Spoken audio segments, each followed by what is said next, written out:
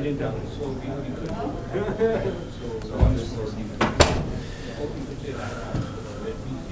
So proud grandmother. So Gao is all dressed up, makeup and everything?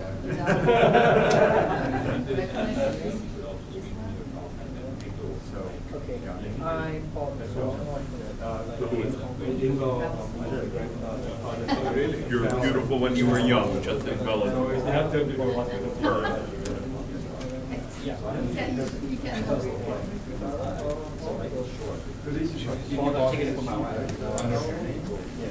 It's 1 year and 9 months. Oh no, really? I think so. Just like that. I don't want to be the one that can. Actually, I'll ask him. Your nickname is not like before, it's like all moving. Of course, there's a lot of people out. Very expensive.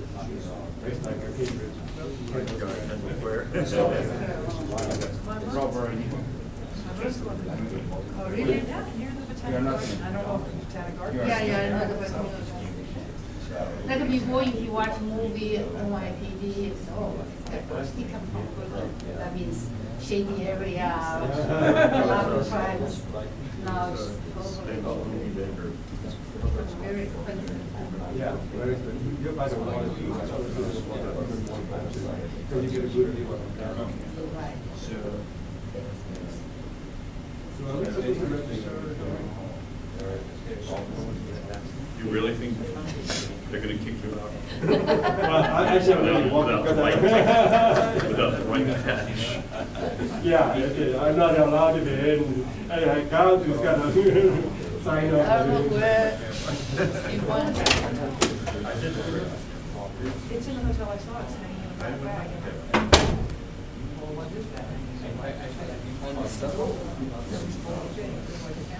Do I need to sign it? Hi, I'm going to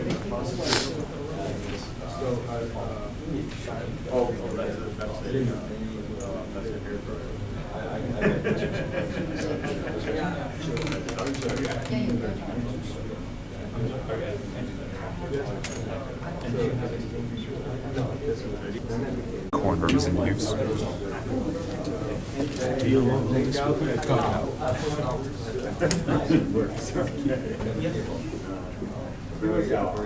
take the middle ground. So it's interesting when we have candidate lectures for the faculty. That actually the address, they are.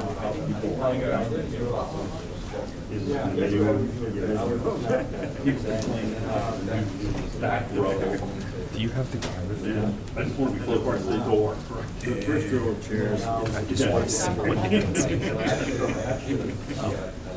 Except for the host. Right, the host and the host and the Then the room goes up. So you're forced. Then you put it $200 or $60, everybody. Okay, I should be good. Yeah, no, it's just to put the speaker Because sometimes just deceptively wide angle. for doing jerky modes of things like that. It's a Casual. high class area. I'm going to be putting tales of Ma Zhayao. Is there a microphone on that camera? Yep. Whatever. That's good. I mean, only for the break times, of course. What is there a schedule? Yes. Yeah, it would. Yeah.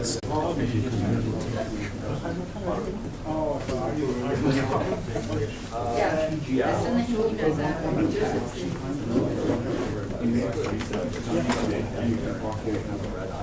Oh, I just kept the parking. no, he wasn't. Yeah, well, I told her she gave this money. So yeah, I used to work once with a professor back in my university. He's not working better right now. You're a senior. I wish.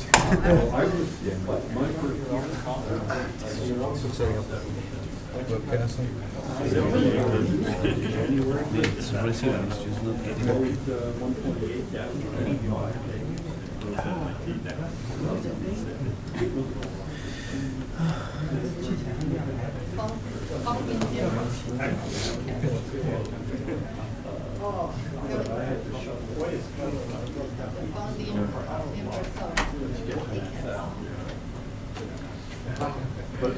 Oh my goodness.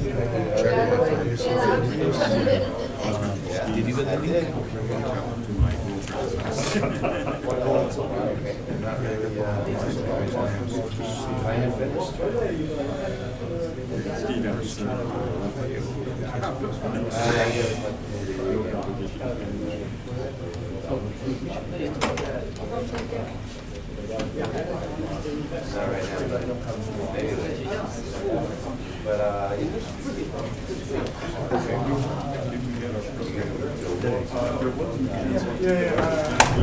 Let me just drop down my stuff. This is for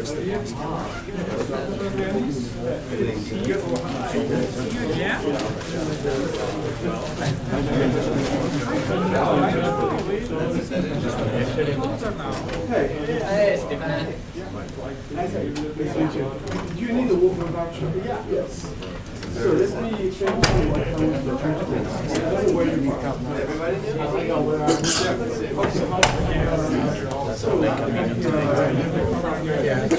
You need to pay before you leave, and basically go with the ticket to the cashier thing.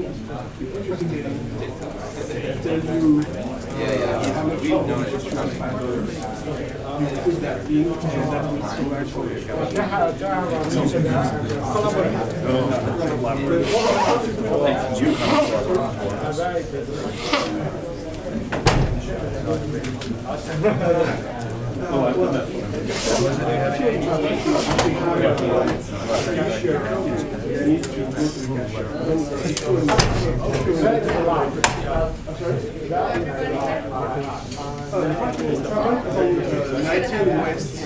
So if you're on Main Street, you go. If you're on over there, I go here. Yeah, because it's from Main Street,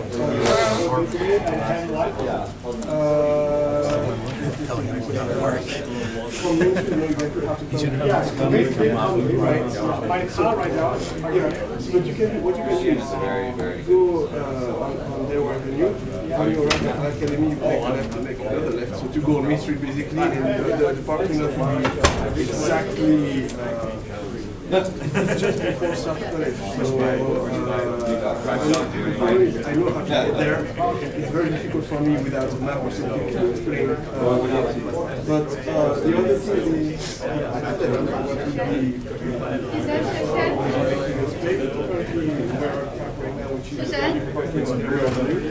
really? It's just 5 minutes away. For some reason, they raised all the barriers and everything, so...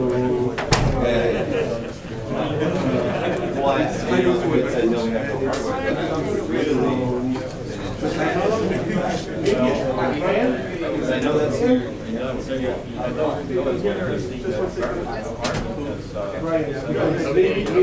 Maybe you would be. Do you know? Because I don't know how to explain here to go to How do I need to? You know where the crow flies? You're trying to get where's your car? Is that a kind of... You got it from what you okay. They get it from like if I had another pro lens that you would have used. No, I'd rather But you forgot to bring it in. I mean, Go on the main street and want to be on the left. That's fine. no, just You need to make I was present with physical harm if people have food in this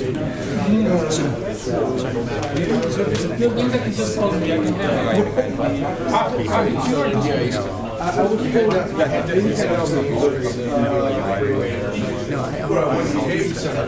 guess you're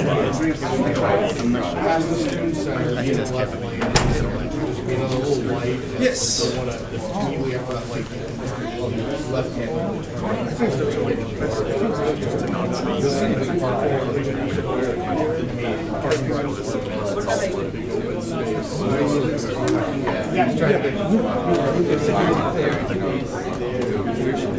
Again, it was just it's like we try and invest with okay. That's yeah, I think that's one way you're going to cut him out.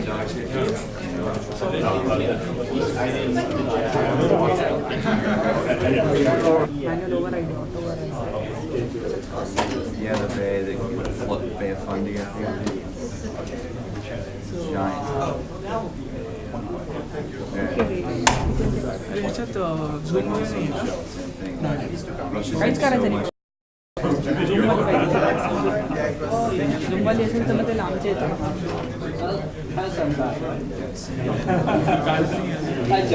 पण यांनी लोकांच्या जवळ जायला लागेल थोडंसं लांबून जरी काढली अशी मीडियम आता इथे कसं जरी काढलं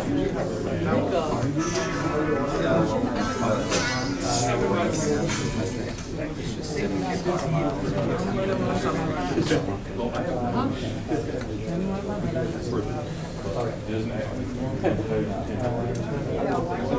not taking picture, I'm just trying to see how it looks from this lens. This lens doesn't have zoom, so. Do we have the mics? And the batteries? Because they were originally used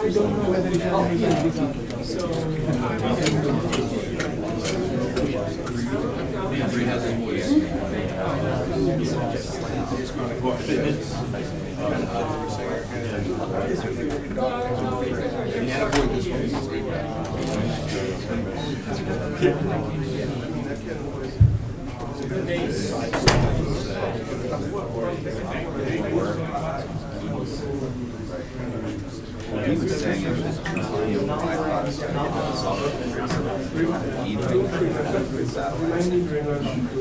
then lived in which is China.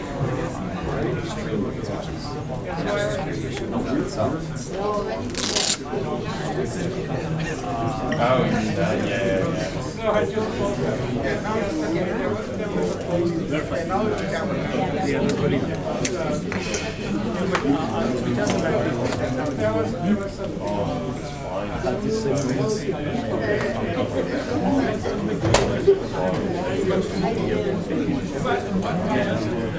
It's really hard. They have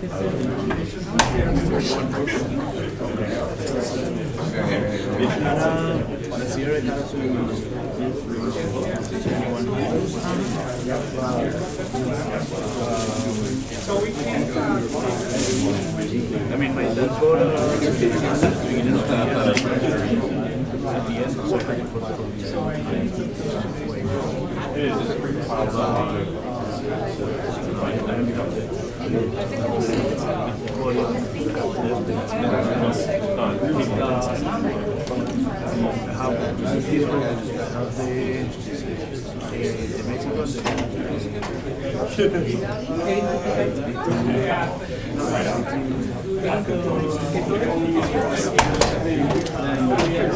like which I hate. The warning.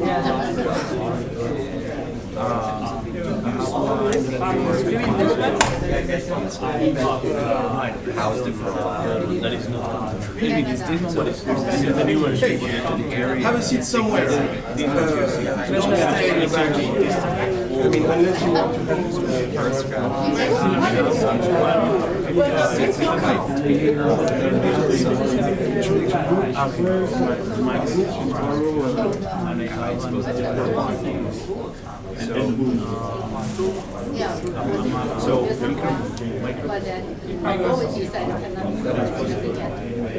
Well, they put in a basically beef. have to hit 4 flashes. We're measuring solar flux. And they happen to put a camera on there. that allows controlling light as well. That's what we wanted. Satellite solar photo.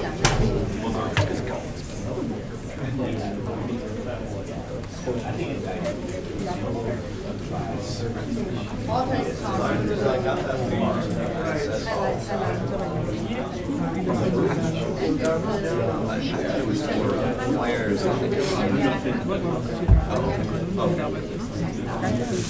Another one.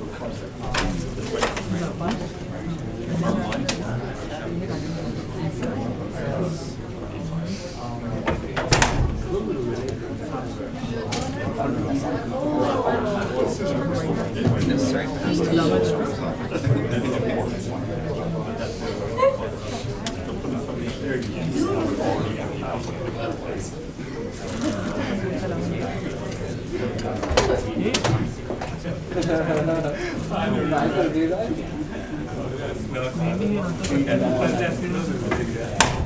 Oh my. You've got a lot of people Actually, it's just correct.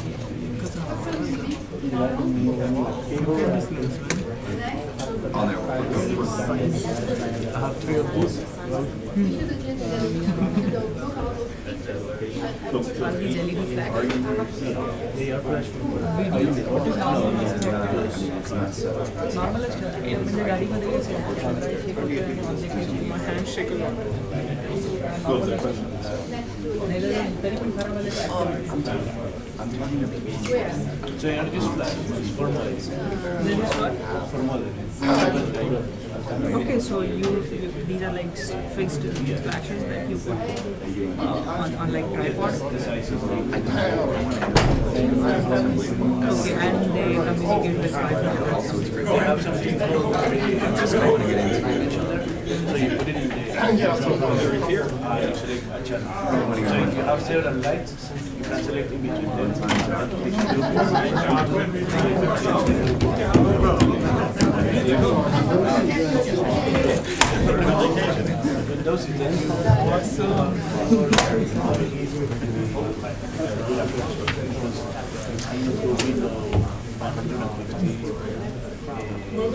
Yeah. Yeah, because they're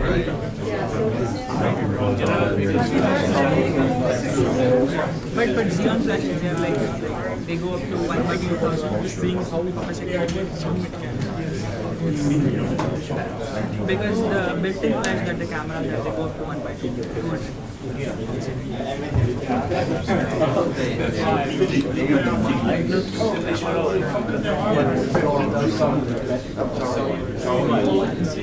But because you know what is the problem that the light of the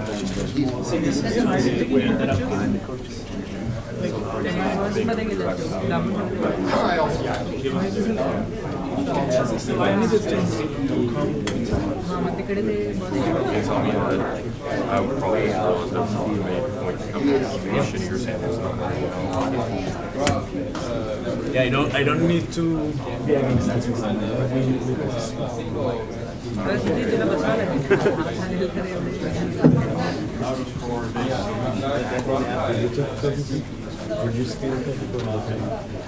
Apparently it's ours.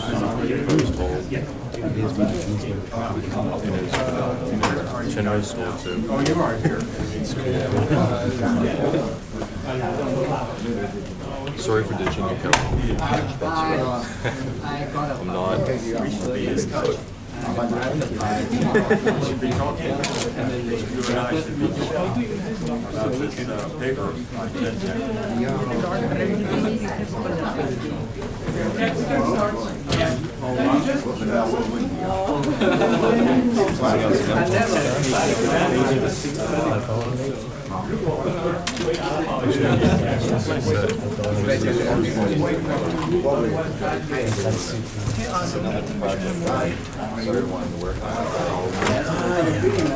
I mean, Good morning, everyone. Yeah. Yeah, but This is really teacher what it's Really? we were just grad students.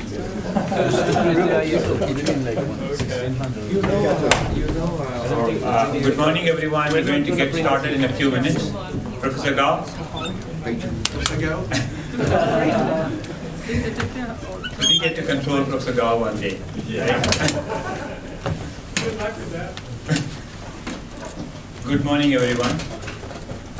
It's my pleasure to welcome you all to this workshop, which is going to review many of Professor Gao's significant contributions.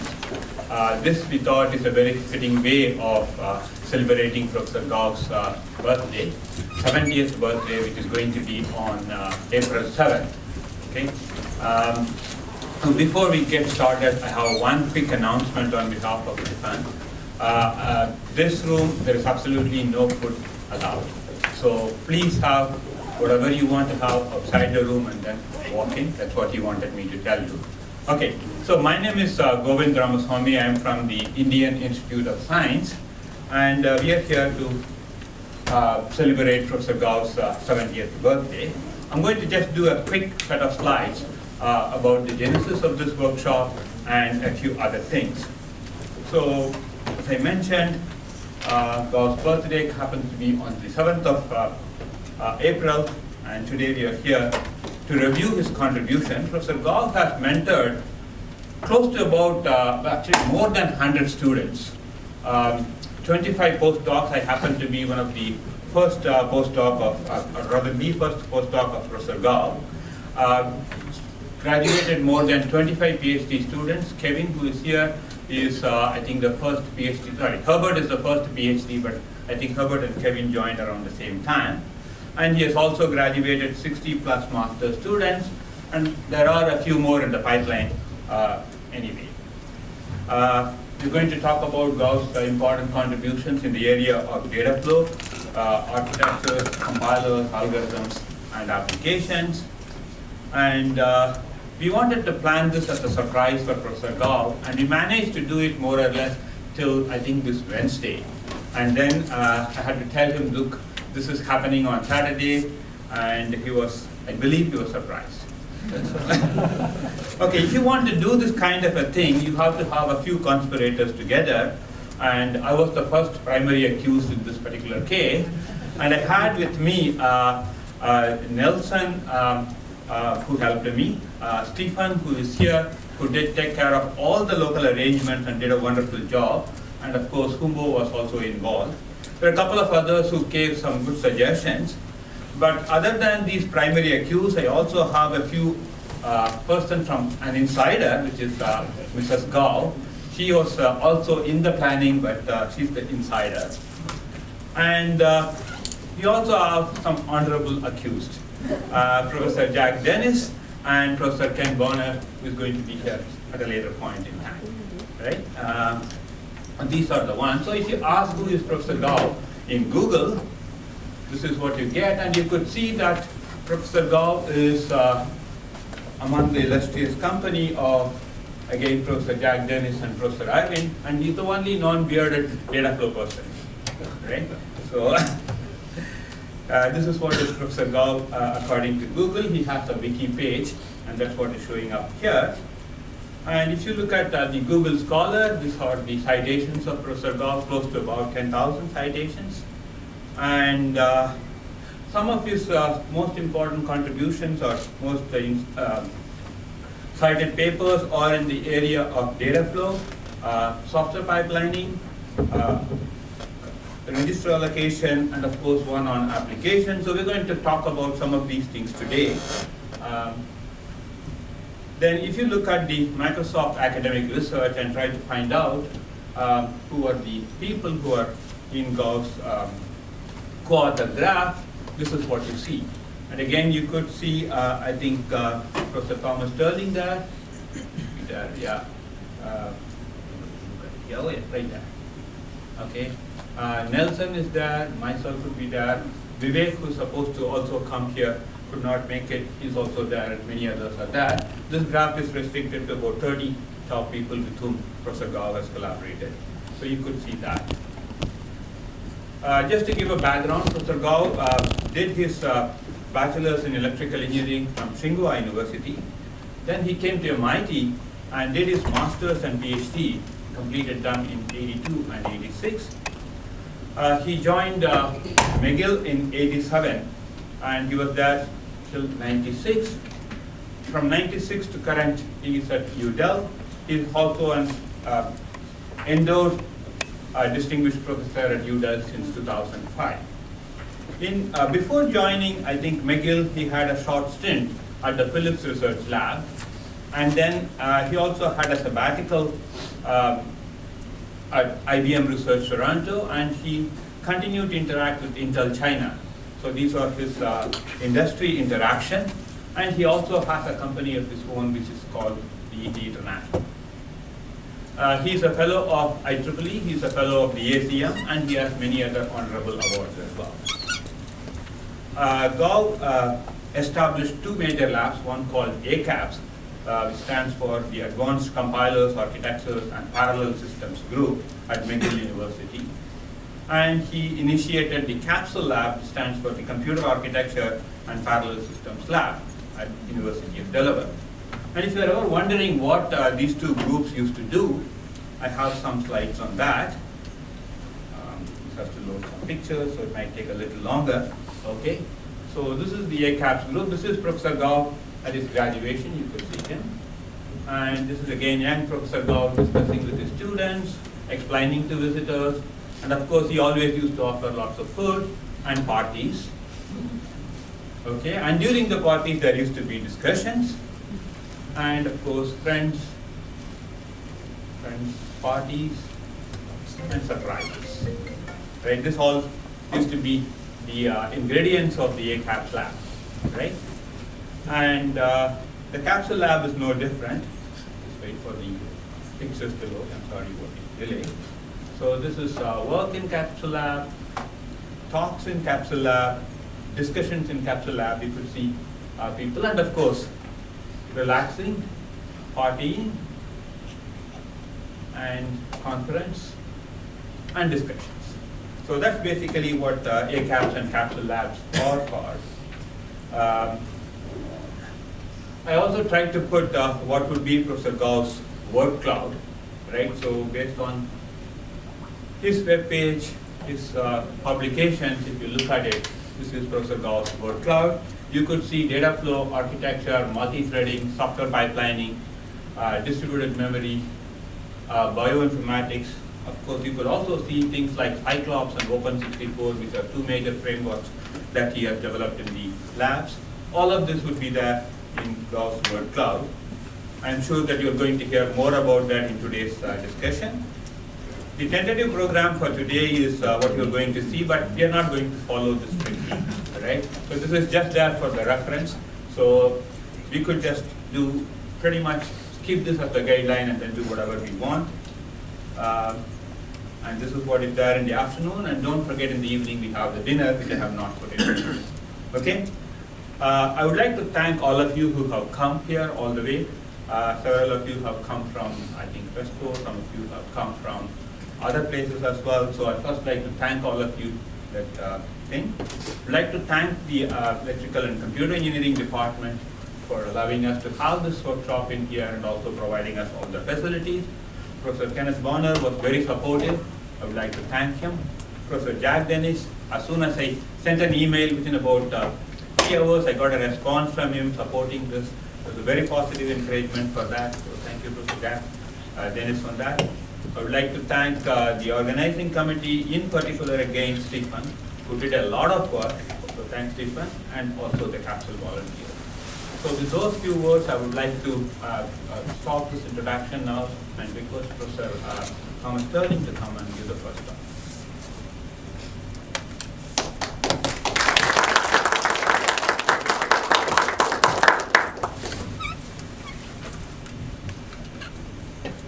No. Well, good morning, everybody. What an extraordinary opportunity and special occasion for this. Professor Gao, congratulations. So we are here today to acknowledge and to recognize the contribution, accomplishments of Professor Gao, our friend and our colleague of many years. And I have to, with no false humility, tell you I'm incapable of doing that. The breadth and depth of the research, the science, the developments that Gao and his many colleagues and students have conducted over decades in advancing the field of parallel computing in diverse ways is simply beyond my personal capacity to convey. What I can do, however, is to very briefly talk about how Gao has changed my life, my personal career, and my life, the path that I pursued over almost as many decades. Well, Gao and I were at the same university, MIT. We were in the same school, the School of Engineering. We were in the same laboratory, the Laboratory for Computer Science. We were in the same building, 545 Technology Square, at the same time. We almost never saw each other, and we never talked. And the reason was, as I recall, I may have to be corrected, he was a fourth floor person and I was a second floor person. And this vertical stratification, this striation, guaranteed that we might as well have been on different planets. Worse than that, he was a functional person and I was a global mutable side effect person. And this religious schism made it impossible for us to even meet in polite company. Fortunately, the extremes of this failed relationship did not have long-term ramifications. Because we, as different, and at the time it would have seemed we were completely polarized. The truth is, we were fortunate to be at one of the most extraordinary places at an extraordinary time in the field of parallel computing. And among the many leaders of this field is Professor Jack Dennis, who deserves a round of applause for bringing us together.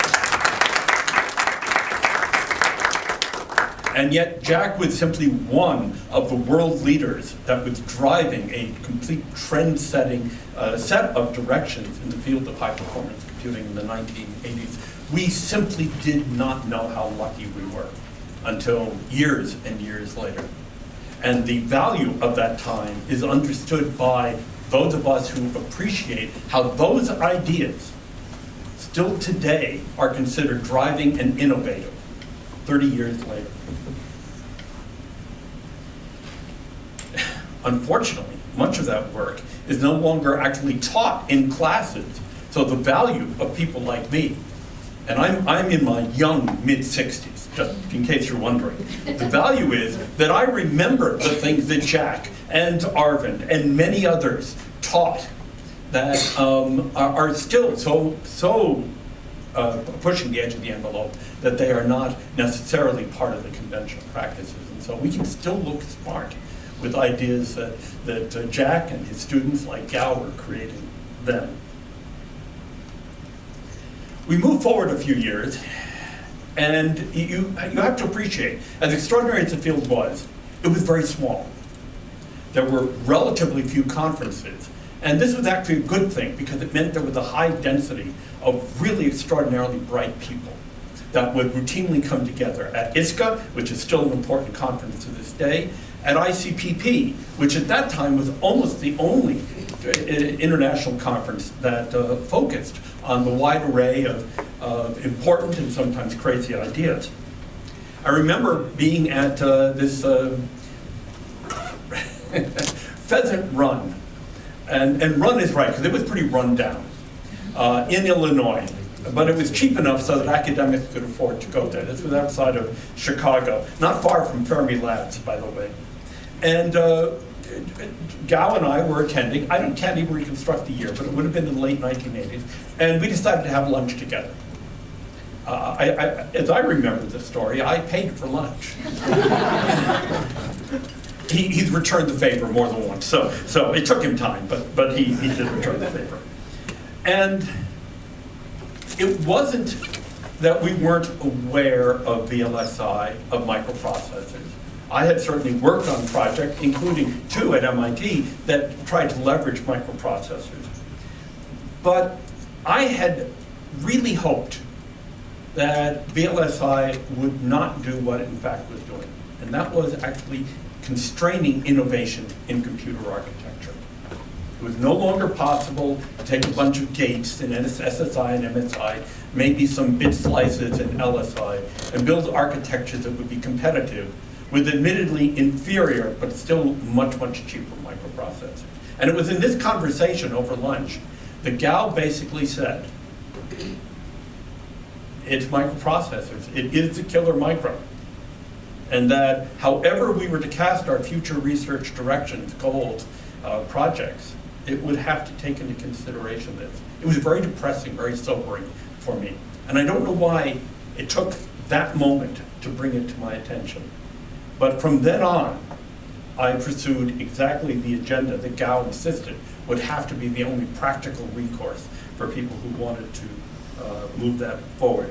And by the way, he didn't even pay the tip. I just want to mention that. This in itself was a turning point for me. Again, I look back and I don't understand why I was so thick-headed that I hadn't gotten this before. But nonetheless, it was that moment that I had to finally deal with the reality. Again, shift forward some years later. Now there's an expression, I don't even know the quote, and it's something to the effect that behind every great man, there is a greater woman. This is not the case for Gao. Peggy is not behind Gao in any way. This is a true partnership of equals through many years, hand in hand, moving forward. I remember first meeting Peggy. It was in Montreal. I was visiting McGill. I don't remember why I was there. I probably gave a talk. It was probably a brilliant presentation. But I can't construct the year. It was a Chinese restaurant, no surprise there. Big round table, a number of grad students. Maybe somebody here was there other than Gao and Peggy. In fact, I believe Kevin was here. And Peggy was late, but there was a seat for her. And she came in. I'd never seen her before.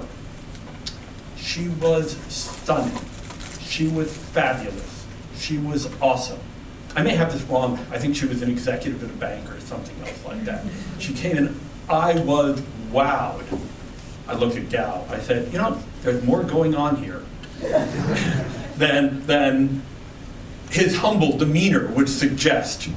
Of course, I immediately fell in love, but you know, she was already taken. We've been friends ever since. One of the great advances, and I think it is appropriate for us to recognize the importance in Gao's career and why we're here, how much was contributed by Peggy.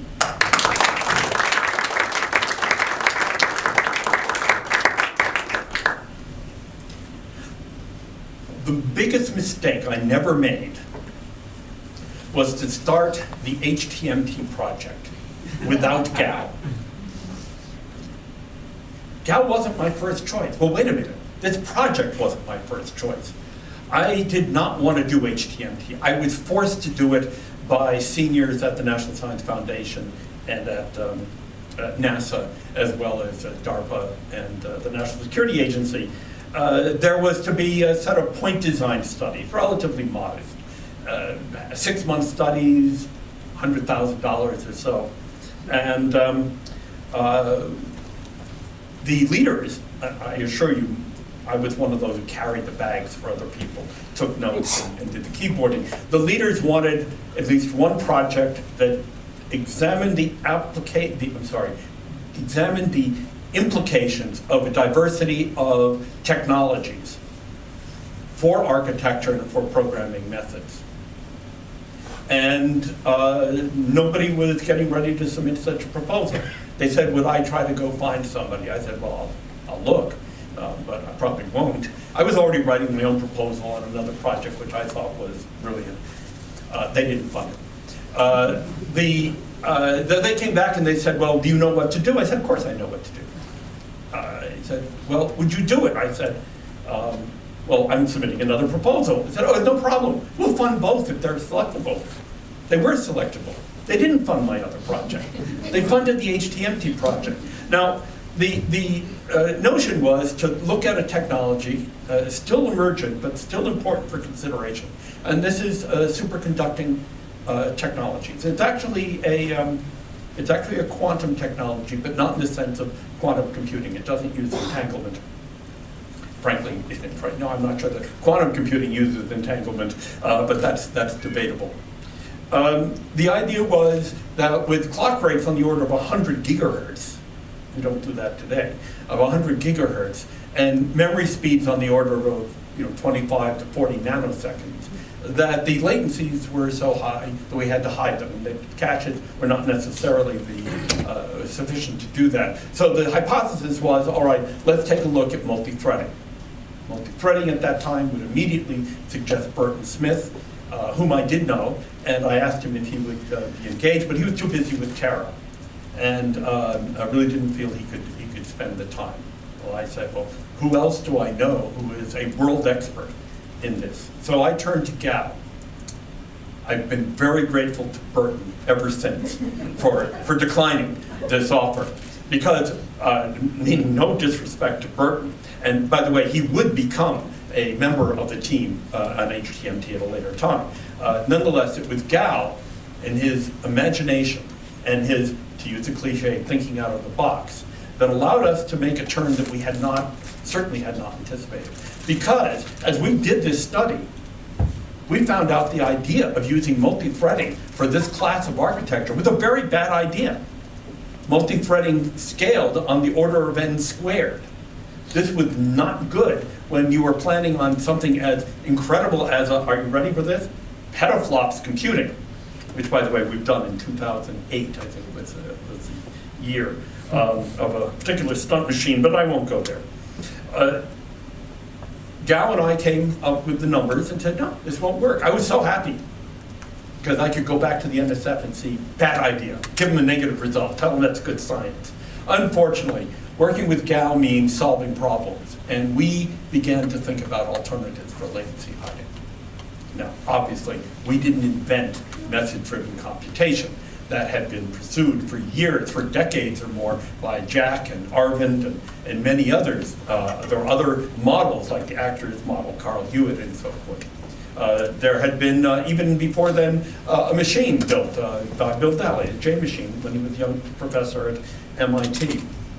But what Gao and I did was to understand the implications of a certain class of message-driven computation for managing the efficiencies as well as the scalability to mitigate the effects of latency, even under extreme conditions of orders of magnitude difference in cycle times for different technologies. And we came up with the notion that we refer to as percolation. Now, we were fortunate at a later time. Not only did percolation become the centerpiece of the HTMT project, that little project for $120,000, by the way, I got in trouble because I asked for $20,000 more than they wanted to spend. They thought that was arrogant of me. I could have done it for $100,000, but Gao's not cheap. Well, excuse me. Gao's not cheap when he wants the money. If he's giving it, that's something else. We developed the concept based on percolation. I remember, in fact, the afternoon that Gao and I came up with this. We were at a meeting in, I think it was Irvine, California, and we were in a hotel room, and it was then that we were dealing with this. And it was such a tightly linked intellectual process. One of the true joys of working with Gao is that it's the mind meld. It's not two different people fighting for different ideas. It's one corpus of thinking that creates ideas that neither separately would come to. With HTMT, we never built a machine. We never intended to build a machine. We spent millions of dollars. I recall having one of the meetings here at the University of Delaware. Gao got up and he said in his standard fortune cookie way of talking, he said, HTMT, it breaks many rules. And this was exactly correct. It approached the problem without having to be constrained by any of the conventional limitations of typical or normal practices. And from that, on the technology side, from the architecture side, and the programming model side, it changed the way I personally thought about parallel computing ever since. Today, I work on an execution model called Parallax with many colleagues, funded by many agencies, developed runtime systems that implement this model and demonstrate where it works and where it doesn't work.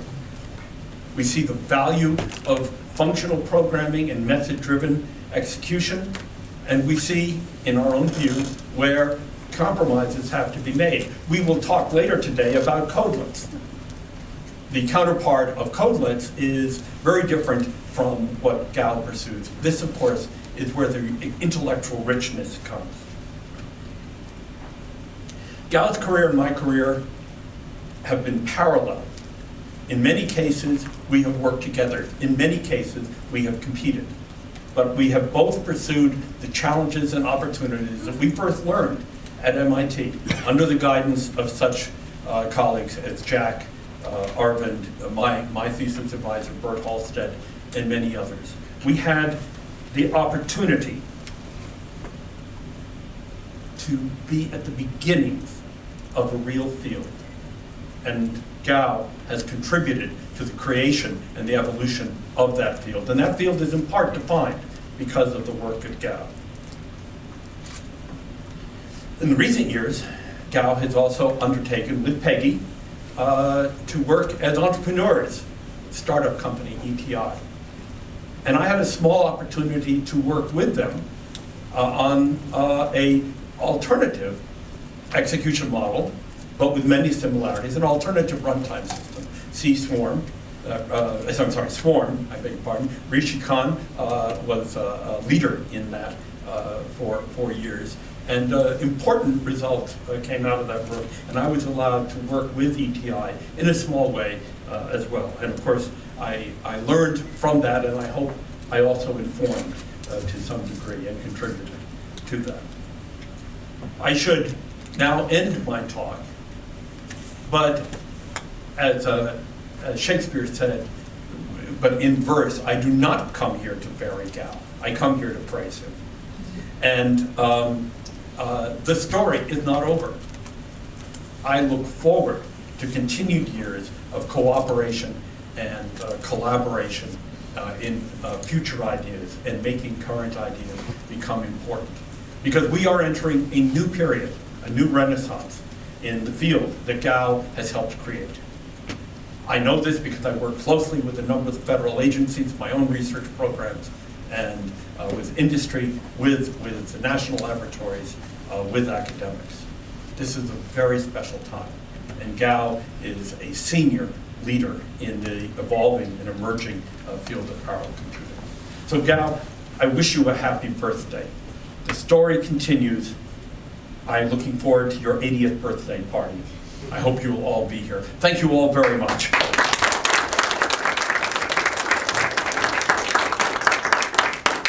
Next we have Professor Guan R Gao.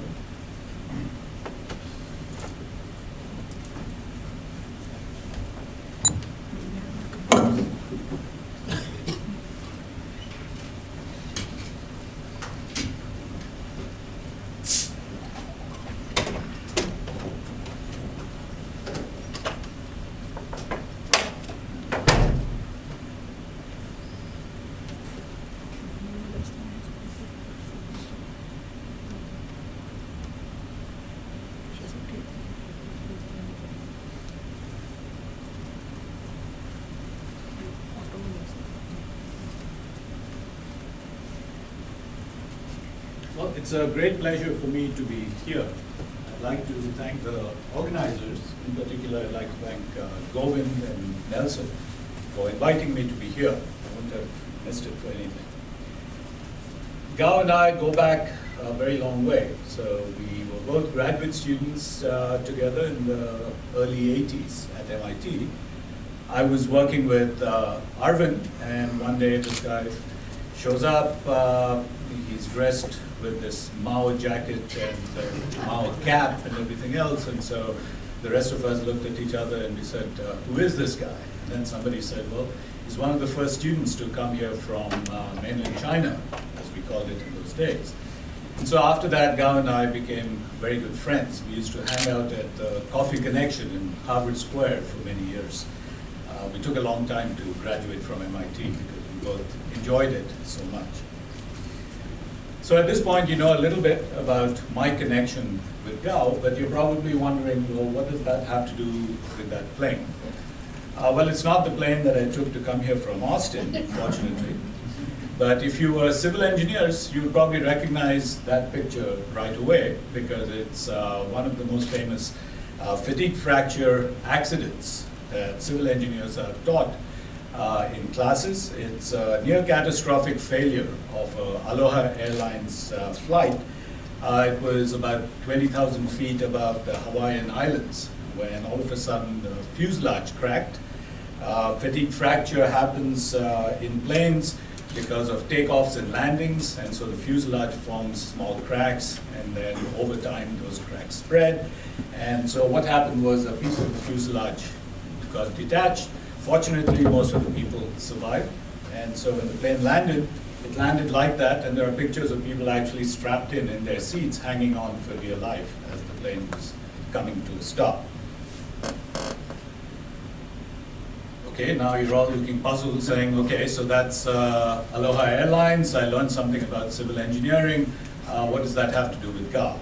So what it has to do with Gao is a project that he and I did back in the late 90s. So at that time, well, mid-90s actually. So at that time, what had happened was Gao and I had both graduated, we got tenure, and I was starting to wonder about what parallel computing was being used for. Because you see, back when I was a graduate student, applications meant things like Fibonacci, factorial, 8 queens, and you know, these sorts of applications. And I, like many of the other people in data flow, were the world's experts on how to do 8 queens in parallel. But it was also clear to me that most of my colleagues in engineering were probably not solving 8 queens or anything close to that. And so I started working with a civil engineer there, a guy named Tony Ingrafia, whose picture I'll show you in a minute. He's an expert on using finite elements for doing fatigue fracture. And back then, I had no clue about finite elements or anything of that sort. And so it was a learning experience for me. While that was going on, I got a call from Gao. And Gao, of course, as you guys know, has this big network. He called me up and he said, Pingali, we got to work together. So even today, he calls me Pingali by my last name. We got to work together. Let's do something. So I said, well, Gao, I don't know whether you'd be interested in doing this, but I'm working with a civil engineer on finite elements. And he said, oh, that's good. I have a postdoc, a guy named Gert Heber, who's an expert on finite element methods. So let's work together. And so to cut a long story short, this is a project that I ended up doing with Gao. So it was an NSF-funded project on parallel finite element simulation of fracture. And I'm not going to go through all of the pictures of people over there, because there are a few things more boring than having to see a bunch of pictures of people that you don't really know. But this guy over there, well, that's Tony Ingrafia, and so that's part of his team over there. You recognize Gao's picture over there. This is Gert Heber, who at that time was a postdoc working with Gao. So Gert was an engineer, and so he knew a lot about finite element simulations and so on. And then the rest of us were all people at Cornell working in either civil engineering or in computer science. And so we did a project which I thought was reasonably interesting. And here is what the goal of this project was. And it was to implement a geographically distributed system for multi-physics, multi-scale, adaptive computational science and engineering simulations. So in particular, focusing on computational fracture mechanics, and in the process of doing so, trying to understand the principles of building high-performance distributed computing systems. So you see, Gao has done much more than data flow, which of course he's very famous for, more than software pipelining, which he's also famous for. He's also worked on what today we would call grid computing. So back then, of course, grid computing was just starting to be talked about, and there were two kinds of grid computing. I think that one could talk about. So the first is this metaphor of utility computing. So the metaphor of the electrical power grid. So if you have a program, it needs some resources, well, it runs wherever the resources are transparently to you. That's one kind of grid computing, or today what we would call cloud computing. Well, that wasn't what we were doing. What we were doing was a different kind of grid computing that one might call distributed collaboration. So here the idea is you have a large system, a software system that's built from software components and instruments that reside at different sites on the internet. And so really what you're doing is high performance distributed computing. Now the question of course is, why does one want to do such a thing? And so to understand that, let me show you a picture of one of our test problems. So this is what we call the pipe problem. So the problem essentially is you have a portion of a regenerated nozzle. Inside this cavity over here, there is a gas at very high temperature and high pressure, so there's combustion going on inside it. There is also coolant going through in these little pipes inside the big pipe. And let's assume that what happens is that there's a crack that forms somewhere in this component. And so the problem essentially is to simulate how that crack spreads because of the high temperature and the high pressure that's on this pipe as a result of all of the combustion and those reacting gases inside it.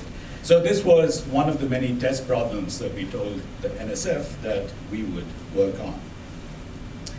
Now to understand how that simulation is done, what you need to understand is there are a whole lot of components that need to come into play in order to make it work. And I'm not going to go through all the details of the components, but just to walk you through some of the major components that we put together. Well, first you build a geometric model of the pipe, so that's this model over here. Then what you need to do is to build a bunch of finite element meshes. And so the first thing you do is you build what's known as a surface mesh for the surface of the pipe. Then you get two volume meshes. So one is for the solid part, so that's the solid mesh, and then the other is for the fluid that's inside that chemically reacting flow. What you do then is you simulate the fluid flow as well as all the thermal effects over there. That gives you a bunch of temperatures and pressures. So then as a result of those temperatures and pressures, the crack in fact propagates. So that's essentially the mechanical simulation. So in the first time step, what you do is you initiate a crack somewhere. Because of that, the geometry changes. So you get a new geometry. What you do then in subsequent time steps is you just keep remeshing that particular geometry. So you sort of go back over there, you remesh the geometry, you build a new surface mesh, a new volume mesh, a new fluid mesh, and then you simulate how the crack grows. The main thing to take away from this is there are a whole lot of components. So everything that you see in Zoom over here is a different software component, and all of these components have to work together in order to do this particular simulation. Now here's the problem that we faced, and this is very typical of the problems that people face when they put together these components. It's never the case that you start with an empty Emacs buffer and you start typing out the first line of text and so on. Right? That's not the way it happens. Typically what happens is you already have these software components, for example, a volume measure, or a surface measure, or a geometry engine, or something lying around. And then when you want to do a simulation like this, you basically put a team together, and they bring their components with them. And these teams are all geographically distributed. So in our case, we had people working both in the computer science department and in the high performance computing center, the fundamental theory center as it was called. We had Gao's group in Delaware. We also had a group working at William and Mary. And so the different components that we needed were all being developed at different sites by different teams. So now the question is, how do you go about making these different components work together? That's the problem that we faced. One could imagine rewriting all of this in one common programming language, but that doesn't make a lot of sense because, of course, we were dealing with millions of lines of code. You have many departments, many schools, and so on. And so here is what we decided to do. Rather than port everything to a common platform, we said, why don't we just have each of the people developing these components at Delaware, at Cornell, at William and Mary, and so on. We don't want you to give us your components. Please keep your components, but build interfaces so that we can invoke your components from a script. And so the way to think about it is you have these clients over here that are orchestrating these components across the internet. And then each of the components that people are developing for that particular flow that I showed you, they're just sitting on servers at places like Delaware, William and Mary, Cornell, and so on and so forth. And so what needs to be done really is to orchestrate the execution of these different components across the internet by having the client essentially specify what the workflow should be.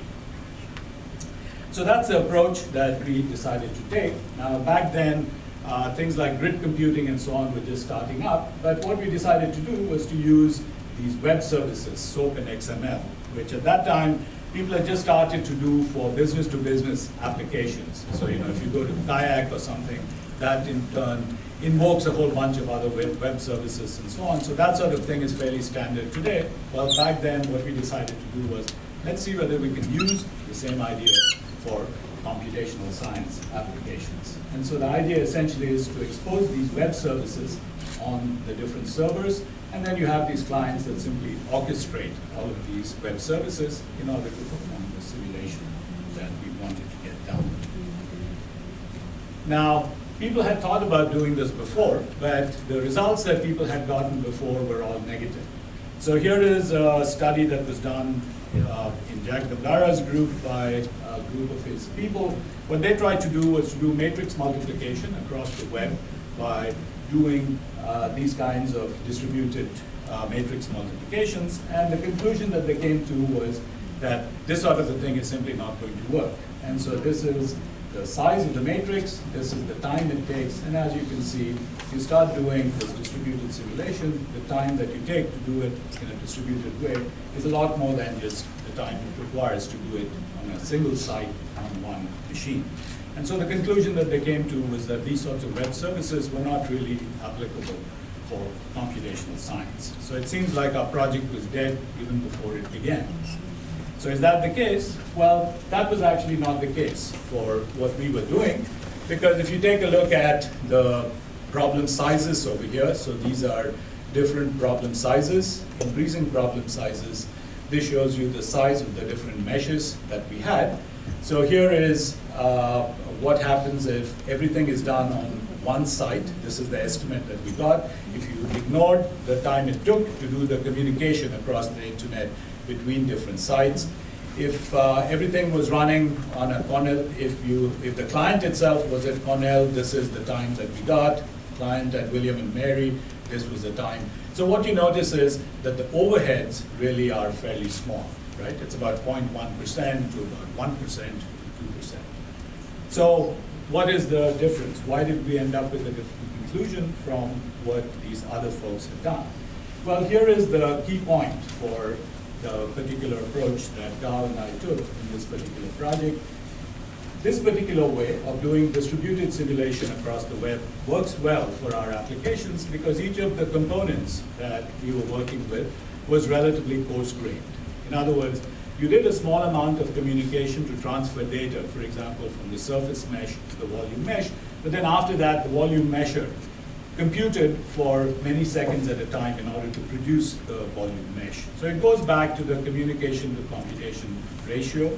For us, the communication to computation ratio was relatively small because you're doing a small amount of communication and lots of computation. And therefore, it's fine to orchestrate these components across the web, and it saved us the expense and the time and so on of having to port all of these components to a common platform.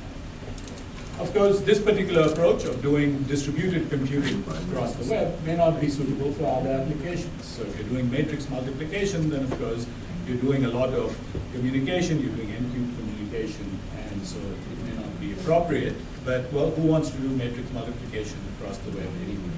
So the point really is, as long as you have relatively heavyweight components, like finite element simulations, mesh generators, and so on and so forth, orchestrating these components across the web may actually be a very practical and sensible way of building these kinds of large-scale simulations. So that's essentially what we showed in this particular NSF-funded project. Frederica Derima was our program manager, and she said a lot of nice things about our collaboration. She said this is one of the few real collaborations that she had ever seen in this particular program that she was running. And I have to say a lot of the credit for the successful collaboration really goes to Gao. So here are a few things that I learned working with Gao. So the first thing is you always learn something new when you talk to him. You learn something about parallel computing, computer science, world history, China. You know, the guy is literally like Wikipedia. You can give him any particular subject and he can give you a lecture on that topic for about half an hour, right? So you always learn something new talking to Gao. The second thing is you always make a lot of new friends. So you probably know the motto of the Sun computer company that is now part of Oracle: the computer is the network. So in this case, the professor is the network, because Gao has this huge degree, so to speak, in the number of connections that he has. So it's a high degree node in the social network. And so if you know Gao, you indirectly know a whole lot of other people. And so I wouldn't be surprised if in a few years' time, in parallel computing, just like you have an Erdos number, you might have a Gao number that says, how many papers have you written with Gao, and how many papers have you written with people who have written papers with Gao, and so on. And then, of course, the final thing is it's a lot of fun to work with Gao. And no small part of that fun is because of Peggy. And so I'd like to thank both of them for being such wonderful friends and collaborators over the years. So thank you so much, Gao and Peggy.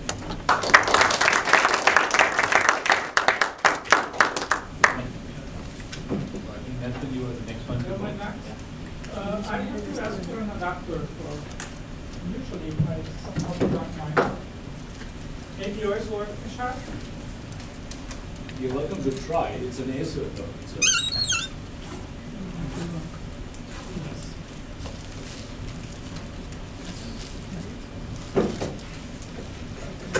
So I just told a quick story. I gave a talk on Monday at IBM in Toronto.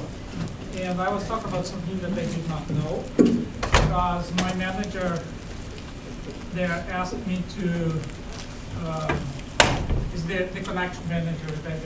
He said, we don't want to hear about what you did, we want to hear about what you're going to do. So I told him this story that when I was a postdoc with Gao, one day I came to him and I said, you know, I don't know anything about compilers.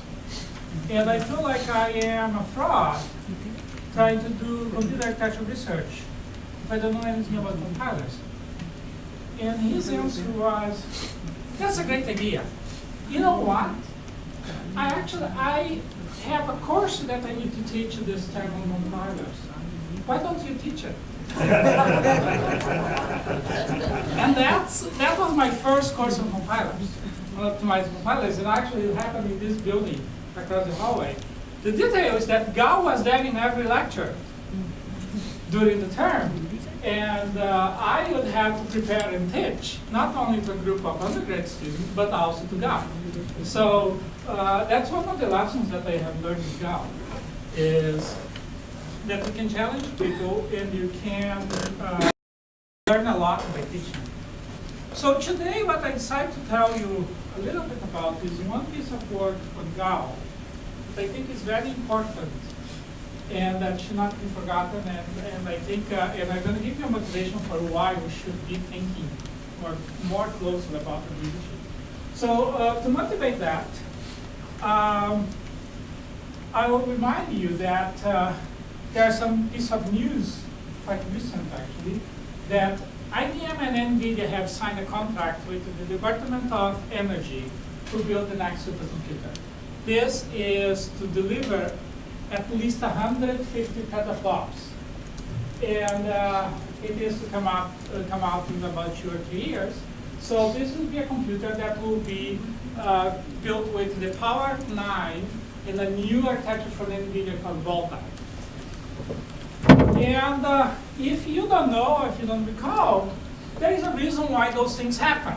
And the main reason is that series of flags on the left there that, you know, for good reasons or for silliness, motivates the federal government. right? So the fastest computer in the world is now in China. So we need to build a faster one here in this country so that we have the fastest one. And that motivation is not only for the US government, it works for all governments. And if you look at what the machines, this is the top 500 computers in the world. They are built with this technology. And there is a quote from NVIDIA saying that Summit, that's the new machine, is expected to deliver more than 5 times the system level application performance of Titan, that is the second fastest computer in the world today, but only consume 10% more power. So if we look at the numbers that we have here, this is the LINPACK performance, 17,590 teraflops per second, and 8 megawatts of power. If we do a quick math, we'll learn that this new supercomputer, we're going to have to deliver 80,000 LINPACK teraflops. This is not peak teraflops. It's a LINPACK teraflops, and only consume 9 megabytes.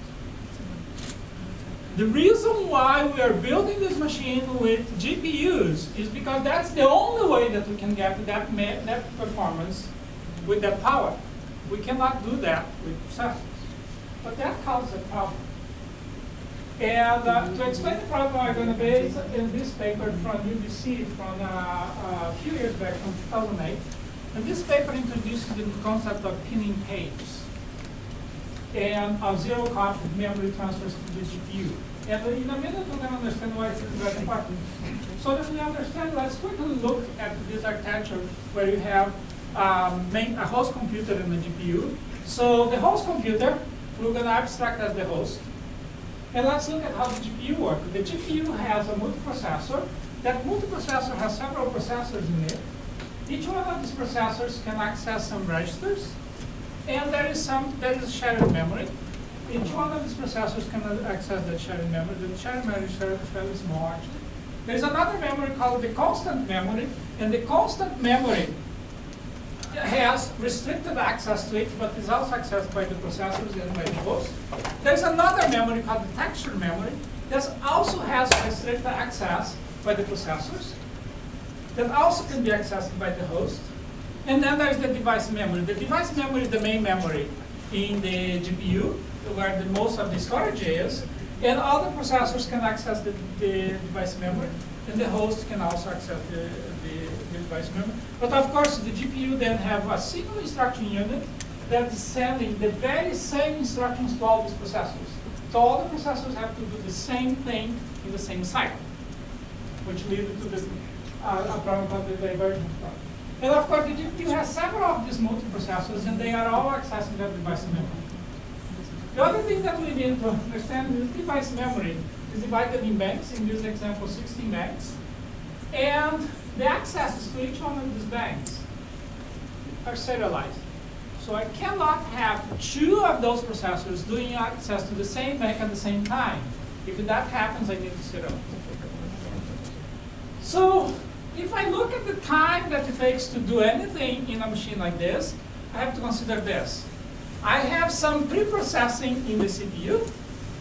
I have a data transfer between the CPU and the GPU. I have the GPU execution. I have a result transfers from the GPU back to the CPU. And then I have some CPU post-processing.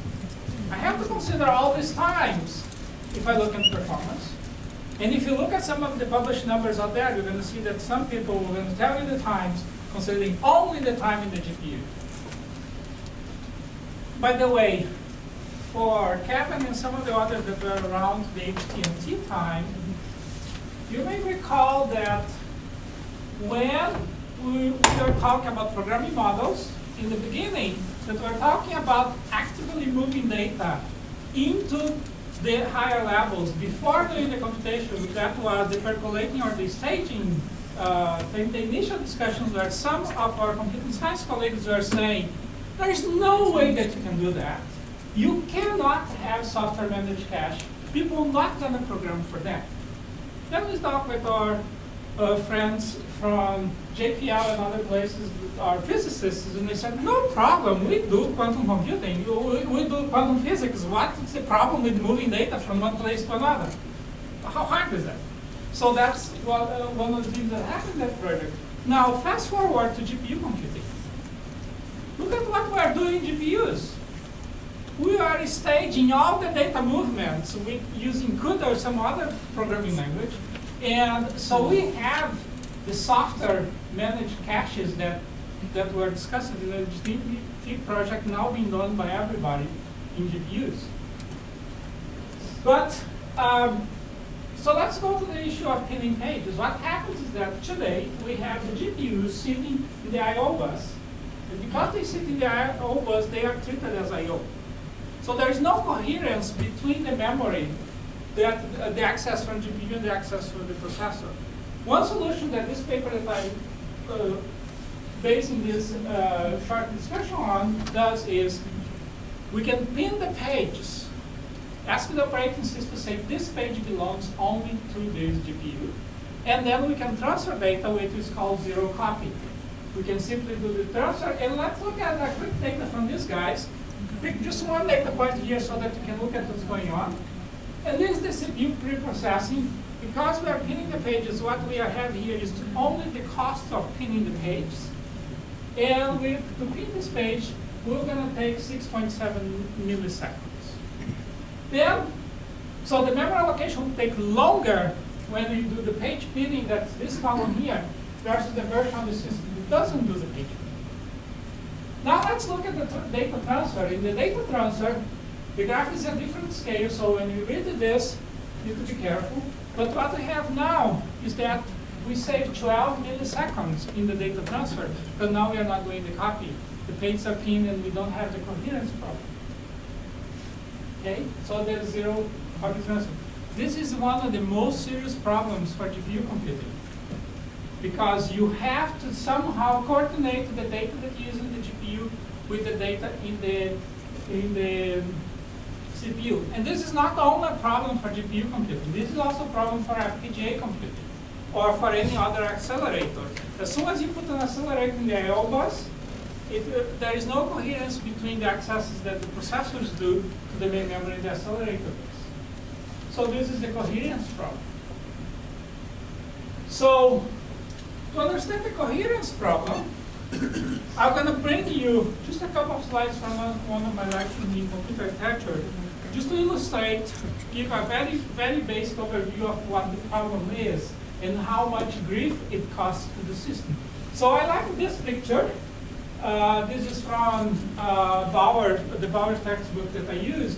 But I like this picture because this picture talks about coherence not with a basic with a bus system, which simplifies lots of things. This is a network-based machine. And so it's going to show more clearly what the problem is. Then I'm just going to take you through a couple of example of accesses here. We're going to assume a directory-based system. And what we're going to do here is assume that there is a dirt bit for each one of the lines of in the caches. And this red things here is a distributed directory. So the idea is that I have distributed the entire address space into chunks, and each one of these processors is responsible for a chunk, and that is the home node of that cache line or that memory location.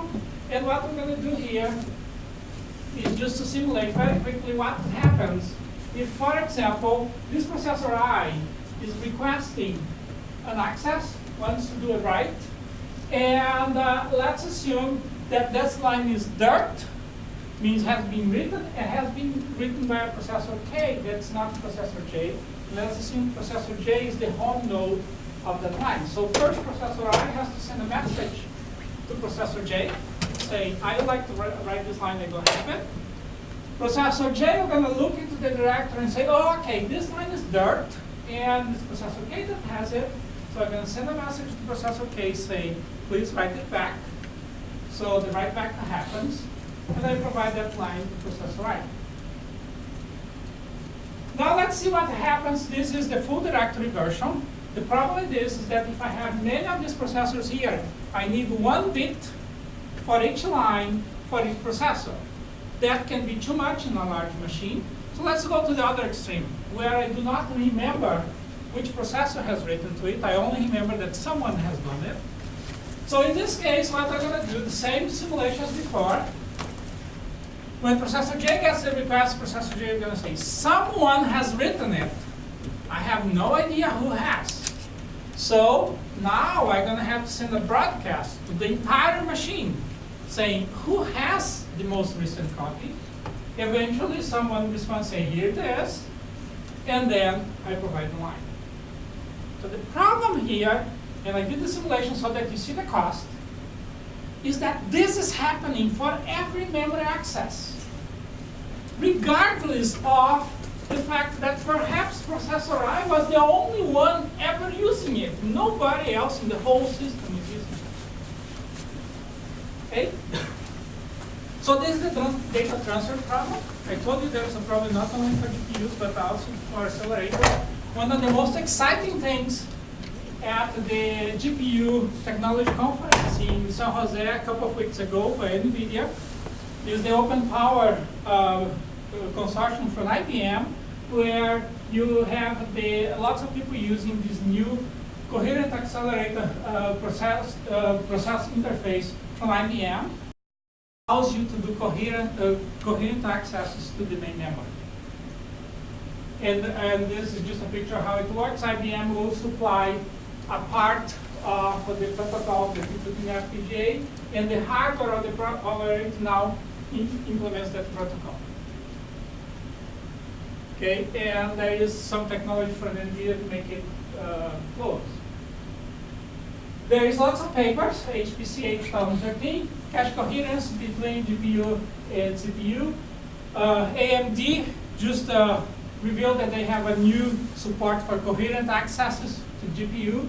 NVIDIA and IBM are promising that they're going to do that. There are lots of problems with doing coherence between GPU and CPU because it's much more difficult today doing the CPU. Now to my main point. The world could be different. We do not need to have all these issues. And how could it be different? There's a paper published in 2000 in the IEEE Transaction Computers by Gao and Vivek Sarkar. By the way, the talk was listed as Nelson Amaral Vivek Sarkar because I believe that Vivek should be giving this presentation. And he wished to be here, but he had to go to India to be with his mom. So that's why Vivek's not here today. But he was trying to fly back to be here today, but he couldn't. So what is location consistence? The main idea of location consistence is a work by, from a long time from Gao and Sarkar. And there is previous, so 2000 is that paper, but there was an early paper in 1997 at High Performance Computing. There is an ACAPS technical memo from 1993, 1994, when these ideas were first presented. And there is even a paper in, I believe this was ICPP, in 1995. And what Vivek and Gao are doing in this work, they are channeling some ideas from Salter, Reed, and Clark that say, when you look at the system, you need to have an end-to-end view of the system. That one of the problems with designing a system is where you put the interfaces, where you divide the different components of the system. And what Gao and Sarkar are saying in this work is that we have a division that is hampering performance. That is, the processor has to assume that everything has to be coherent, when the programmer or the programming model way above here say, no, these are local accesses.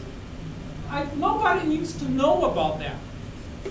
And this is what's not happening. That's what location consistence tried to solve. So what are the principles of location consistency?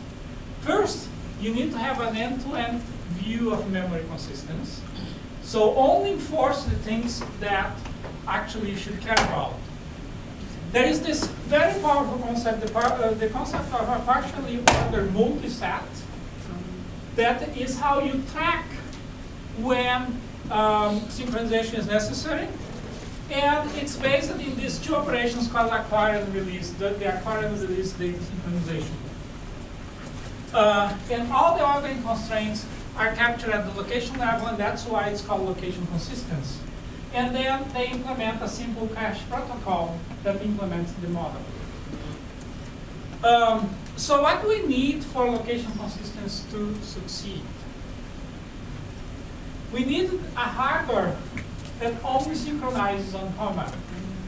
So we need the hardware to not be synchronizing all the time, not to be synchronized throughout operation. The hardware has to receive information that synchronization is needed. We need location consistency-oriented programming models. So you could imagine that in the programming level, there will be constructs that you use to establish when synchronization is needed. And you need compiler technology to insert this acquire release operation. And in the interest of time, I'm going to finish by my understanding of Gauss takes in location consistency. And I ask forgiveness if I'm not recalling it exactly correctly, but I think the idea is still true. I remember having lunch with Gao here on Main Street in a cafe, and we're discussing, because I was helping Gao and Sarkar when they were doing the final manuscript for that journal paper, and I remember he saying something like this: if you need to synchronize, say so. That was his take, meaning take the constraints for synchronization from the highest level and keep only those instead of imposing synchronization constraints halfway through the system. So I just wanted to take this opportunity to recall this work. I think it's an important piece of work. And I think given what we are planning to do in terms of future machines, still very relevant and perhaps even more important than it was 15 years or 20 years ago. Okay? So again, like everybody, I am extremely grateful for the opportunity that I had here in New York and elsewhere with Gao, friendship with Peg and Gao over the years, and I'm looking forward for the rest of the day. Thank you.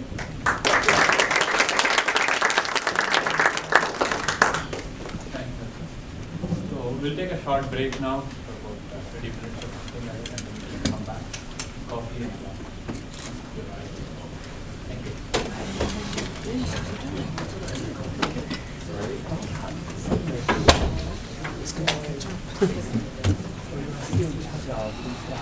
No, I actually left the table in here before I started my interview. So it's really around scalable provisioning in the cloud and also monitoring, and so basically it's a cycle. So what happens in large enterprises, they say, okay, I'm going to need so many, I'm going to guess, I'm going to need 1,000 databases in the next year. So they go and they put like a bunch of computers in the data center, get it all set up or open everything. And then as customers, these are internal customers, say I need X, Y, Z, it has to get provisioned, right? And then they have to keep track of how much is being used so that they know for next year what to do. What happens now is they just say, they guess, well, maybe I'll need 3 racks, I don't know. Okay. And then when people come in, the way they do is say, oh, I need a database. Okay. First, the system administrator comes in, puts the OS down. Then the database administrator comes in and puts the database in. Then it goes to the storage team and to the network team. 30 days later, here's your system.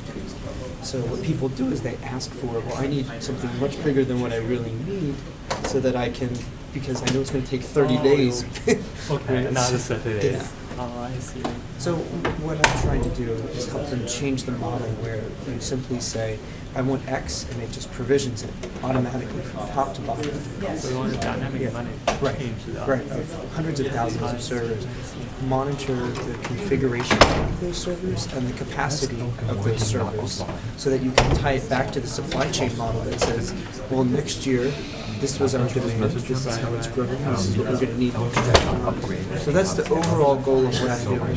What I've been focusing on mostly is automation and provisioning and collection of metrics to do capacity planning. That's been the focus right now. The overall goal is really a cycle. Yeah. How did you think of that? How did you think of that? Well, the way I didn't really think of the idea. What I did is I said, what are the problems that large banks and Fortune 500 companies are having? in their data centers, and this was a major problem, which is that they don't know how many resources they have, they don't know what they're doing, it takes forever to make a new resource, and so they just, the way that they plan is just basically ad hoc. Oh, you know, last year I needed 10 servers, this year maybe I'll need 13. Sounds good. Yeah, actually, it's like that. Yes. Hi, I think you were here when I left to join CAPSL Con, right? Yes, Yes, yes. Yes, how are you? Puri. Nice to meet you. Hi. Oh, okay, we all remember now. Yes, yes. Cyclops 16. Yes, yes, yes. Okay. My God, it's been a while. That was last summer. Oh, it's I came for sabbatical. I came for sabbatical. I'm sorry. I was in Philadelphia for my PhD, and then I worked at and then real recently I started working yeah, it's in Delaware. My office is in Delaware. Most of my colleagues are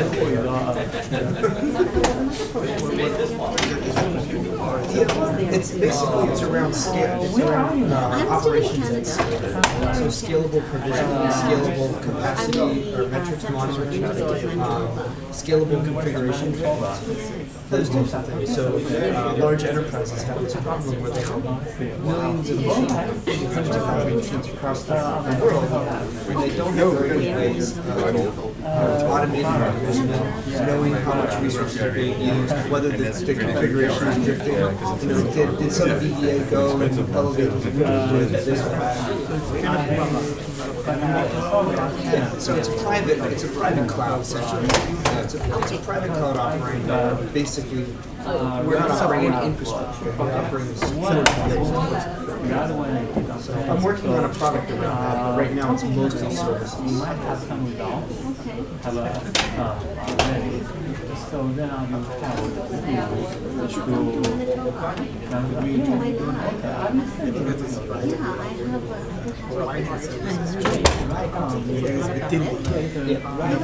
Right.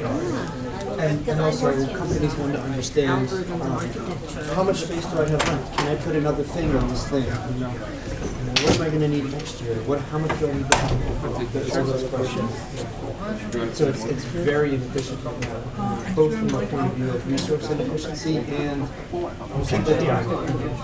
time. It takes about 30 days to provision an application. No, I thought maybe something over a year. Yeah. Well, the reason is because there's the science team, the OS team, the database team, the network team, and then the network team working. Go to the network team. Now the network's working with the storage team. We're going to go to the storage team. And everybody's goal is to minimize the amount of work that they're in charge of. So it's somebody else's problem, not my problem. Right? So when you're trying to orchestrate a large chain of a workflow where everyone's pointing their finger somewhere else, it's very difficult. So that's why automation is so key. What is your email address? I'm sorry. We need some paper. We're running out of paper. Yeah, they have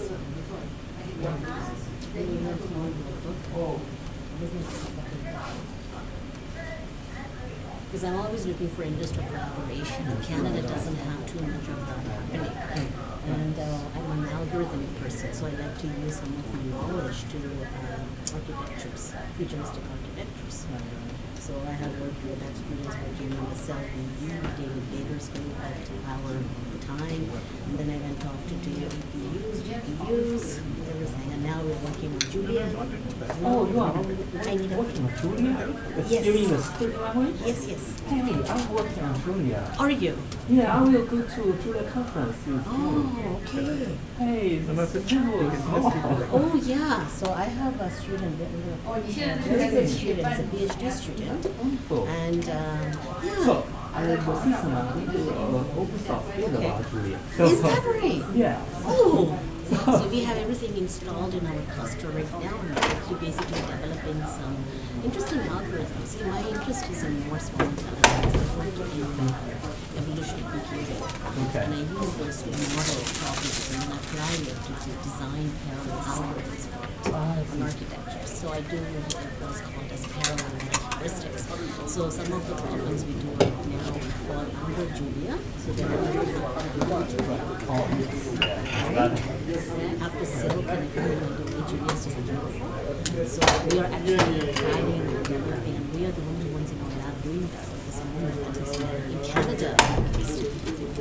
So do you have Julia conference? I don't know. When is that?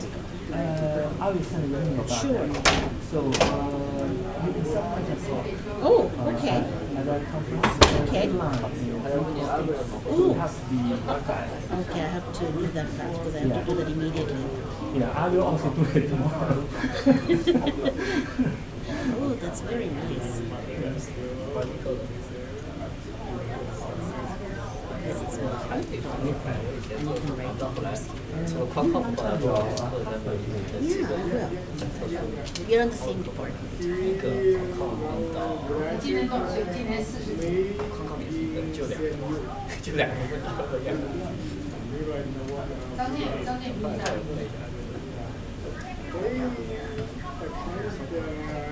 'His interest is more in computational science, but he works in cloud computing. This is Rupa.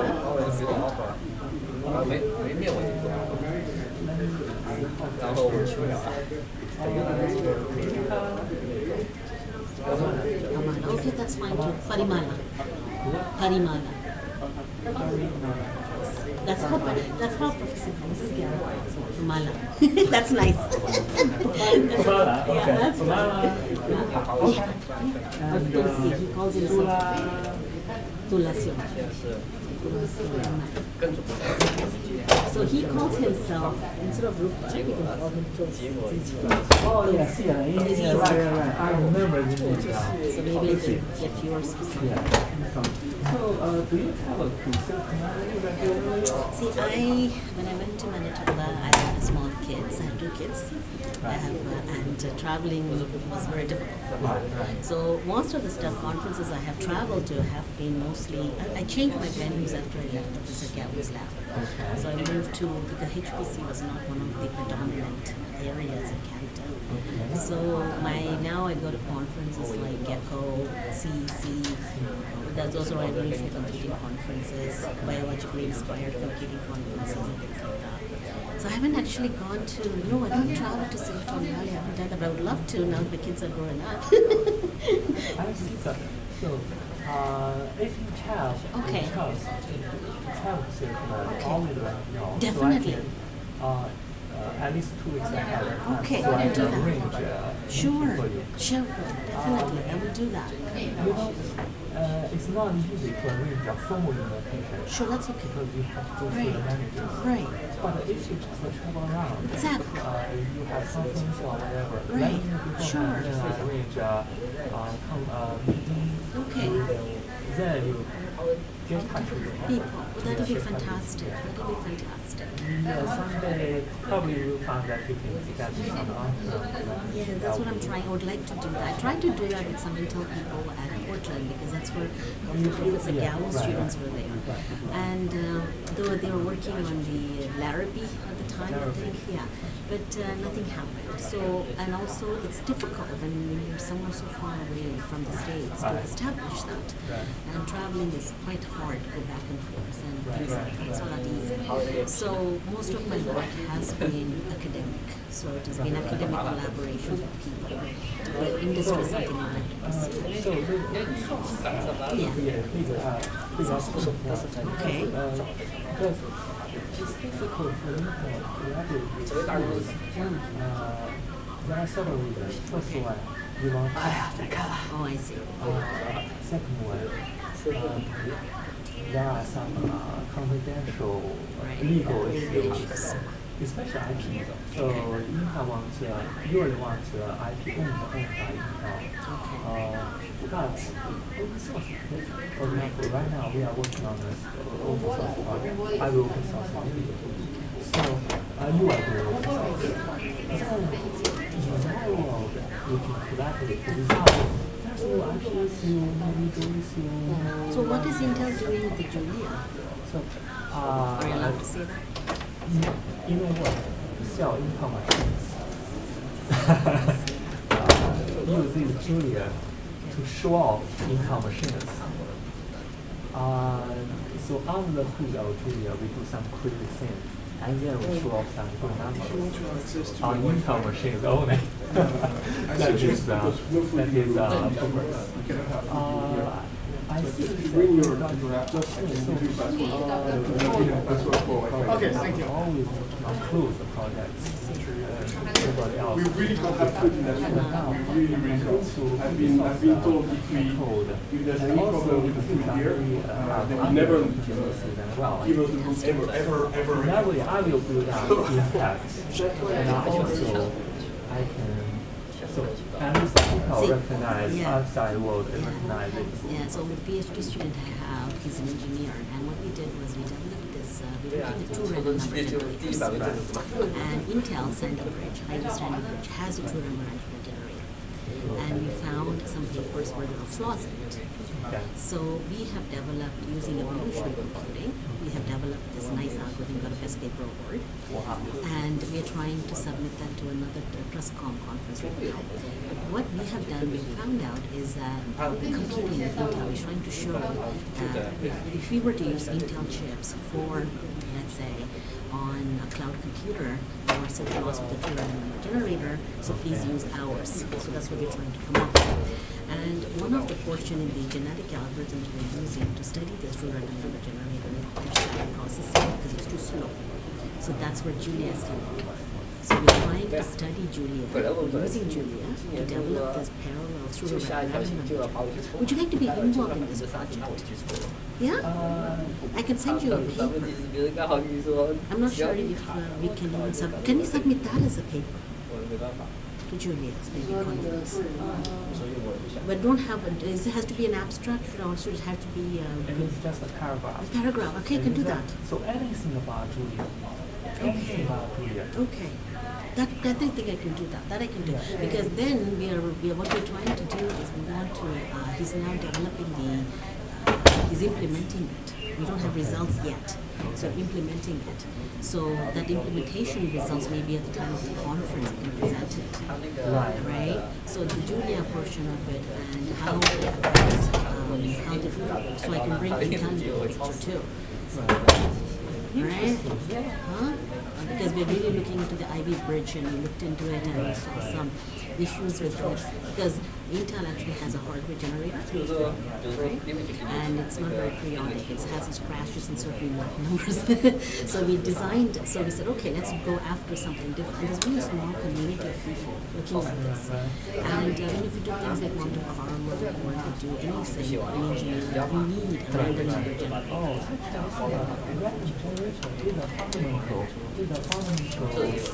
Yeah. This is it.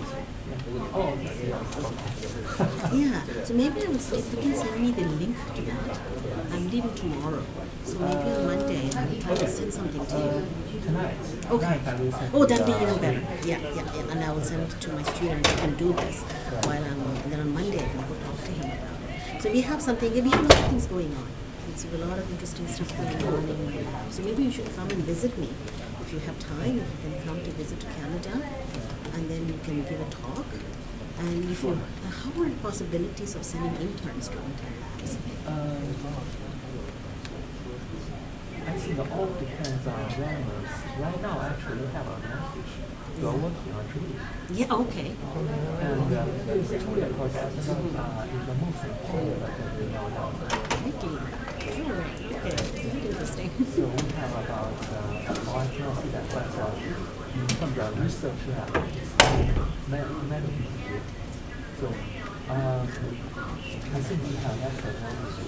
How about this? Somebody in the future, also learned about that then I just gave our lab director. I can strongly recommend. Definitely. He's also looking for, he's completing his PhD soon. So he's also looking for something later on. But I think in terms of establishing contact, this would be a good way to have an intern at the beginning. Right? That's what I'm looking for. And then he can... Yeah, exactly. Naturally, that is something that I miss when we don't have that. I know in Canada is not great. And also HPC, there's only like 5-6 people working. So we have to change. So since I'm an applications algorithmics person, I have to adapt to change. So my love has been in biologically inspired algorithms right now, applying them to mobile networks, acre networks, anything in graphs, finance, computing. Actually, I'm right now working on sparse matrix applications. So, this kind of social network Yes, exactly. So in social networks, we're trying to see the graph partitioning problem. It's an incomplete problem. So people have now used many stuff, but people have used genetic algorithms mostly. I think that's my way to go. So I'm going after something that's available in nature. The ants actually cluster dead bodies into cemeteries. So I'm trying to see if that can be applied to graph partitioning. So I actually have a master's student from Nanjing University. She's actually, she's a course-based, but she's extremely bright. And she did a small little work on that. And now we're trying to submit that paper. She's just completing it. And she's also very good. So we're trying to apply those types of techniques. I'm sort of thinking out of the box a little bit. So we try to apply this knowledge that I have. So I'm trying to bridge the gap between theoretical analysis and practical, and then bring it down to parallelization in the end. So I have a lot of, if you go to my webpage, you'll see a lot of students in different areas. A couple of students have now gone to IBM Seattle, in Amazon, they're working in Seattle. So it's very difficult for students to leave within Canada, especially Manitoba is a very, it's in Canada, the culture is very different. People don't go around making mistakes, they don't travel a lot. And Manitoba is like that in general. So students, they're good students, they're very smart students, but they don't want to go anywhere. So some of the students I've got, the local students, they're extremely bright. And two of them, adventurous and went to Seattle, Washington, Seattle, and also the students who come to Canada, they just want to come, get a degree, get an immigration and go. So Indian students, Chinese students who are extremely bright, they all come. So the one I'm talking about, the Nanjing University, she's course-based, she doesn't want to do a thesis. But she's so good. So she took a couple of courses with me, and then I said, okay, do a project with me. And I took her, and she's doing a project with me, and she's now looking for her PR, permanent residency, and then she's getting settled, and that's it. Right? So a lot of people in Canada do that. So that maybe the life is so comfortable. It is comfortable, and it's for students, life is very good. It's not a dog-eat-dog world like in North American States. But after being with Professor Guan for so long, I'm one of those very dynamic persons. We're always like, I'm like him, I think. That's what I think. I sort of adapted a lot from him. So I'm always changing areas. I'm always looking for opportunities and things like that. So that's why. So, send me the resume of the students and always attach. Always attach just one brilliant paper. So people will immediately understand it. Show respect. They might not understand, but they show that paper. They say the paper is what. So good. So that always helps. And I can arrange meetings and connect you with some important definitely. I'll come to the, I'm trying to see if I can submit this paper to Julie. Maybe we can come to Silicon Valley, see if there's a conference. That conference is very easy. It's just whatever about Julie. They just want to talk. So, but it is a very good opportunity to keep in touch with users and give exercise. When is it happening? So this conference is hosted by the MIT guys, Professor Guan R Gao. So IT students, so we have contact with our lab as well. So we are in the same ship. And so what we do is that we hold this 5-day conference to gather all the junior users. And I think whatever topic you choose, the junior might be interesting. This will be very interesting. This random number, because we're going, I think it will be interesting what we're doing. And I think the number generator, I think many people underestimate this usage, but actually that one is a fundamental in computer science, because today there's no true random generators. No, in Canada there's one professor at the University of Montreal. He works in true random number generator. Right. And he looked at all the papers in true random number generators, always in the hardware lab. And they don't give out information to us. People don't give out a lot of information on how Intel is doing the true random number generator underneath. So what we have is only papers. We have articles about how true random number generator is being done.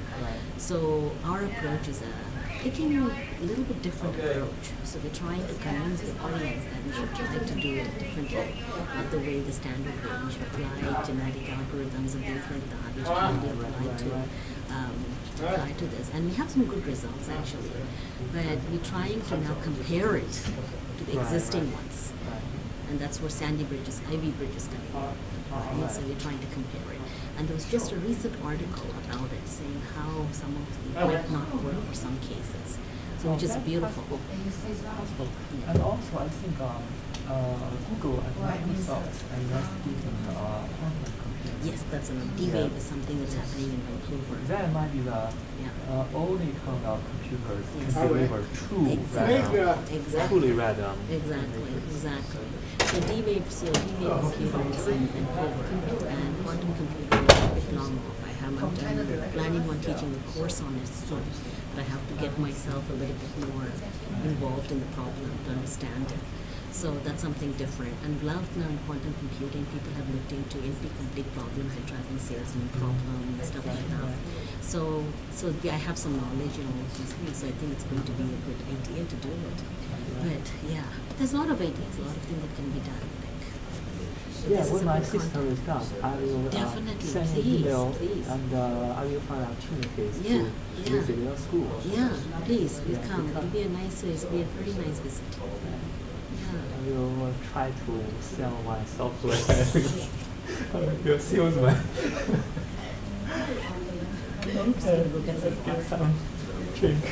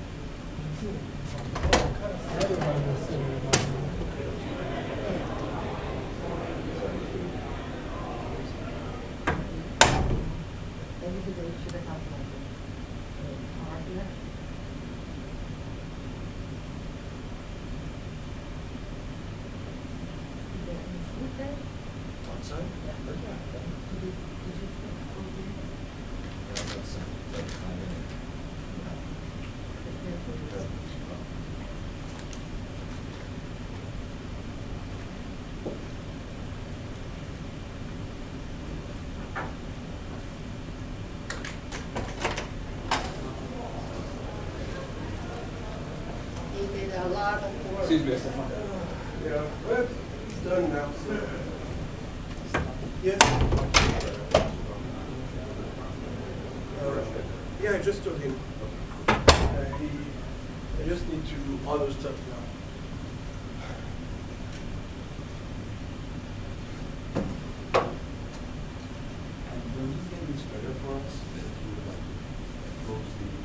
The source I now is getting more and use more light inside.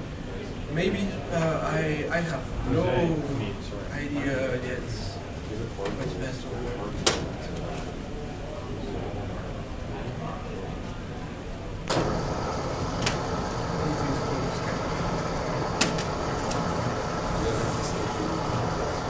You want me to bring the paper back in, Stefan? If you give me 3 minutes, because I need to set up a bit again, and then it's fine.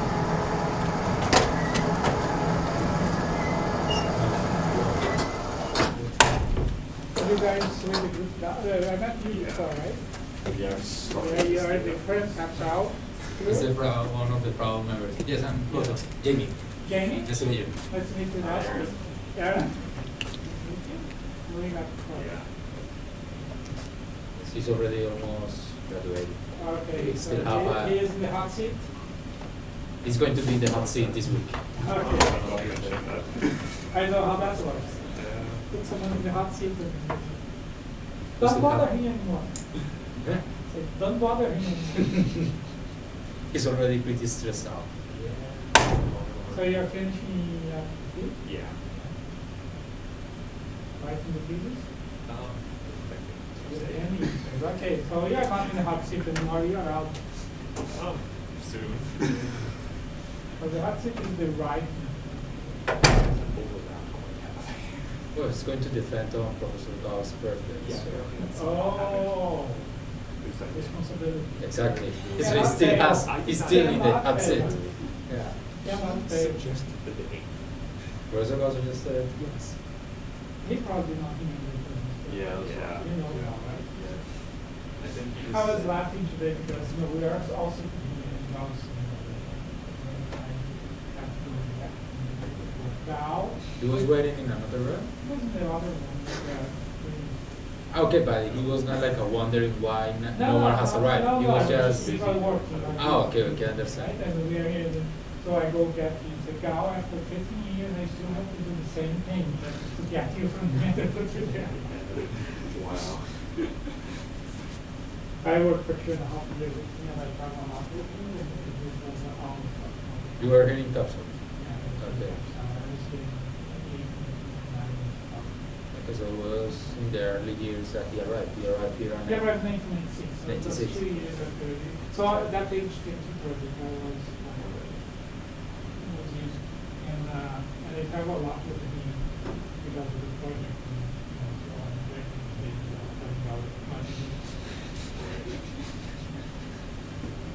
You are a postdoc? Yeah. Right now, where are you working? I am a professor at the University of Ghana in Canada. I moved from here there. Where is your It's in the west part of Canada. west part? Yeah, so there's British Columbia and then the next province is Alberta, so it's in the mountains. Pretty cold. Maybe it's pretty cold, especially in the winter. Canada looks the Rockies. Where did you guys come from? You're from Route here? 40? You're from here? Well, I've lived here Down the since. road? Yeah, I've lived here since one. We both went undergraduate at the University of Delaware. Okay, That's how so we you're met. Are you on the road? No, I'm from Columbus.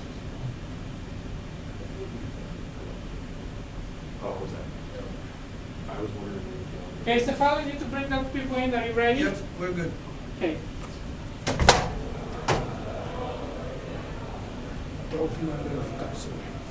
And no, nobody's going to give you a I'm representing. Yeah, I hesitated to take mine actually, but I was like, no. I'm going to dress slightly better. You are not wearing your t-shirt, Stefan. I'm sorry? You're not wearing your t-shirt. I know, but I almost took not the CAPSL one, but a slightly better photo I have for the other one. Okay. But I decided you can sit and just try to look slightly better. Just like I'm wearing sandals. Me too. Oh, mine.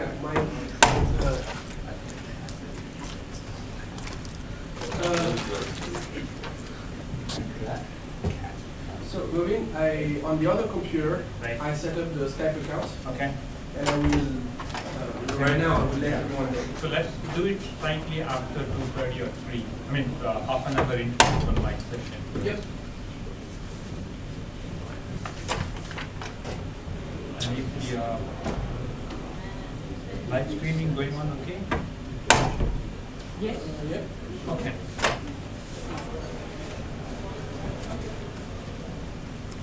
Hello. How are you? How are you? You guys had a good drive yesterday? We did. It was very pleasant. Yeah, Where is just Billy? I haven't seen him. Oh, he's here. He's here? He's got such a big shop up there. What's your name, sir? Rahul. Rahul? Yeah, Rahul Devre. Nice to meet you. Parimala. So how'd you get into Are you a student of Professor Gao? Yes, I'm a new student. Okay, what are you doing? Master's, PhD? Masters, and then I'll be converting to PhD. Right now I'm doing masters. Where are you from? Mumbai. Mumbai. Which university? University of Mumbai. University of Mumbai. Okay. Yeah. Nice to meet you. So you're more architectures or other mix? More towards data, big data and HPC. Okay, Bridging so the that's gap. very nice meeting you. You are a professor? Yes, I'm a full professor at the University of Manitoba in Canada. Okay. Yeah, I should go to my webpage, and I'm there at the University of Manitoba. I have a lot of students from India too. And I do a lot of applications and algorithm stuff. Okay. Yeah. Nice meeting you. Well, if you have any questions, contact me.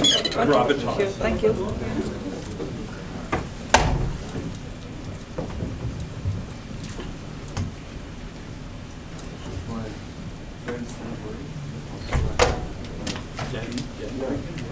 I did a meeting with him just last week.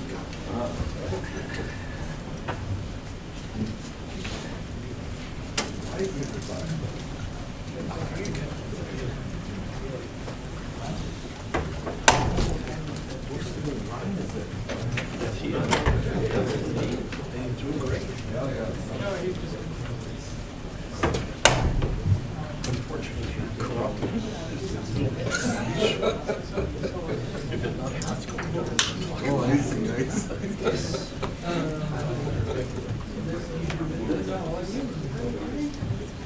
But you need somewhere, you need to connect to this. And then set.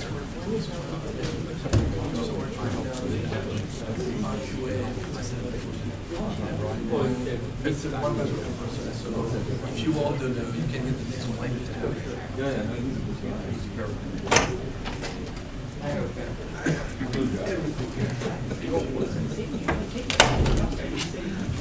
So you ready?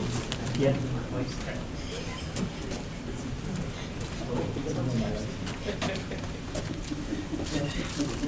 Let's start the second session. We're actually going to have 4 talks in this session. So roughly do it in about 15 minutes each, so that we could do the whole thing in about an hour. First talk would be by Kumbo and me on software pipelining. Then we have VC talking on static analysis. And we will have both Kevin and Stephen talk about, I think, respectively, multi-threading and codecs. So all 4 talks in about 1 hour's time. Good luck. Sorry? Good luck. Okay, let's see. I'll start off with Kumbo.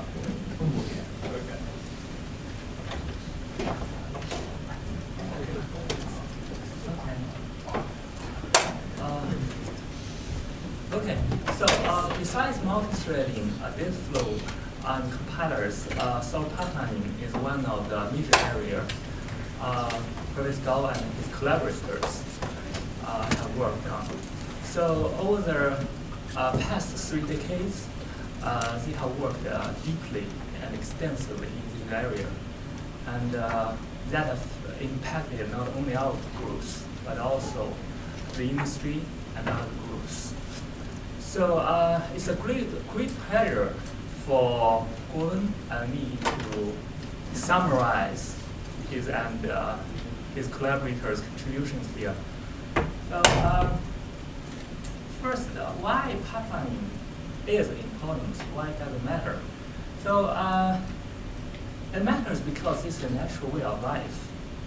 Whenever you have a lot of repetitive work, but limited resources, pipelining is the natural way, the natural choice to improve bandwidth. So back to 5,000 years ago, even people are developing this pipe system for water distribution. And this is a famous Ford company's assembly line. And this is a hardware instruction pipeline we all know about that. So when this pipeline is full, all stages full, then the system just runs full speed. Every cycle will get one instruction completed. And different instructions are overlapped in their execution. So the throughput is limited only by the speed of the slowest stage.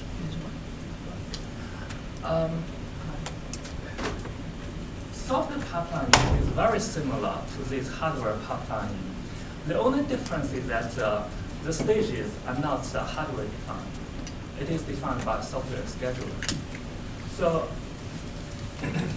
we searched Professor Gao's papers in DPLD with the keyword pipelining and found 35 records over 3 decades, 23 collaborators. So we tried to classify those papers according to what is actually overlapped. So because some pipelining always overlapping the execution of something. So in 1980s, the work was about overlapping the execution of instructions for data flow architectures. We will say that pipelining is very natural for the kind of architectures. And then in the next two decades, it extend to overlapping loop iterations for conventional architectures, very long instruction work, and superscalar architectures.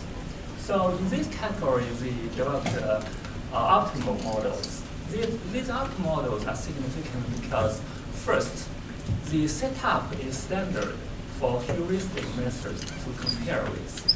Second, they are very good education tool, very clean math, no machine restrictions or generation details. So these models were also extended to power. So traditionally, pipeline just focused on performance, but power has become first-class citizens in process design, and that changed the landscape. So frequency stops scaling, and because of power density no longer remain constant. So that forced many core and multi-core architectures to become complex. So pipelining usually works on hard loops, spends a lot of time in execution, then reasonably also spend a lot of energy. So how to control power in this case is very relevant. So there's a question about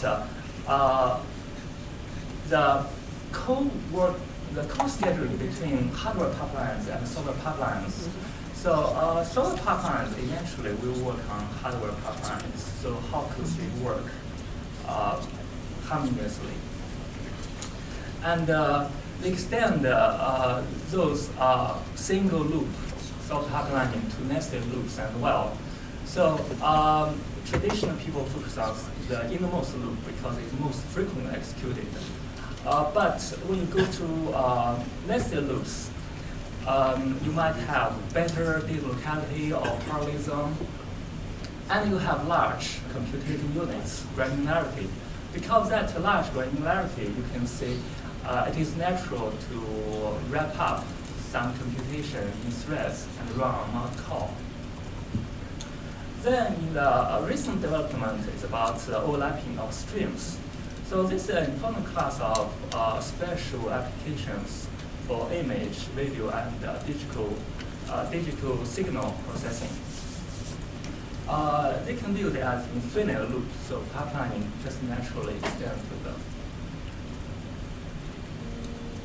This is a seminal work done by Professor Dennis and Professor Gao on data flow architecture.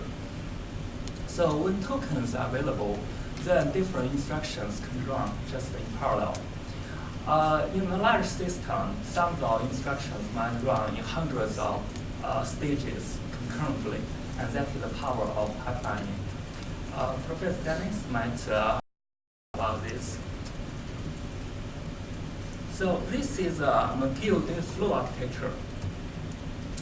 It is very interesting here that how this static data flow architecture is implemented in a sort of control flow style. So enabled instructions are put into a queue and then schedule fired into this conventional pipeline, hardware pipeline. And the finished instructions send down signals here, enable more instructions, and on and on. So 30 years later, today, we look back, of the order processor, the control flow processor design becomes dominant. But it is so closely similar, so similar to this data flow style architecture. The only fundamental difference might just be PC and the concept of instruction window. So that is the influence of data flow upon control flow architecture design. So now I switch the context to Guang.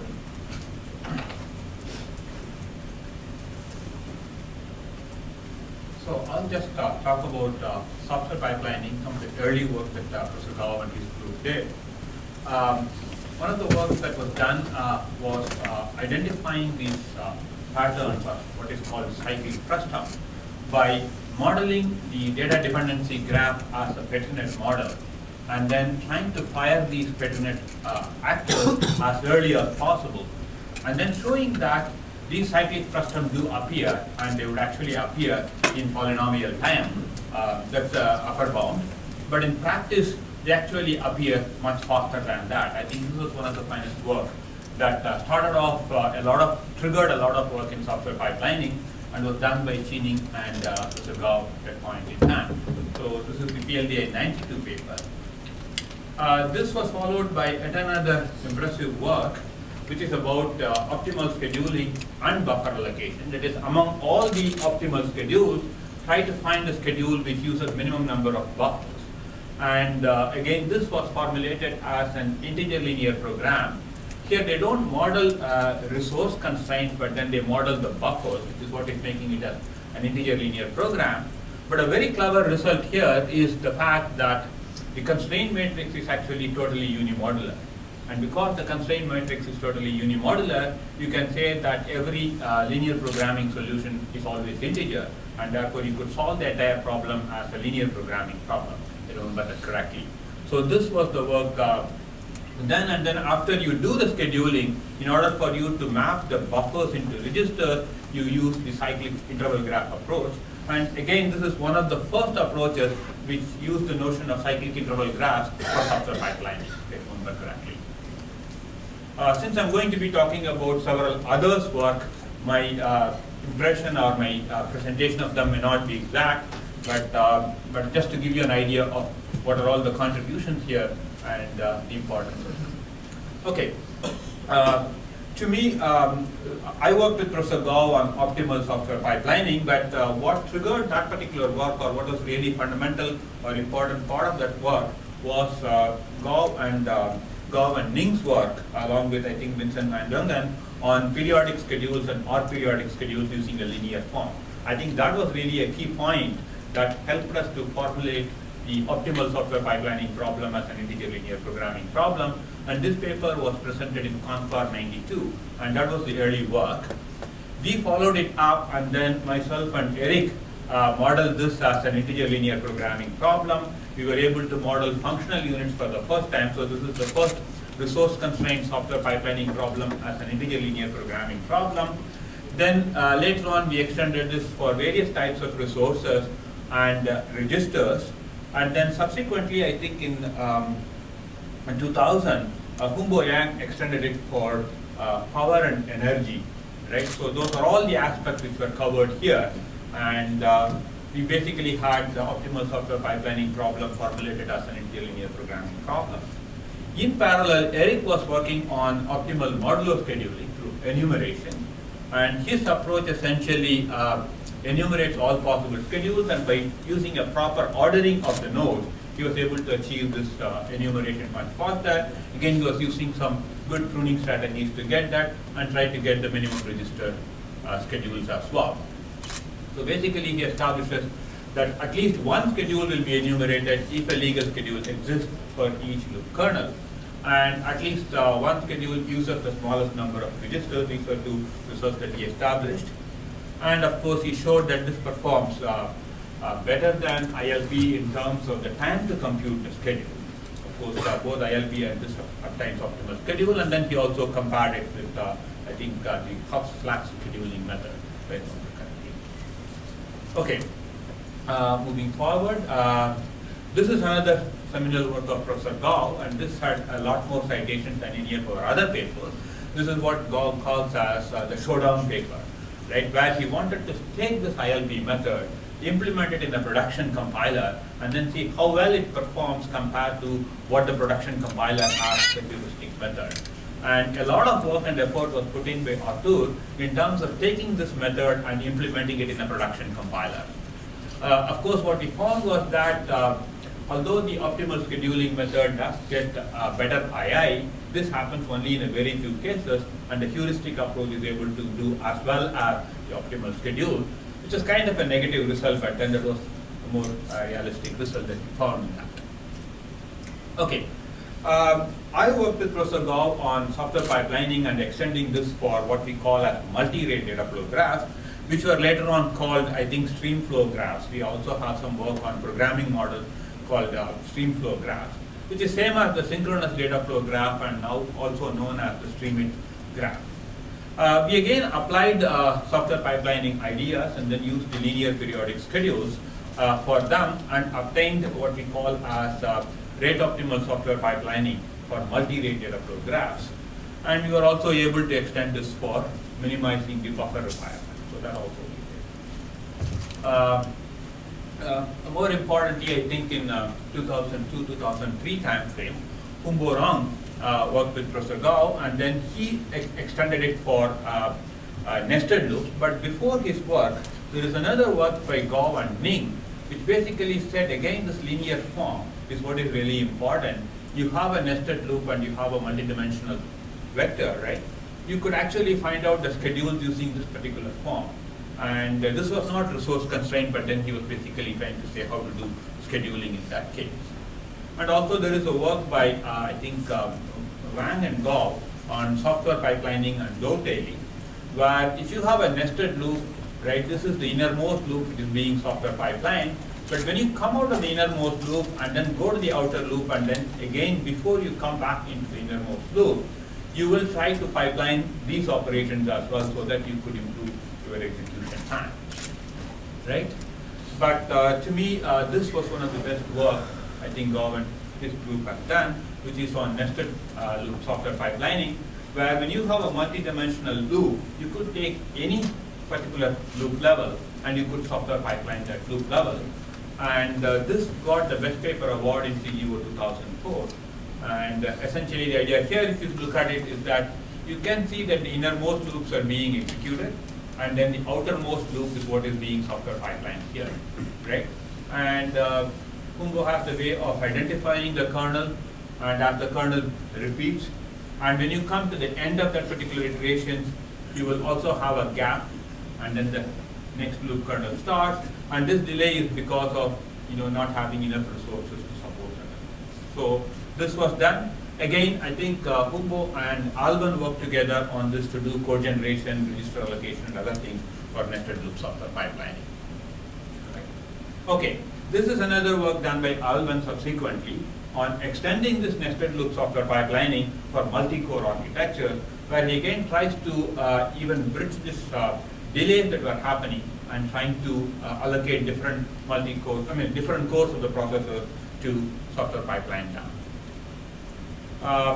More recently, I think early in this decade, the work on stream flow graphs have been extended in terms of stream-it Okay, and I think Professor Gao and his group worked on software pipelining the execution of these streaming graphs. And in this particular case, I have a few slides explained, and here's the CGO paper, where they basically propose a unified framework for doing rate optimal scheduling, taking into account the communication that is needed. Gao always tells that whenever you go with him to some idea, he'll ask you, what is the intuition behind it? Where is the motivating example? Right? These are two questions that he always asks. So I thought that I should end my talk with the motivating example and the intuition, right? Okay. So here is the stream flow graph, and basically the actors of this are being executed again and again. And in this particular case, they want to map this onto the cell BE processor. Okay. So if you map them, let's color coded in this way. So the yellow in one core and the orange in another and the blue in the third, then what happens is that because of this execution happening in different cores, you need to communicate the results to the DMA, right? And if you do that, you could actually obtain a software pipeline execution, which gives you a total execution time of 46 cycles, right? But again, remember that these communications happen depending on where these nodes are being scheduled, and that is a decision which happens at the time of doing the optimal schedule, right? So now, if you say that, look, I just want to have this as a single framework where depending on whatever that gives me the lowest execution time, you try to map them, right? And if you try to do that, here is another way of mapping them, okay, where I map nodes A0 and A1 in one core, A1 and B2 in another core, and B1 in the third core, then the amount of communication you need to do is less. You only need to communicate the results from A0 to B1 and A1 to B1. And if you now try to do the software pipelining, you could actually do it in 35. So if you want to publish a paper with Gao, you have to go with this kind of an example and then tell him. Then he will say, oh, here is what is the nice part about it. And he will tell you something that you have not understood in that particular example. That's really how Professor Gao works. And I just wanted to conclude with this slide. And this is the work done by Haitao and Professor Gao. And this was published in CGO 2010. I think that's all I have in terms of Professor Gao's contribution in software pipelining. Thank you.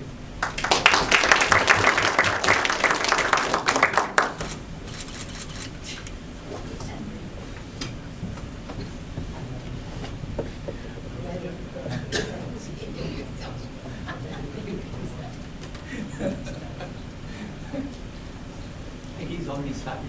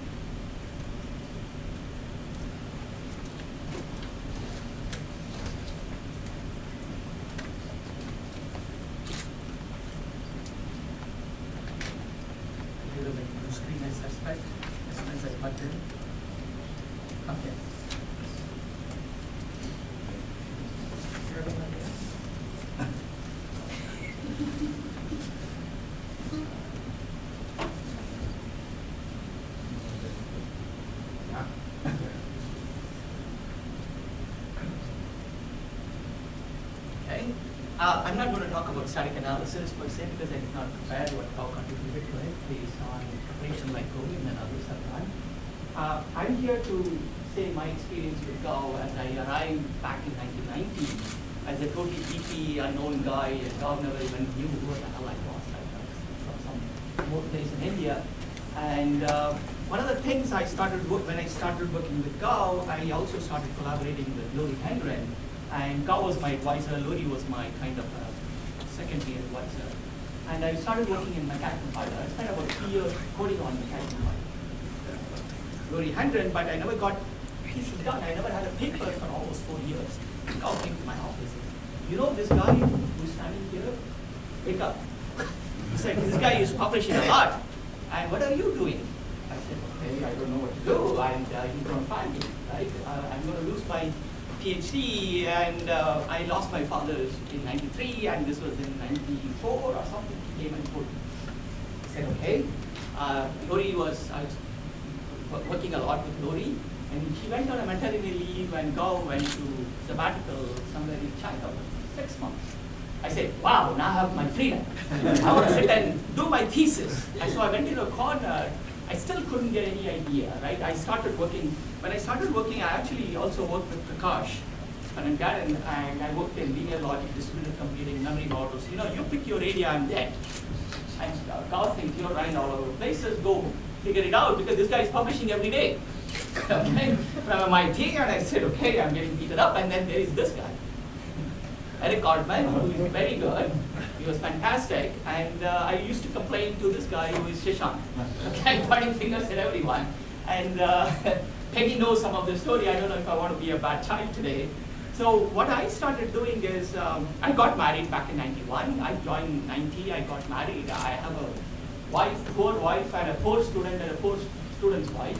And she kept yelling, you're not doing, I need to make money, you know, we need to start a family. I said, oh, leave me alone, I want to go to PhD. So I almost quit PhD because my father died. And I said, okay, I got my green card, and I started working in the, as an instructor in the other department. Then, one day middle of the night, I was fighting with my wife, and I said, I'm sick of you, I want to go to work. And I went to the board, from this end to the other end, I started drawing graphs. And that work was actually precursor to that work. I used to do the memory model work, especially I still owe Gao a paper in parallel computing. That was the work he had told me to do, and I said, I cannot get anything out of it. I said, I'm going to go do this, solve this problem, and I said, okay, forget this stupid memory consistency, model location consistency, all of that. And I want to go work on static analysis for single-threaded program. I started drawing graph, and I said, boom, eureka, I found my genius problem, and I saw it, and I come back to Gao, and he said, you cannot have solved this problem. Okay? He said, go home, take a hike, go figure it out. So he never even talked to me. So what I did then, I sent this draft of the paper, which I called it as DJ graph, to Rajiv Gupta, to Ron Citron, and Mary Roses in IBM. And then Rajiv Gupta met Professor Gao in one of the previous conference, which was its architecture conference, I forgot. He said, you better go talk to your student, he has solved the world's hunger problem in graph theory. So he comes to me, I explained to him, he says, I can't understand what you're doing. And the previous work, which was based on Ron Citron and Jean Ferrante, was basically very complicated. I read that paper for 6 months. I could not even now I don't understand what the hell it did. And that was actually almost linear time for placing phi nodes in SSA form. And I told Gao, I have a linear time. And he never believed me. Okay? And finally, we wrote a paper after Rajiv Gupta slapped him and said, go work with your student, and he will. And then I said, finally, I can graduate. So I ended up writing that paper, and for the first time, I felt Gao really actually loves me. Okay? So we wrote the paper, he helped me write the proof. I've never written a paper, so believe me, I don't know how to write. He really showed me how to go about writing a paper, and he spent a lot of time with me. And finally, we submit to Hubble. And then in the meantime, he wrote an earlier, not the linear time, but about DJ graph. So I said, that paper, it's called LCPC, I forget the name, I'm sorry. I'm not in static analysis, I'm working in security and compliance, so I know nothing of these conferences anymore. So this was LCPC, and it was in Ithaca, and this professor got my paper, and I said, I need your paper. The linear time one, which we had mentioned in the LCPC paper. So Dr. Pingali wrote to me, and I said, can you send me the draft? I said, okay, here it is. And then he had his own optimal algorithm for placing phi nodes, which is better than mine. But it was optimal, mine was linear, but his was optimal because in terms of memory and space. And then I got a little scared because Pingali, and he's a genius guy, and he has my paper. I have my paper, which is still not accepted. I don't know, what am I going to do? I said, if my paper gets rejected, his paper gets accepted, I'm dead. Okay, I can't graduate. So I sat and I made a mistake in my couple implementation, and again Pingali harassed me on that and said, you made a mistake and your algorithm is not faster than Ron Citron's, the original one. And I said, yes, I made a mistake by I used bit vector to sets rather than there is another way to store set. That bit vector actually showed a speed up for me rather than for him. So ended up, thank God, the Purple paper got accepted. I came to know through Barbara Reiter that was like #3 paper in the Purple conference. It was a breakthrough results. And then subsequently we got a paper in Purple. And Gao said, I asked Gao, can I graduate? He said, sure. I said, oh no, I want to write a few more papers. Because he told me how to write papers, right? So the next 3 to 4 months, I pretty much wrote a series of papers. So we had a PLDI, we submitted 2 papers to PLDI. One of them was actually on elimination-based techniques. The other one was incremental elimination-based techniques. And what happened in that paper, I was working with Yongfeng Li. I don't know if Yongfeng Li is here. No. I didn't see him. So he came and told Sridhar, I proved something extraordinary in this paper. And he told me that your algorithm for the elimination-based method is actually linear. I said, it cannot be, because I knew by then I became a mastery of static analysis, right? Because I told, he told me how to do this.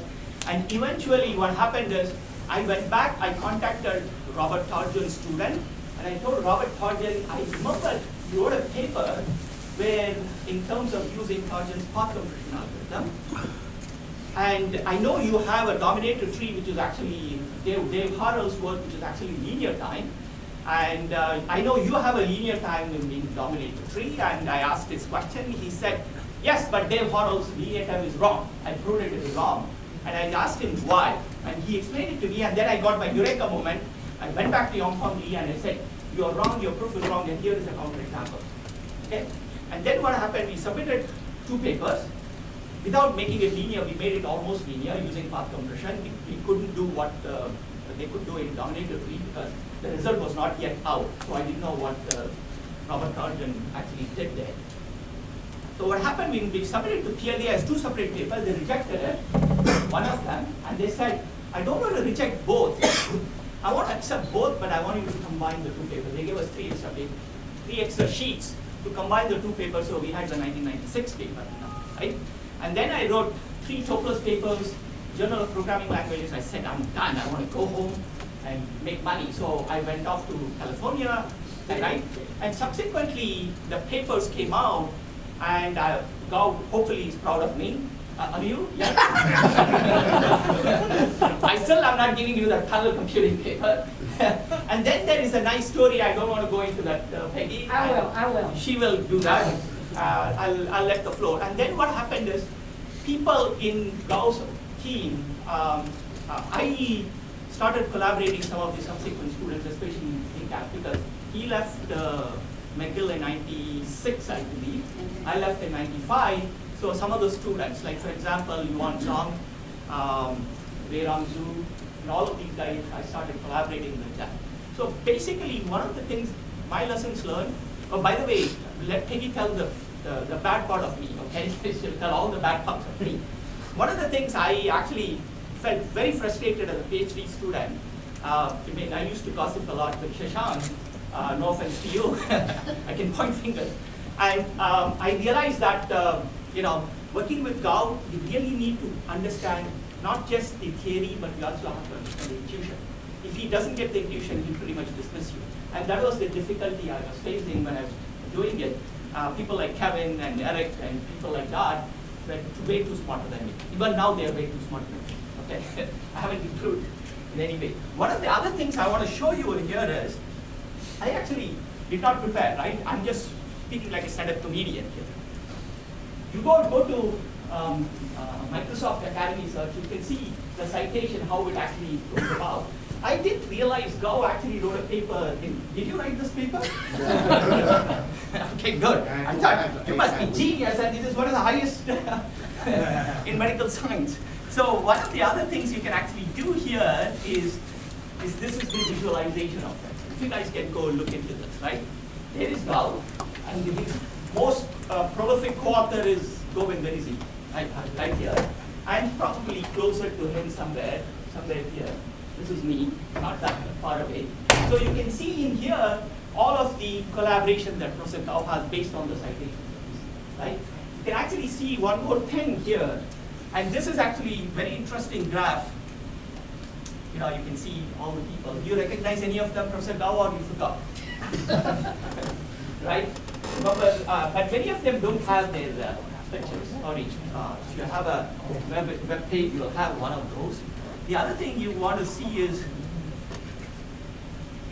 something called a citation graph. Okay? You can see that. How many of you guys have heard of Eldo's number? Right? Jack Dennis, you had a collaboration with Eldo's, I think, right? Marvin? No, Eldo's. Airshock. More commonly, the Kevin Bacon number. I think you did. Or maybe somebody who might have done. Okay? This is Paul Eldo's. Academic genealogy? Yes. So if you look at it, Jack Dennis, you are, no, maybe there you are. Is that you? No, it's Jack Dungara. No. Oh, that is Jack Dungara. No, I thought I had seen your name, but I believe you have a pair. I mean, this doesn't show this, but you can see how far away you are from Eldo's, right? Eldo's is a genius graph theory guy. Okay? And there is a classic number which is, you know, how close you are to Eldo's. Depends upon the number of, suppose, you know, Eldo's has a paper with him and this, and Gao is like 1, 2, 3. He's number 3 or number 4. How do you know? Do I count like Pascal or do I count like C? Right? So you can see the contributions that Professor Gao has made goes long way, right? From his early days when he came into MIT in terms of doing static data flow and then dynamic data flow, he still believes in data flow architecture because Jack Dennis is not going to let him go without, he still has a passion in that. And Arvind too, right? One thing I learned with Professor Gao is I know all the work, at that time, not anymore, I forgot. I know all the work of Professor Arvind and Professor Jack Dennis because without knowing data flow, you will not graduate. Okay? At IBM, when I went and joined IBM back in 1998, you will not get hired in IBM if you didn't know SSA form because Mark Wagman and Gene Ferrante, all these guys, they were famous for that, right? So I knew SSA form, they say, you come in, okay? I still haven't left IBM, it's a great place to work. You guys, anybody, any student who wants to come to IBM research, contact me. And that's about I have to say for Gao. I didn't prepare, I stood like a stand-up comedian.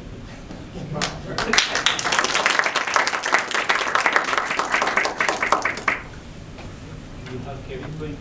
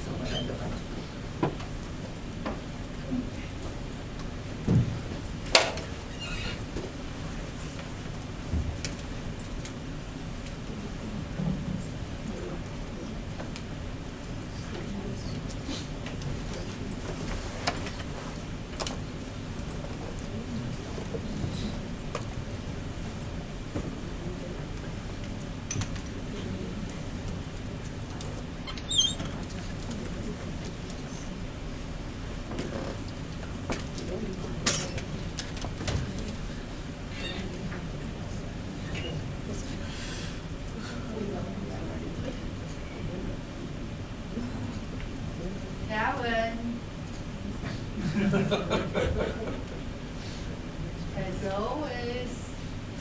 Being slowly covering.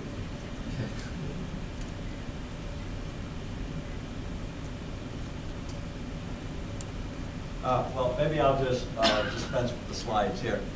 My work with Gao actually starts back in I believe it was 1984. So I was just, I was a new grad student working with Jack Dennis. And of course, Gao was already in the middle of his PhD program. And we both, you know, at that time there were these little talks people would give, and one of Jack Dennis's older, I believe it was actually a postdoc, he gave a talk the department at that time was just giving the electrical engineering department had a VLSI course that he was, and this was a pretty new thing. Mead and Conway had just been published, and one of Dennis's other students gave a talk. He took the class and he gave a talk about the class to to all of Jack's students. And afterwards, we're kind of sitting around talking, and I guess I kind of got interested in the class, and Gao said something about, oh, this looks like it would be an interesting course, and I said, yeah, it's kind of interesting. So Gao said, right away, let's be lab partners. And I think I said, wow, this kind of sounds enthusiastic. Well, because for this course, you have to do a course project. You get a lab partner and you design a VLSI chip. You actually do the layout and everything.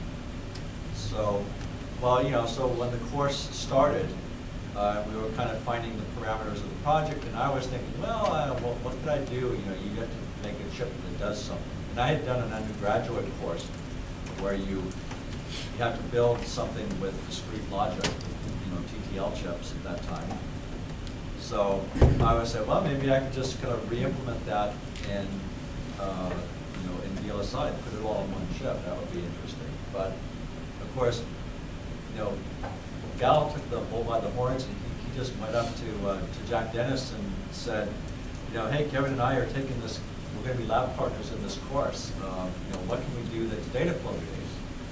So Jack Dennis said, well, one of the key components of the data flow machine is the enable memory.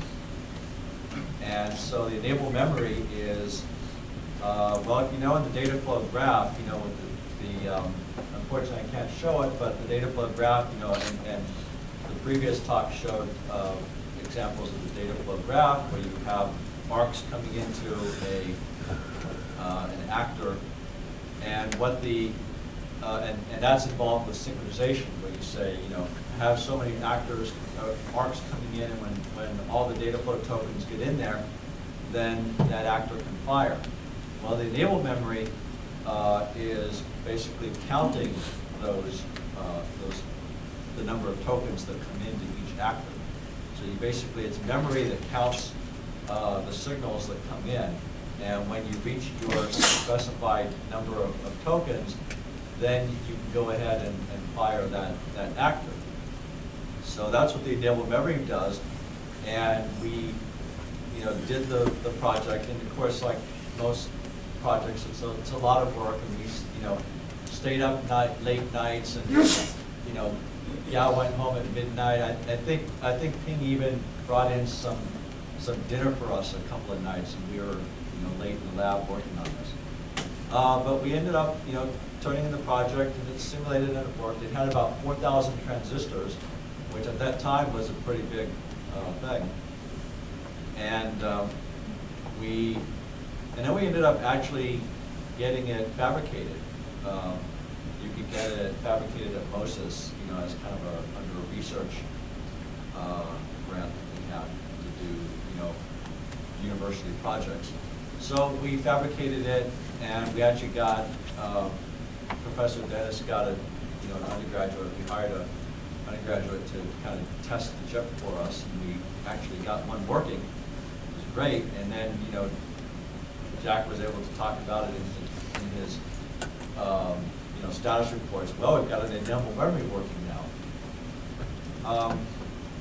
So the way the data flow machine was conceived was that you would have two main components. You would have the signaling system, which was of which the enable memory was the key component, that was counting the signals and was basically determining when things were ready to fire, when actors were ready to fire, and then the execution system would actually do the processing.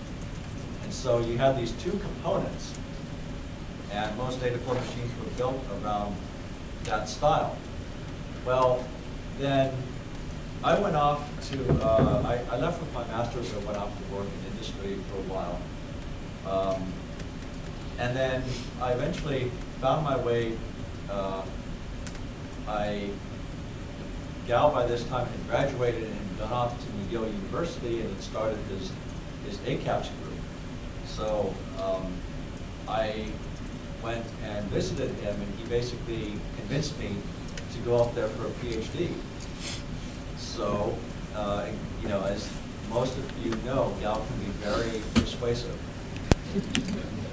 So it's very easy for him to persuade you to spend a lot of your life working with him.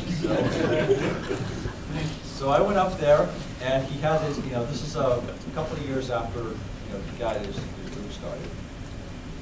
And so he was looking, we were all from this data flow tradition. He was sort of continuing the, keeping the faith, but he wanted it to look, at McGill University, we didn't have the luxury like at MIT where you could get lots of grant money and you could build data flow machines like they were building at MIT. We wanted to think, well, how could we do it, more, how could we do it, something that we could feasibly do at McGill? So we wanted to see, we said, as I said, the data flow machine, you have the signaling system and the execution, and Gao realized that, well, the execution system is a lot like a sequential processor. So really what you can do is you can try to use off-the-shelf processors for as much of the work as possible, and then you just need some custom component there. And so Gao's first PhD student at McGill, his name was Herbert Hum, who unfortunately couldn't make it.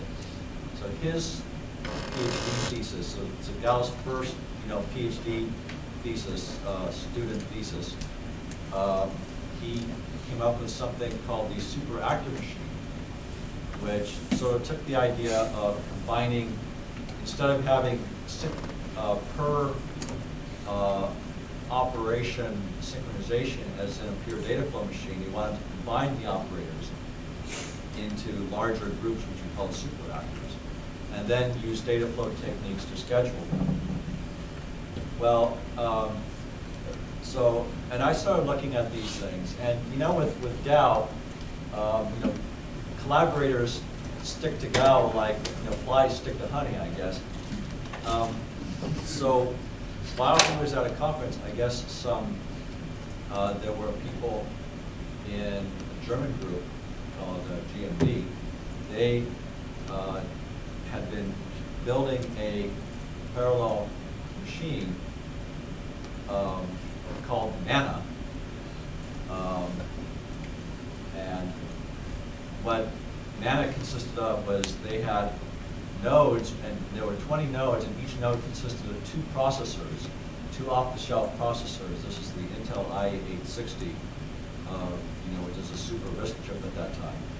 And they were connected together internally with shared memory, and then each of the nodes was interconnected with a very high-speed interconnect. So he said, great. They decided to they actually gave or lent a Mana machine, a 20-node Mana machine to Gao, and sent it from Germany out to the ACAPS lab. And at that time, Gao had a postdoc named Olivier Macklin, who also couldn't make it, unfortunately, but he did a lot of the programming for that. And we were basically able to map parallel programming done in the data flow style onto that machine. And Herbert Hum and Olivier and I and a few other students, we developed something called threaded C, which was converting all of the writing, C-type language in a data flow style. And we ultimately developed the system, developed an architecture called Earth, which is efficient architecture for running threads. And so this was originally implemented, the software was implemented on this, this Mana processor. And this is where pretty much our exercise in getting, using off-the-shelf processors to develop, to get, to do this style of multi-threading where, at that time, there was many, many different approaches to multi-threading. One of them was just to have lots and lots of parallel threads that communicated. Well, we had the approach of having very small threads, and I later coined the term fibers when I had moved to here with Gao. But it was the sort of the data flow inspired multi-threading that became the basis of Earth.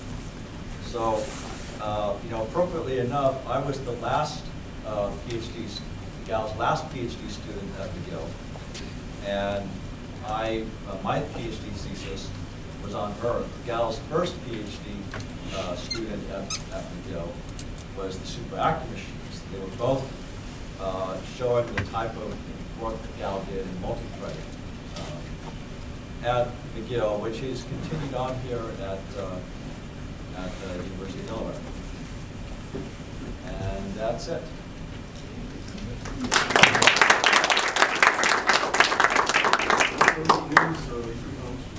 No, I think we just do it first. And then we have some photos. Oh, I can always shorten things. Oops.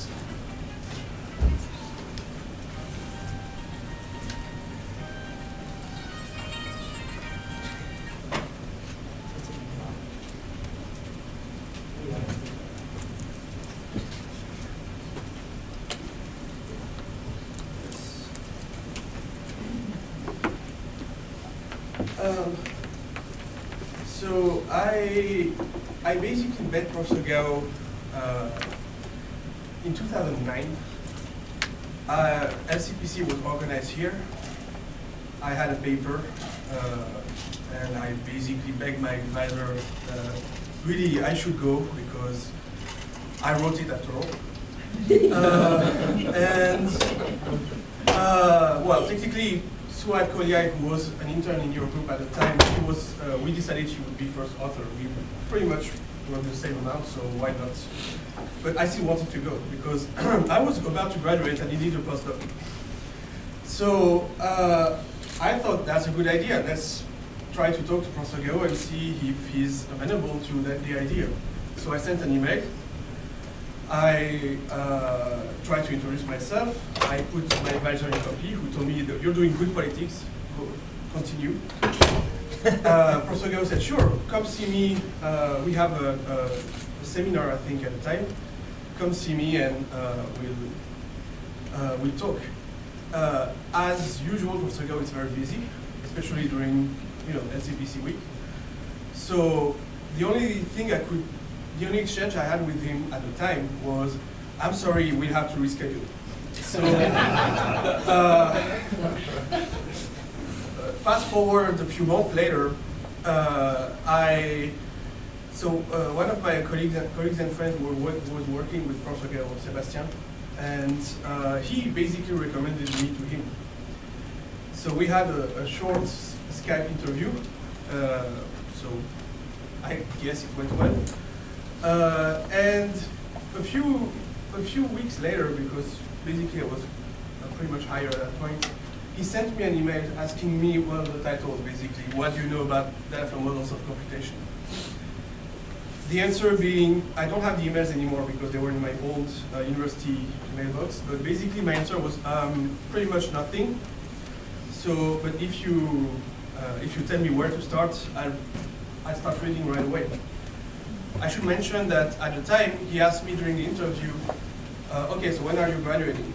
And my answer was, I don't know, I'm defending in September or October, and we were in May. Tell you what, why don't you come here in July, and you'll come back in October to defend? Which is what I did, which also kind of rushed me into trying to frantically write my thesis, which may, at the result, not be the best written thesis ever. But that's how I started to do to learn about data flow. I knew data flow compilers and for compiler technology, but I knew nothing about actual parallel computing, thinking in data flow terms. So that's basically how I started out. I basically, the Colette model was already a name at the time because the project I worked on was already barely started when I arrived. So, and that's what the DARPA funded UHPC project. So don't read everything, but basically it had to be power efficient, scalable, programmable, resilient. It had to be able to tackle challenges that usually are not tackled in what is considered HPC, such as decision making and graph crawling and dynamic graph analysis. It had to be able to reach 1 exaflop if you had enough cabinets. And that's how the Colette model was basically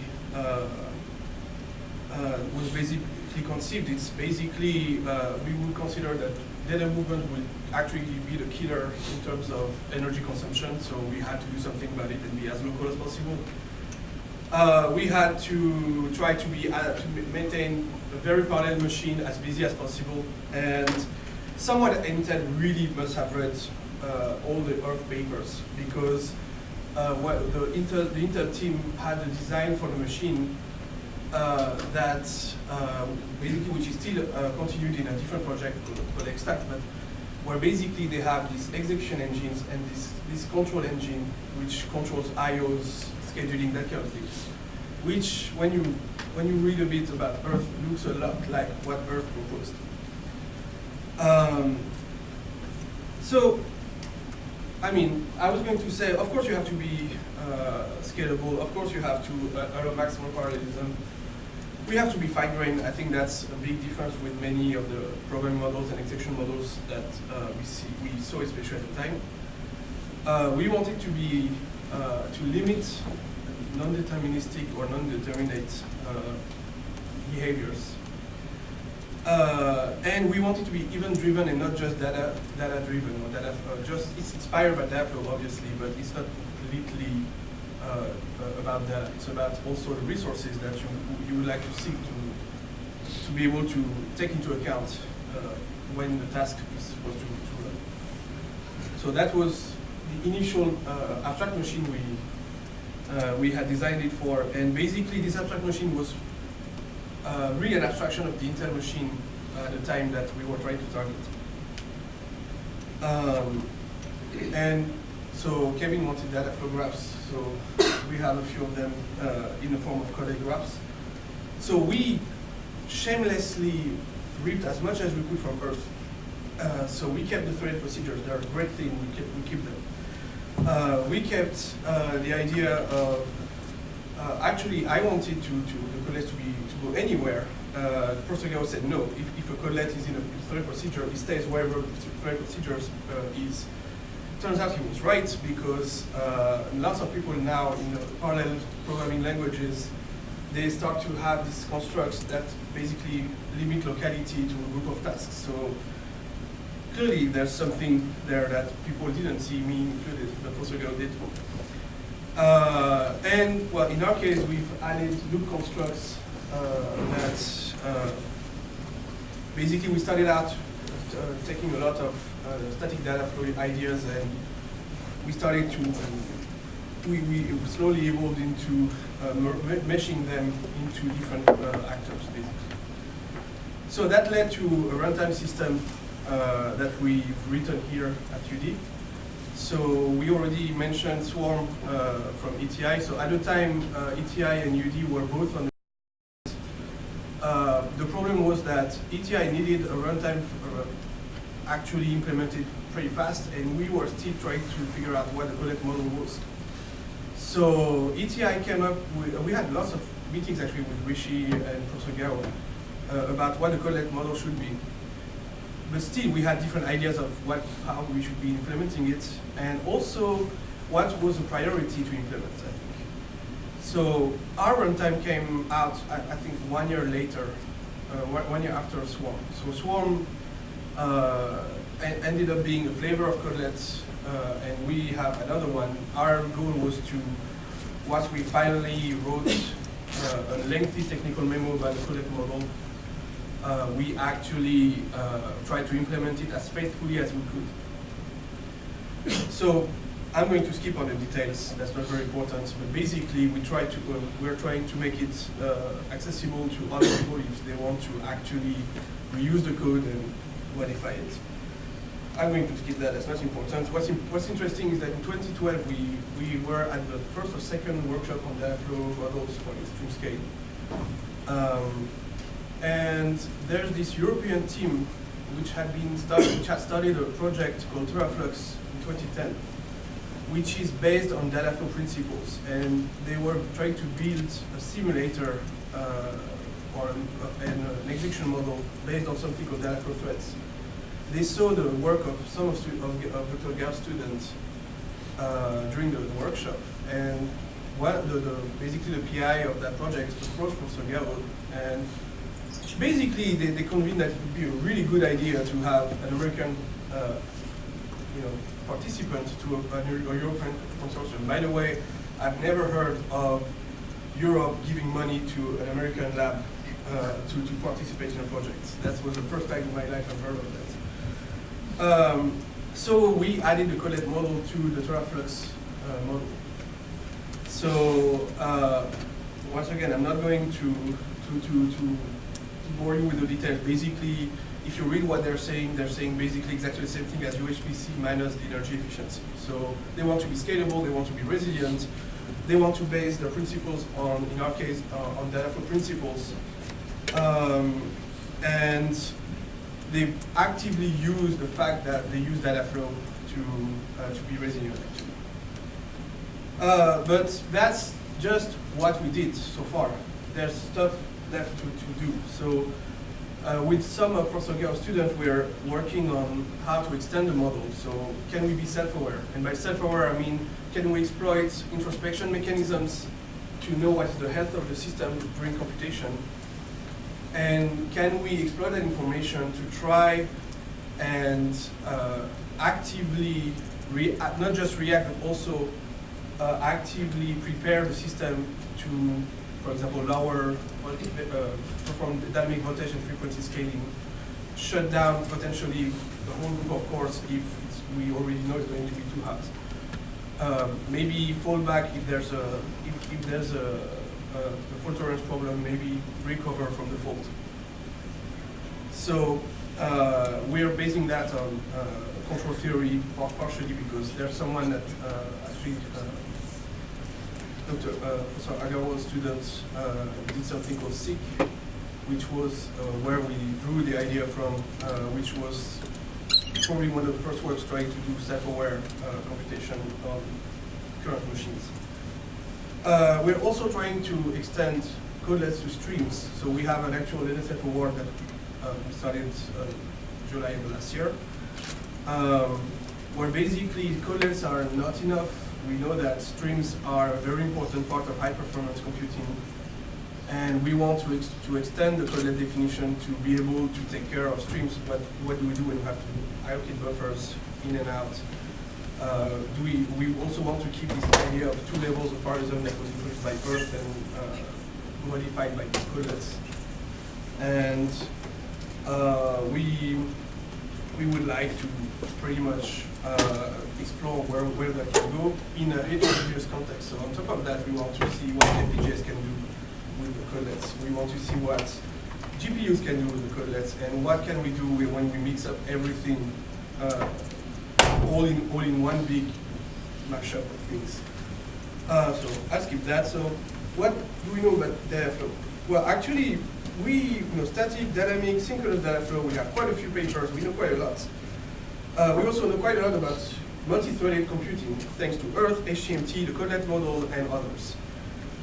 We also know very little in retrospect, and probably there's a lot to be done to even try to to complete the work on codeless data flow and multi-threading. So what about fine-grained resource management? What about self-awareness? What about streams again? And what about fault tolerance? So there's quite a few years left to explore the codeless model and multi-threading in general. So with that, I managed to keep it short. Thank you.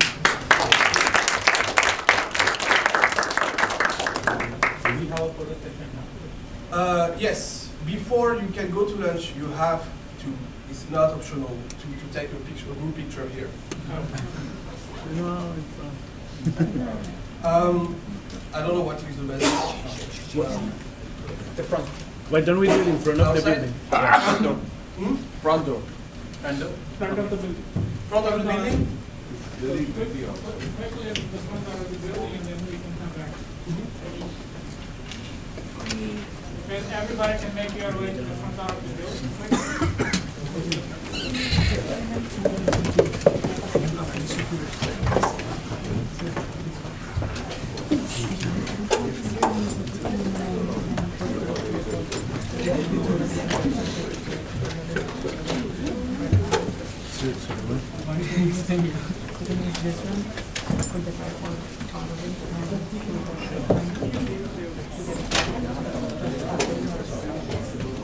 Oh yeah. I think we will have to have like up to the levels.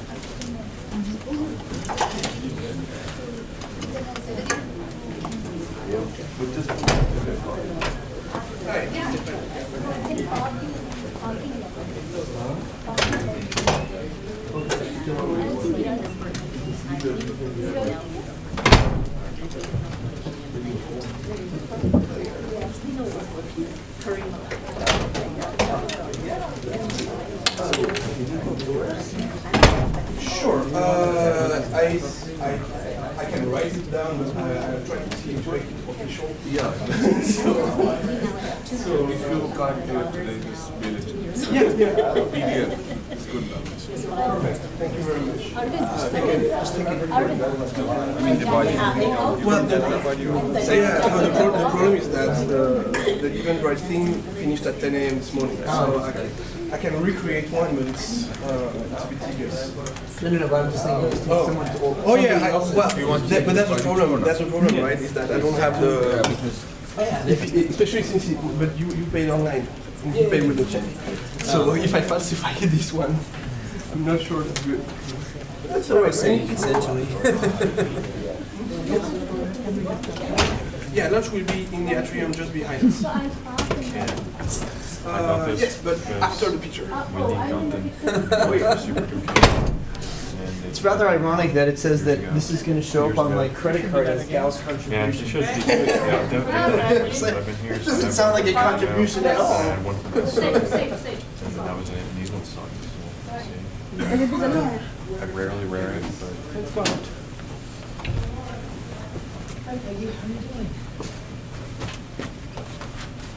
It's been a while.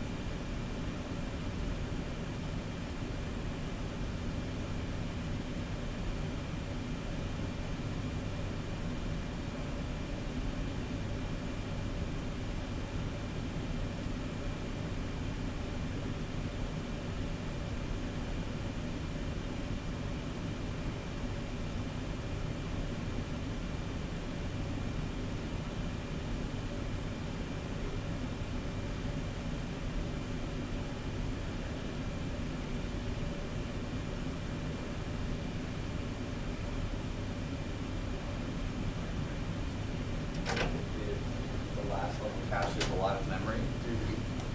Whereas if you do, you sacrifice computation units, right? Like, you can't keep the computational density up and also the memory levels up really high. So what ends up happening is if you have to replicate down the hierarchy, then there's a ton of wasted memory in the lower levels. Just because in the lower? Yeah, like the L1 or L2 or whatever. I sent you a paper. Okay. It's the beginnings of a paper. The beginnings of a paper? Of yet another matrix multiply paper. Oh, yeah. Yeah. That's actually a good. So the title is like some like really long thing. It should just be YAMP. Yet another matrix multiply paper. Can I do that? I feel like more people would be like interested in reading that. If you made it called YAMP, that would work.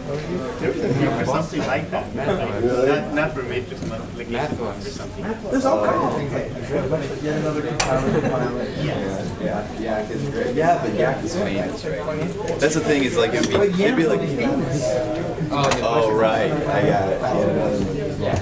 No, but it's actually I came up with some like formula, like just a very first order formulaic derivation of like, given these three assumptions, this is how you should tile, and it's actually, it looks to be pretty close to optimal.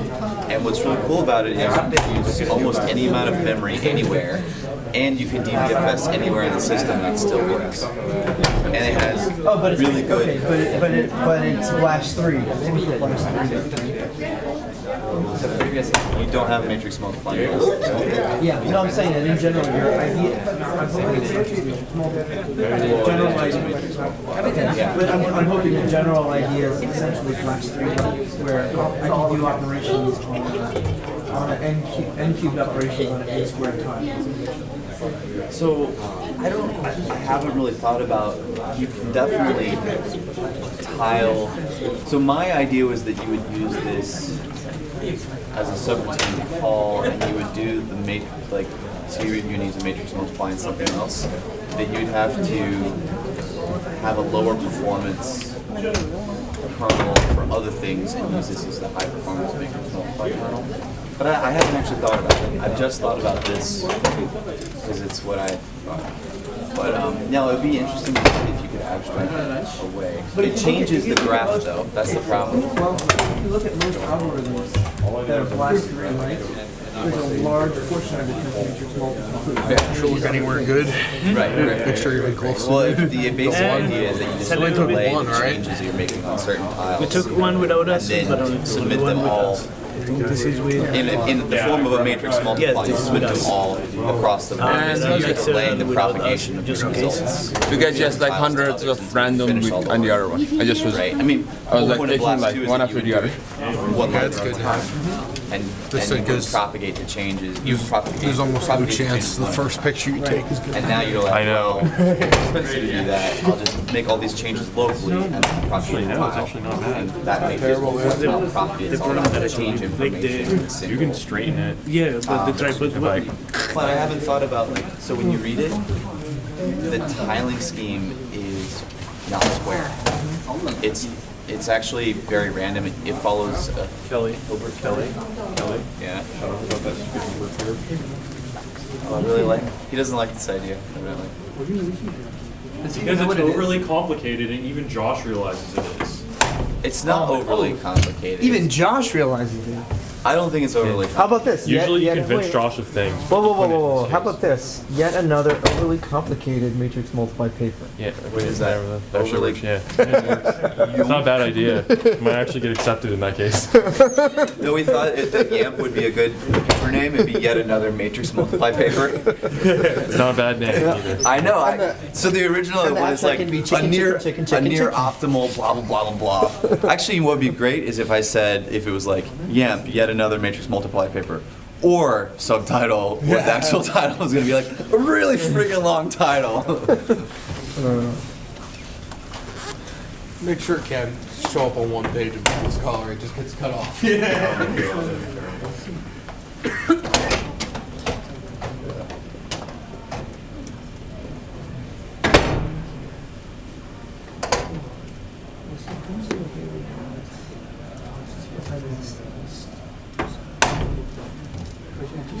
lunch is until 1, so I gotta kind of wrap it up about 10 minutes. Oh, it's already 12:20. Time flies. Yeah. Stupid question. Can you send me the link to the channel just in case I give the wrong one? Sure, I will do that right now.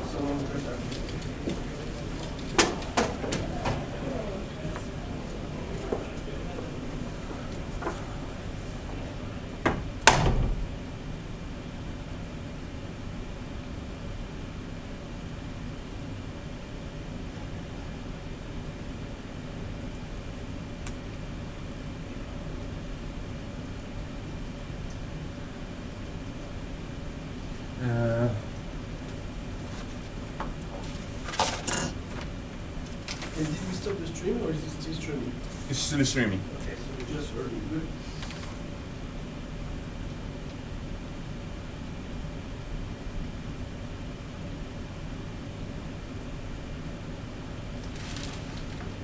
And about the question you asked, I'm he sorry? came with Shanshak. I'm sorry? The guy you asked about. Mhm. He came with Shanshak and Okay. yeah, they came together.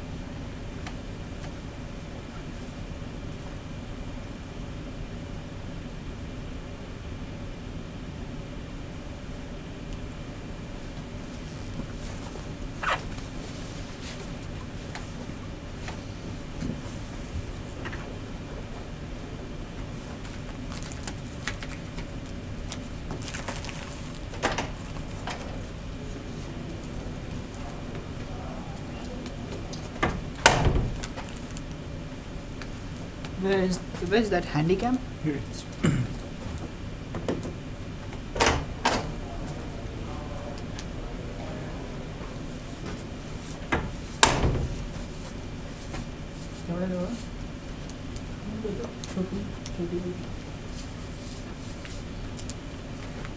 दे छोटी वाली. Don't. They're gonna see that. Yeah. Take that risk. What you guys were doing back then? This is what you were doing. Okay, guys, we need to have a meeting. Where is your other lens? There. Cover. Not this big one.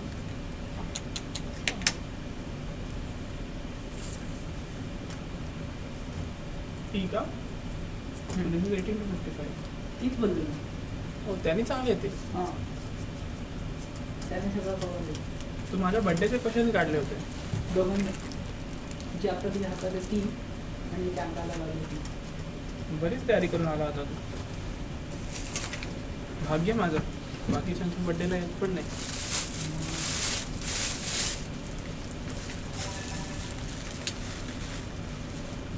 कोणाचाही कोणाला लावलं तर चालतं का?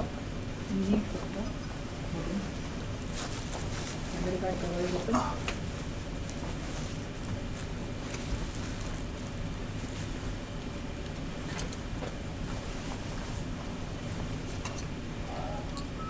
See, I'm out for a second.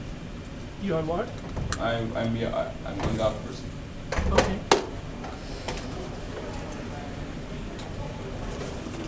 जाऊ द्या शोध ना काहीतरी. काय शोधलं? कुठं जाता येईल आपल्याला? मी विचार करते आत्तापासून. ते सॉरी त्याचं हे कुठं?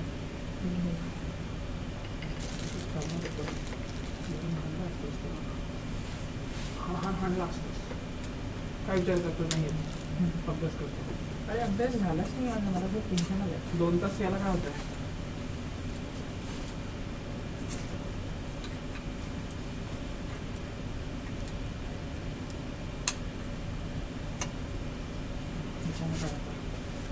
किती पाहिजे?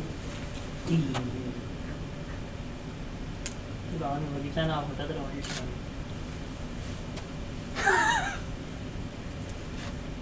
हो दे कोणतरी बघून मध्ये. हे तर नॉर्मल लेन्स आहे रे. हे कशासाठी बटन? ते फक्त लेन्स आतमध्ये गेला आहे.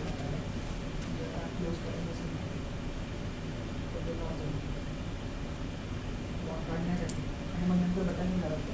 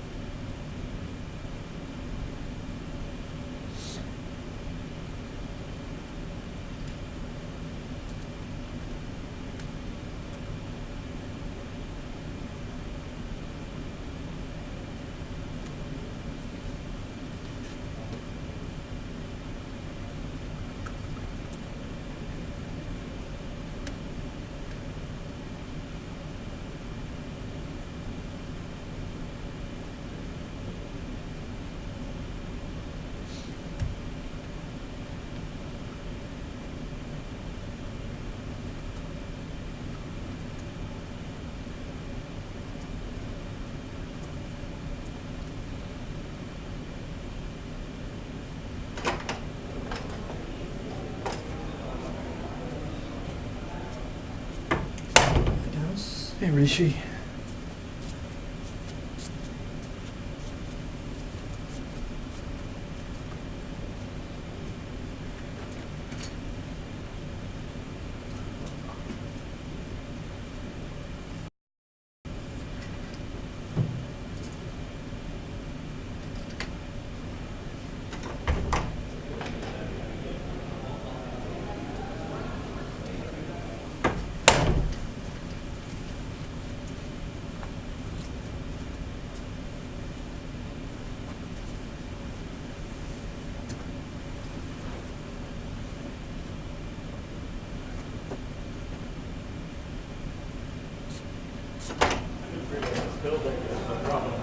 Yeah. Not only does it have 2 folds in the tree, but it has 4 folds in the tree. Okay, I need to borrow a adapter from someone. Hey, Priya, do you know who have the adapter of Mac? I might have one depending on what kind you have. A power adapter or a? Just the adapter, the VGA adapter. Oh, the VGA adapter. Yeah. Can I see your connection? Yeah. Oh, is this the right kind? Yeah. It's not the right one, but if it's the right kind, I have the other one. I think this should work. Yeah, but it's that's not VGA. It's DVI. Oh. But here's VGA. Oh, you put this Yeah. Wow. So you must have given a lot of presentation. I do. Okay, so.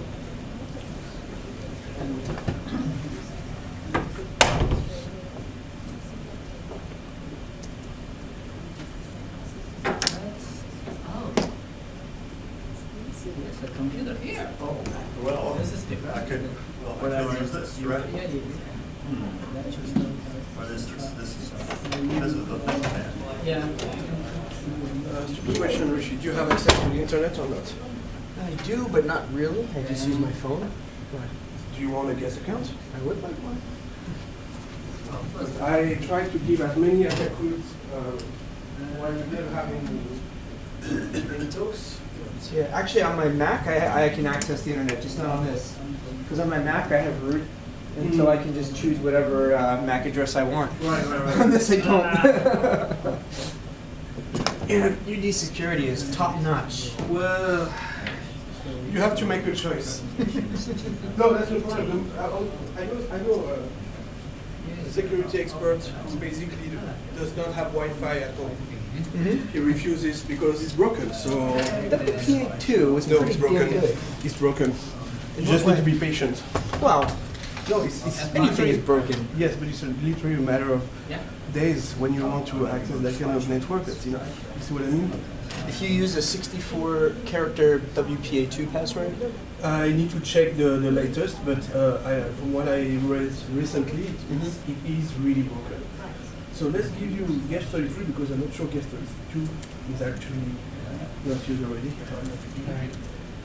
Okay, guess 32, or guess 33, and password is U capital F E 3474. Okay, it's on the screen. Got it, thank you. Yeah, no problem. I appreciate it. Well, here, this is just for you. Let me check. Yeah. Who's supposed officially to...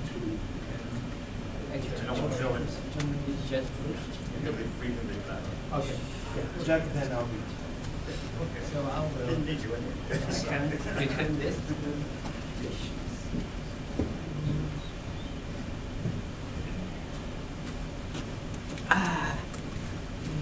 Okay, thank you. Yeah, no problem. You found something? Oh, that's like laptop on the front, so we don't need to use it. Oh, okay. Okay, fair enough. Good. So I just checked your R, the next speaker. Well, that seems to be the case. You are the weakest link. So is Gao going to, Gao Ping going to speak about that? We have organized a slot for Gao. We have a series slot for Gao at the end of around 4. He doesn't know it yet. Well, technically, I was trusting Govin to remind him, but Peggy poked Gao to remind him that he has to be ready. So doesn't matter. We schedule about 20 minutes each, but we have 10 minutes slack, so if you go over, it's fine. So you talk how if you wanted to speak less, no problem. If you want to speak a bit more, no problem. Well, I have 30 slides. Oh my gosh. You have to speak a lot more. I don't know. We can waste. We have enough slack. We should have enough time during the day. I need to.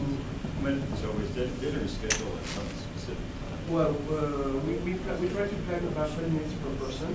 Well, when is dinner? I'm sorry? When is dinner? When is dinner? Dinner is 6:30. Yeah.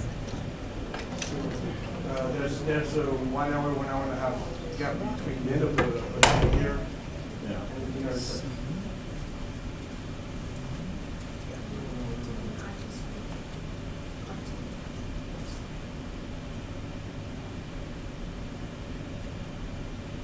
it should be fine.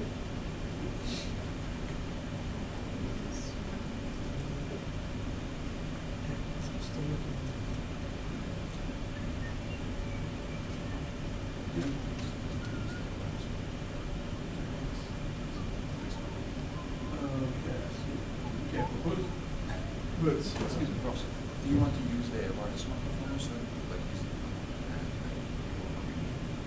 have the microphone? No, I have my voice is good.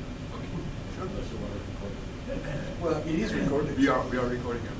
Everything recorded anyway. So.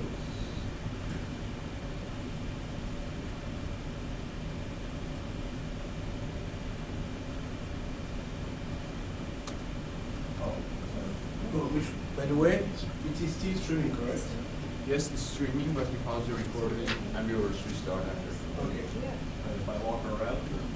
Yeah, that's the thing. Because the microphone is there. If you want like to walk around, you can just use the other one. Yeah, maybe I can. Just wait.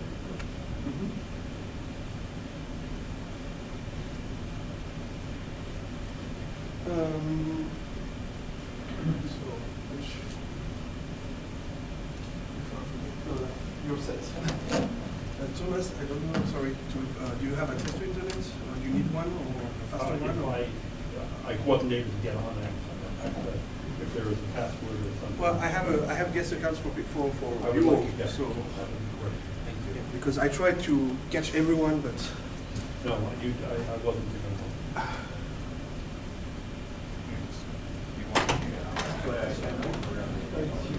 one. Jack? Jack is here. Okay, so I'm gonna get everybody to come back in. Yeah, here's Jack. Okay.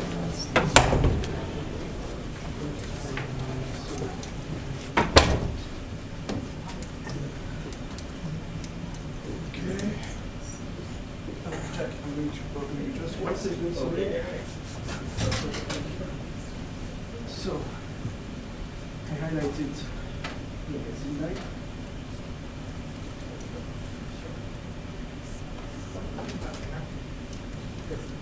Really? Because it looks. Rishi, is it working for you? I don't know. I haven't tried. Yes. Hi. Hey, how you doing? Good.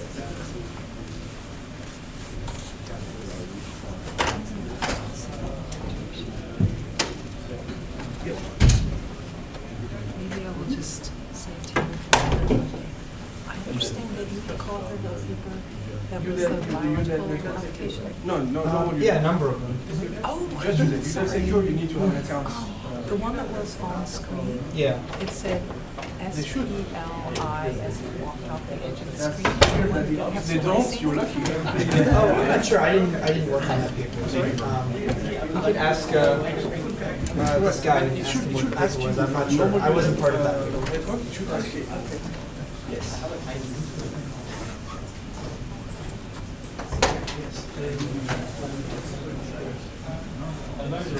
We have And I'm Therese, and Jack's wife, and I'm sorry, she just said that you worked on a paper that was shown earlier on the screen. No, I didn't say that. I said this gentleman here had the paper on the screen. We could just see what was on the end of it. I don't know if he worked on the paper. Sorry.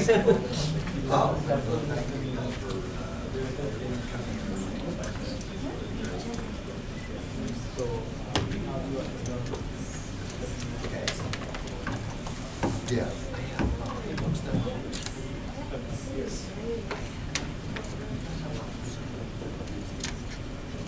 Right.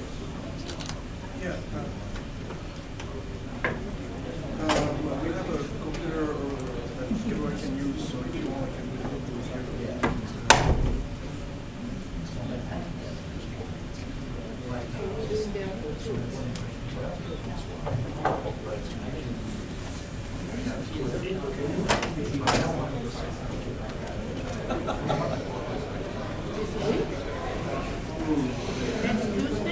Let me oh, is it through?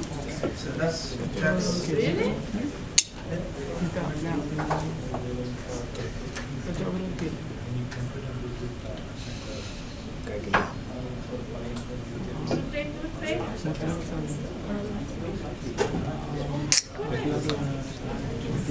You didn't eat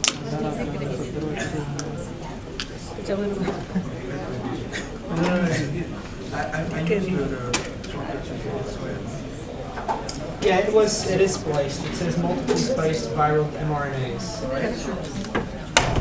Jack, your wife asked a question. I found the paper. So yeah, did you want to look at it or? It was spliced, multiple spliced viral mRNAs.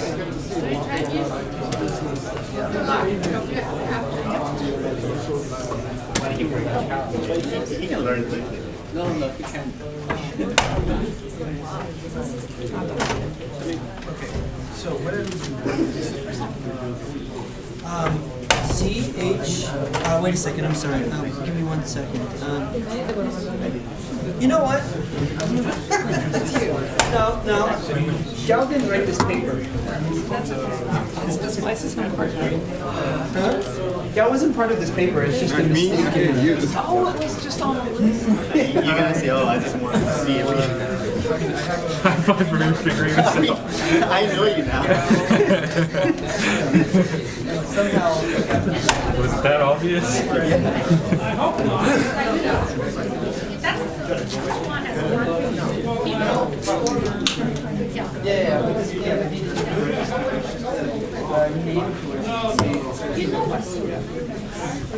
I don't even know who sees this one.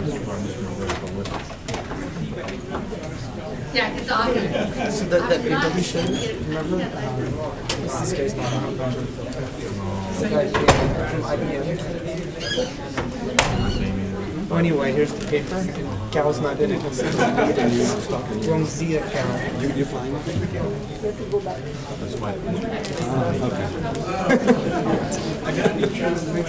I like how you're pointing this out randomly because you find it humorous. Yeah, I did. No, she wanted to know about the paper, so she thought it might have something to do with data flow, so I looked up the paper. But then, it's not even It's another like Guang Gao. Yeah, well, it's Guang Cao, not Guang Gao. Richard, how's it going? Good. Sorry. Good. That's fine.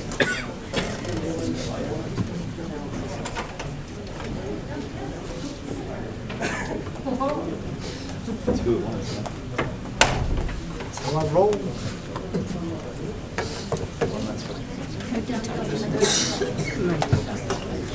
I know you're proud. I know you're proud.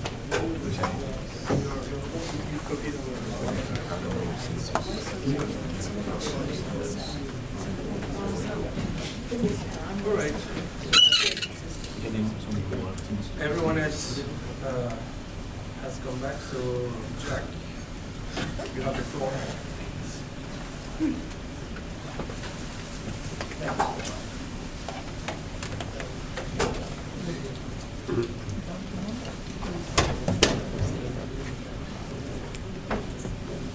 Wow, this is great, really a great event. Really a pleasure for me to help with the celebration of Professor Gao. I've had something like 27 PhD graduates, and Professor Gao is the only one of those 27 who has continued in the line of work, the line of my research. So he is my most loyal descendant, academic descendant. And I really, really appreciate it, and we are continuing to work productively. So here's to Professor Gao.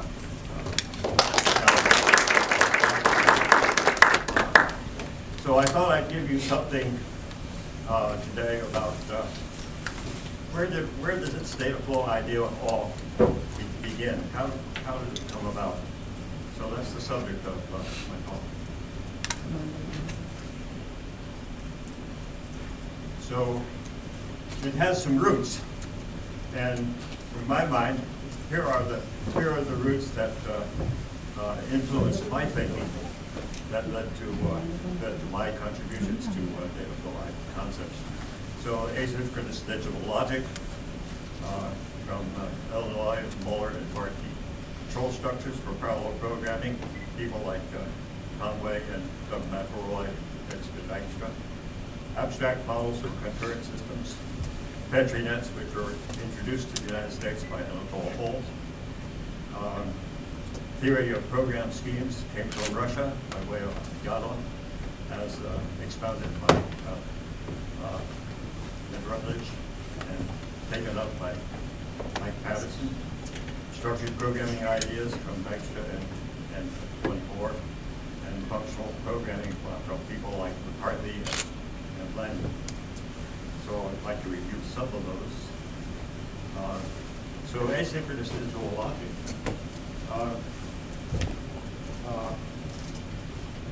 David Muller is the origin of the C element.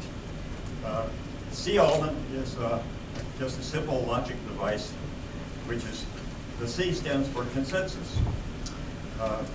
What the C element does, it waits for two input signals to turn to 1, and then the output becomes 1. And then it waits for both signals to become 0, and then the output returns to 0. It's a very simple device, but with this device you can construct asynchronous control circuits for asynchronous computing. And in fact, in 1970, I published a paper in which I used some control modules, all based on the Muller C element. And I showed how one can implement the scoreboard of the 6600 supercomputer just using these asynchronous control modules. You know, for example, here's a one. Well, I can't point to my screen here and have it show up. Okay. So here's an example of an L element. An L element is a lock, which is just a simple application of the Muller C circuit. It waits for ready signals to arrive from two sides, and then it sends an acknowledge signal on each of the two sides. So it's just a lock. Two sides of consensus lock. And others have similar behavior, which are, U is a union module. There's a W, which is like a Y, and so on. So these simple modules allow you to construct very, very interesting, complex asynchronous systems.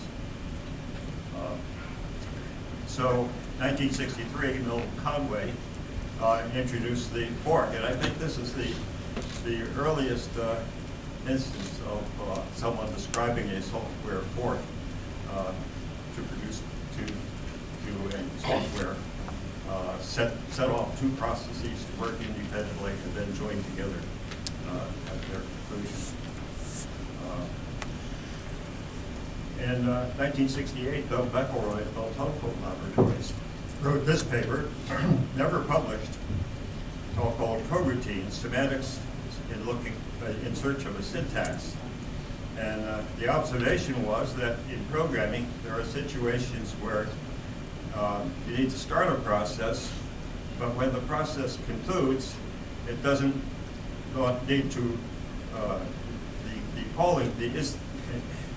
the process that instituted that process doesn't need to know when it returns. It acts autonomously and maybe causes something else to happen.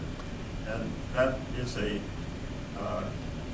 diversion from the usual notion of hierarchical control, which is embedded in most programming languages.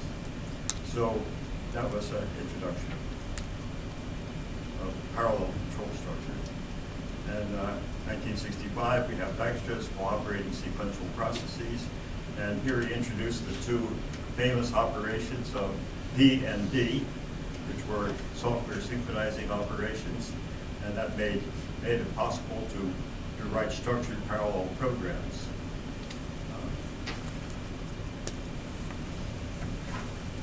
And the Russian Yanov introduced program schemata, and that was brought to the U.S. in Rutledge's exposition in 1964. And that introduced the idea of describing parallel programs in terms of uninterpreted operators that focused on the control relationships of the operators of the program. And this was an evolution of earlier Russian work done with operator programs.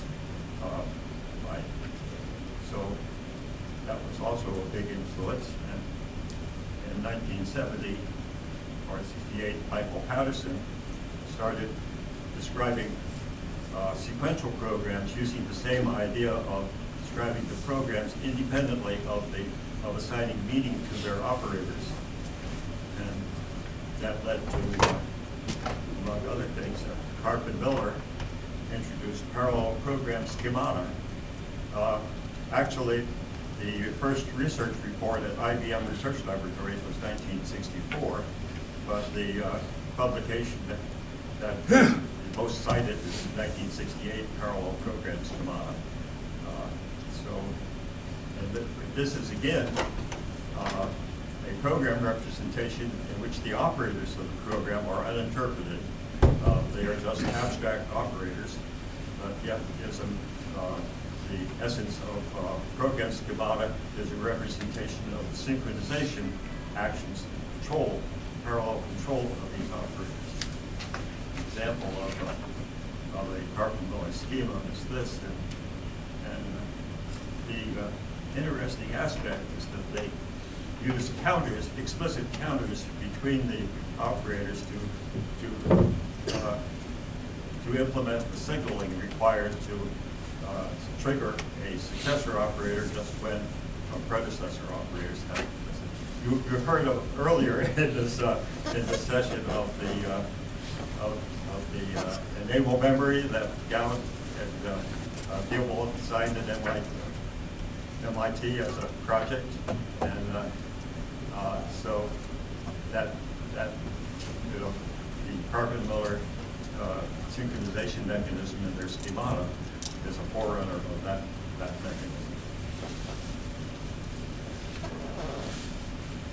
In 1972, I had the pleasure of being invited to a meeting in Russia. It's actually in Siberia, Novosibirsk, and there's a symposium on programming, and it's remarkable how many major contributors to the field of programming language, semantics, and including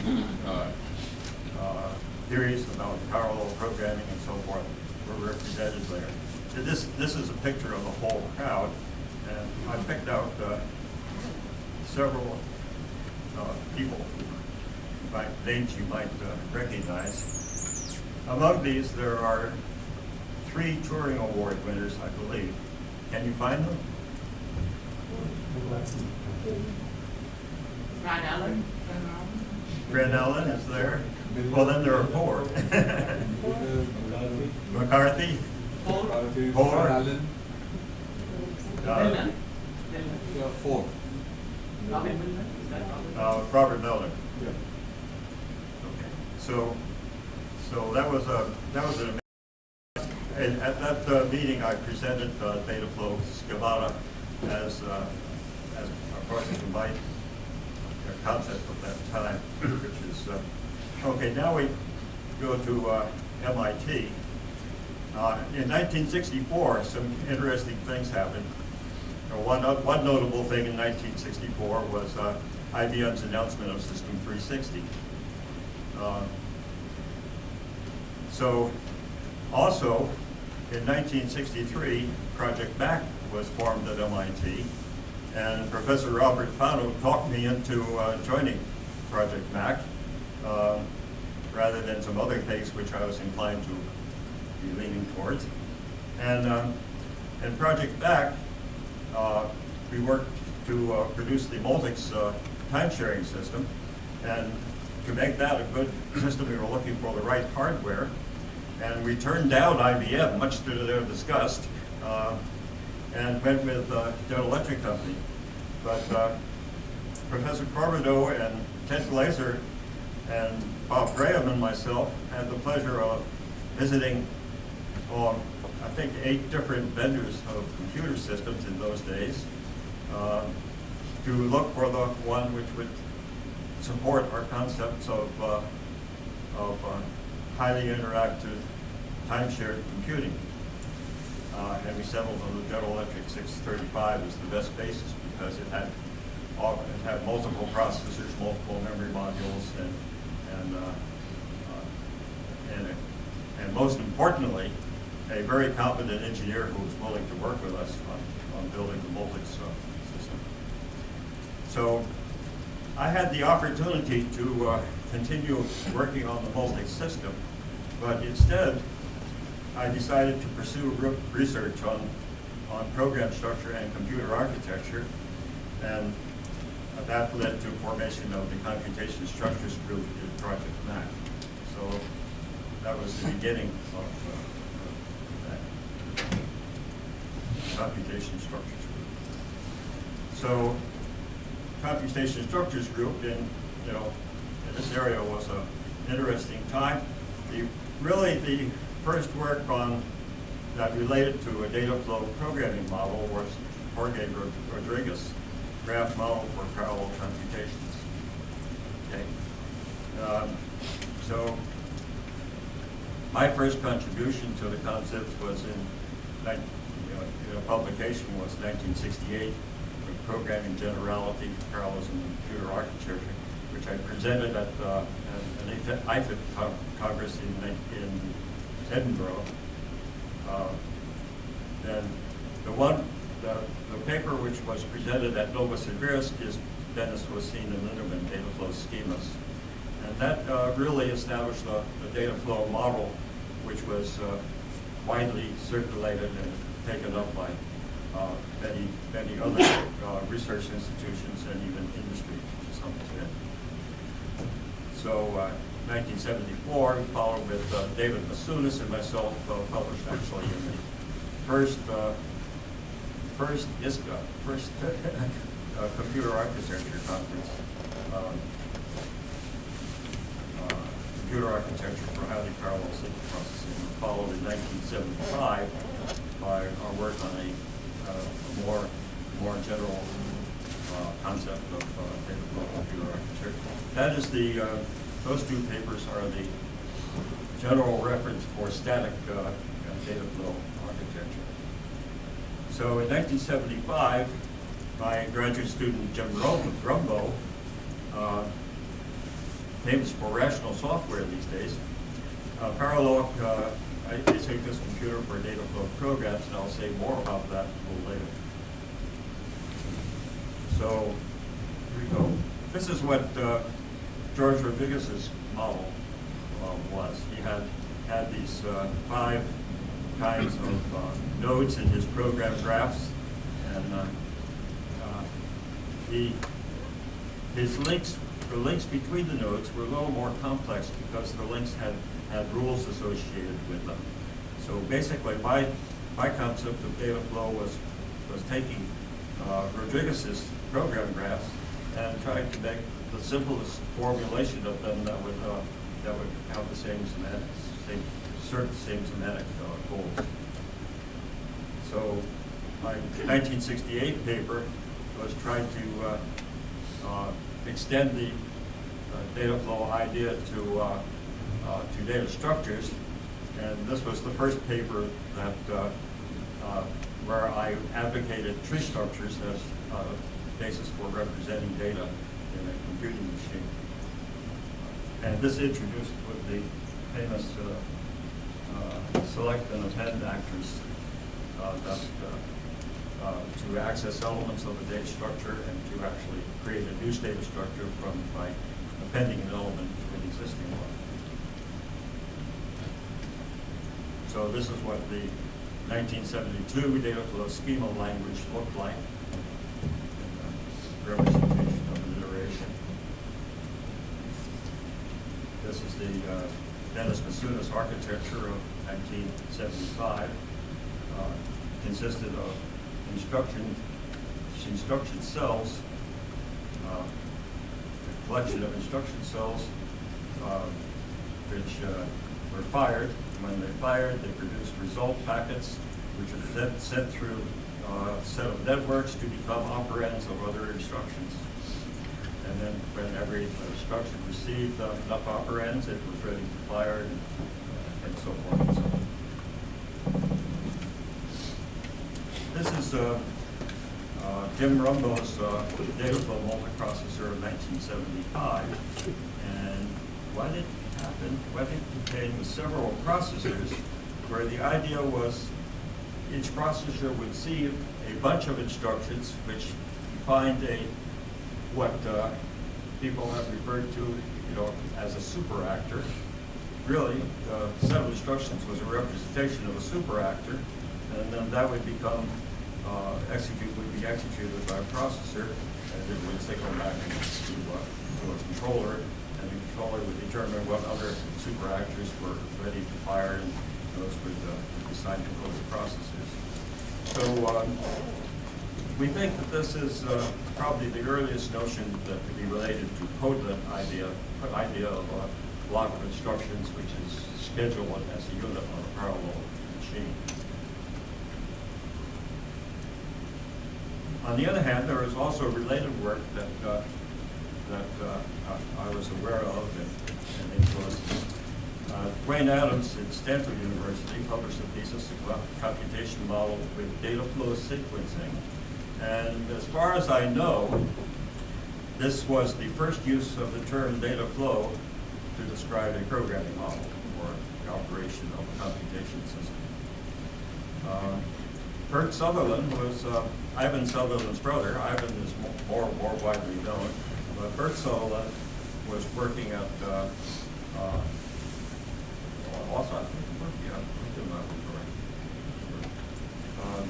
but he did a thesis on online graphical specification of computer procedures, which was basically a data flow method. We could actually draw data flow diagrams using the CRT display and a light pen, and that was the subject of his thesis.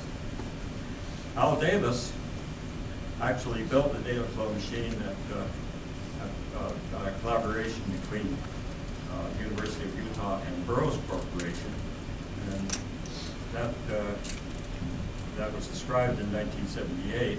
As far as I know, that's the first actual data flow machine that has been built. Very interesting machine, but also very slow.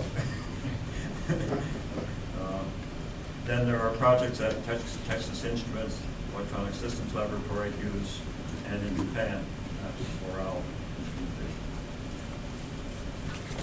So, in 1977, Arvin, who was at the University of California, Irvine, held what I believe is the first ever workshop on data flow computing and reduction languages. And here are the people who attended. I think Arvin is the only one who is here, but some notables are here. John Bacchus, who David Wise from Indiana, Elliot Organic, David Friedman, also from Indiana. So it's on. So this is the program from do you remember, Arvin? And here was a coffee break at the time. And there's Arvin.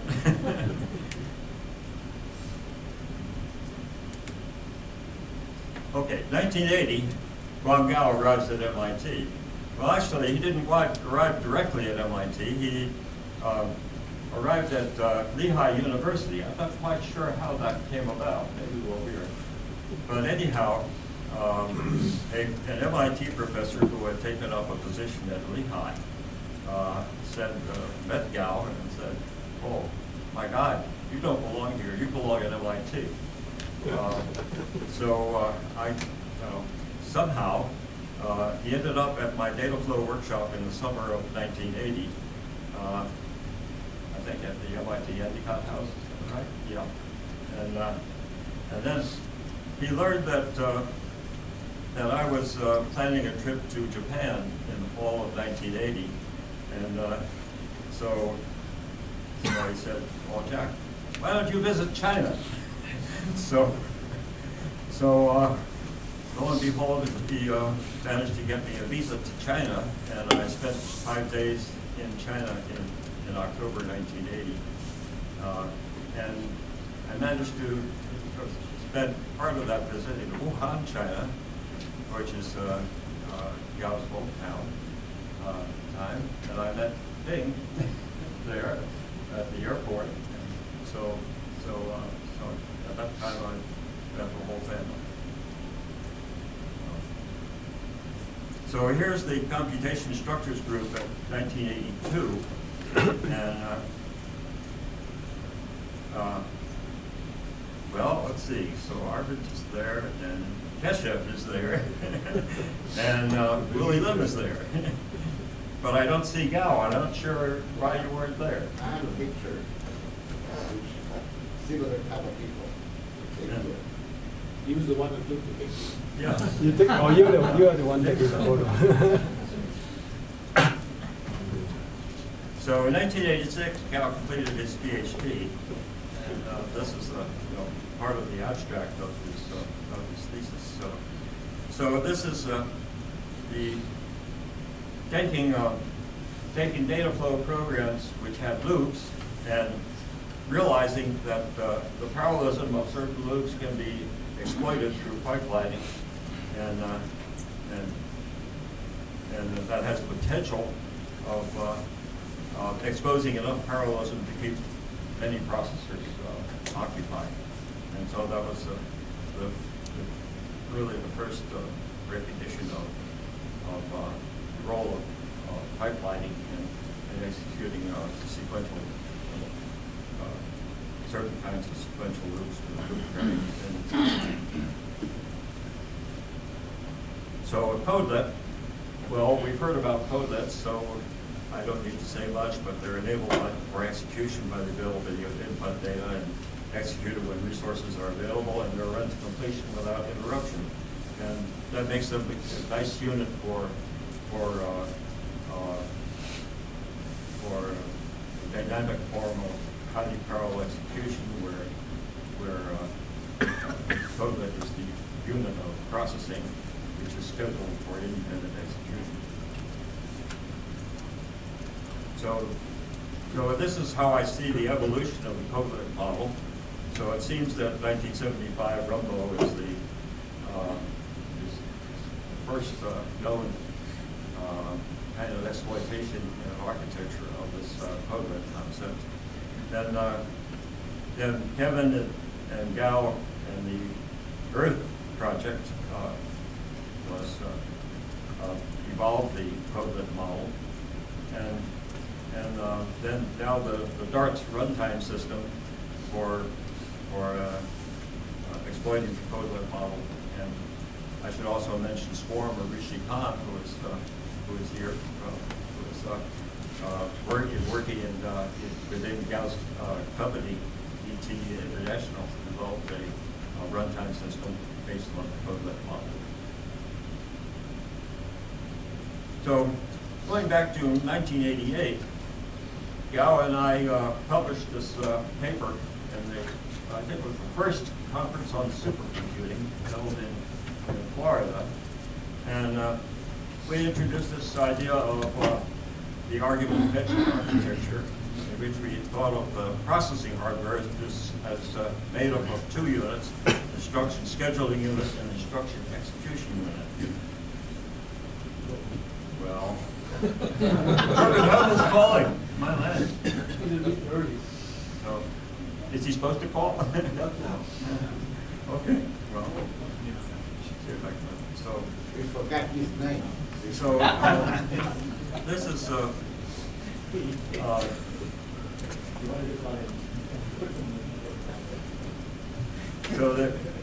the challenge, as was mentioned earlier, for implementing this argument fetching architecture is the difficulty of implementing the instruction status table. Okay, and you heard discussion of the enable memory unit by earlier that Gao and Kevin put together using the losses at MIT. And the challenge is that if you have a program which has many thousands of instructions, you need an instruction status table which will simultaneously keep track of the status of thousands of instructions. And that's a bit challenging, so that concept has not really been pursued much further. However, okay, and this is the instruction status table, the implementation of it. So in order to implement the instruction status table, you need a mechanism to select the instructions which are enabled to fire. Let's just select priority encoder, which you see on the left. And then when instructions are done, you need to identify which are the successor instructions to the one that completed, and increment the counts for the enable counters for those instructions, and that's fairly complex. But as an experimental chip was fabricated by Gao at MIT. However, here's an idea. We could combine the codelet model and the argument fetching architecture. So the codelet model could be used for dynamic activation of code blocks and the benefits of program composability, which the codelet model offers. And argument fetching architecture could be used for the execution of codelets.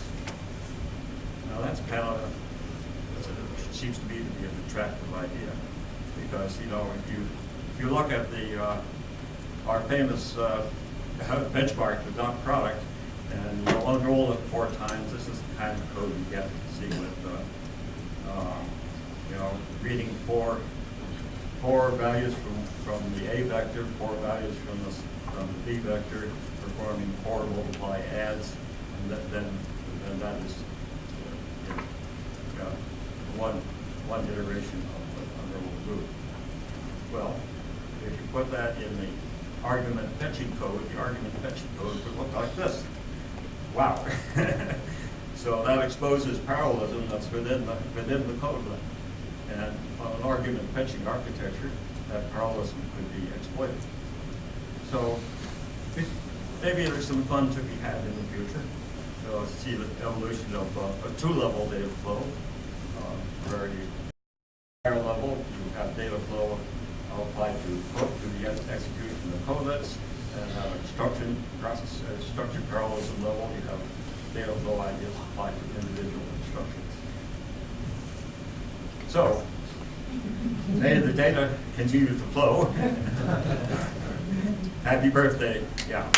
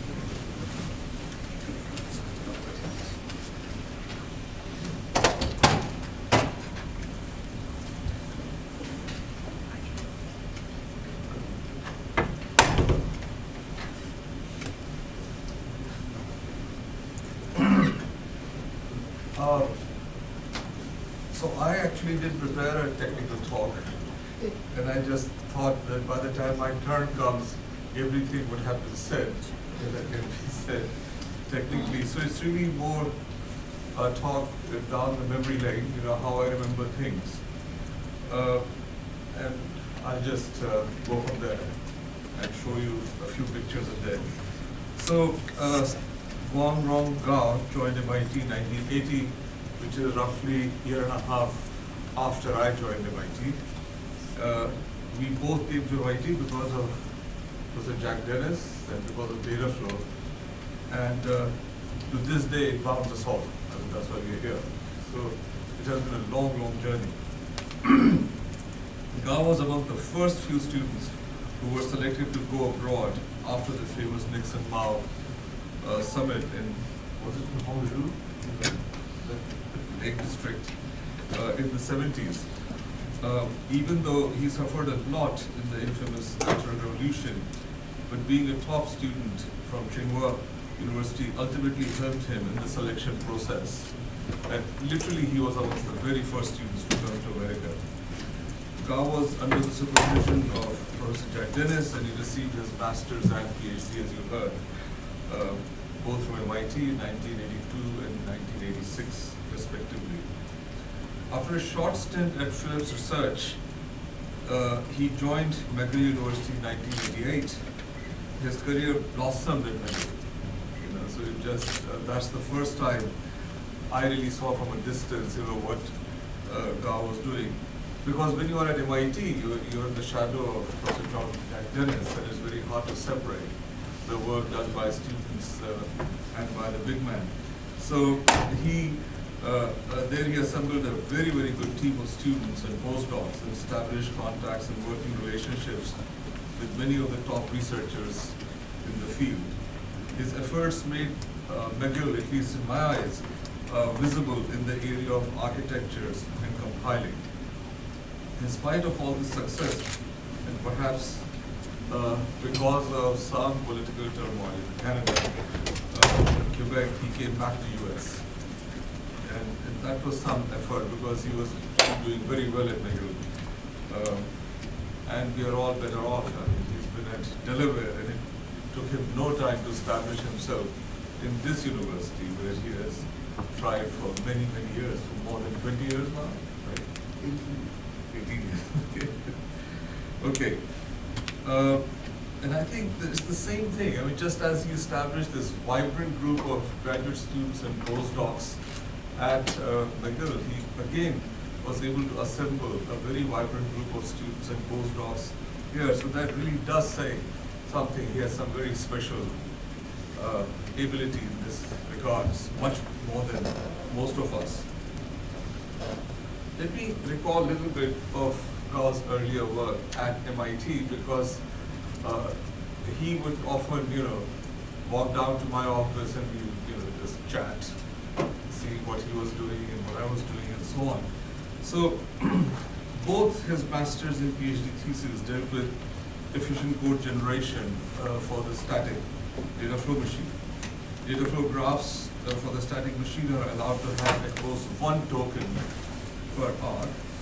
And the rate at which tokens can be pipelined through a graph can be improved by inserting rate buffers in the source graph. So if I can, just put identity operators on an arc, it behaves as if you have extra storage over there, and then you can do, you can process much more throughput in the same graph.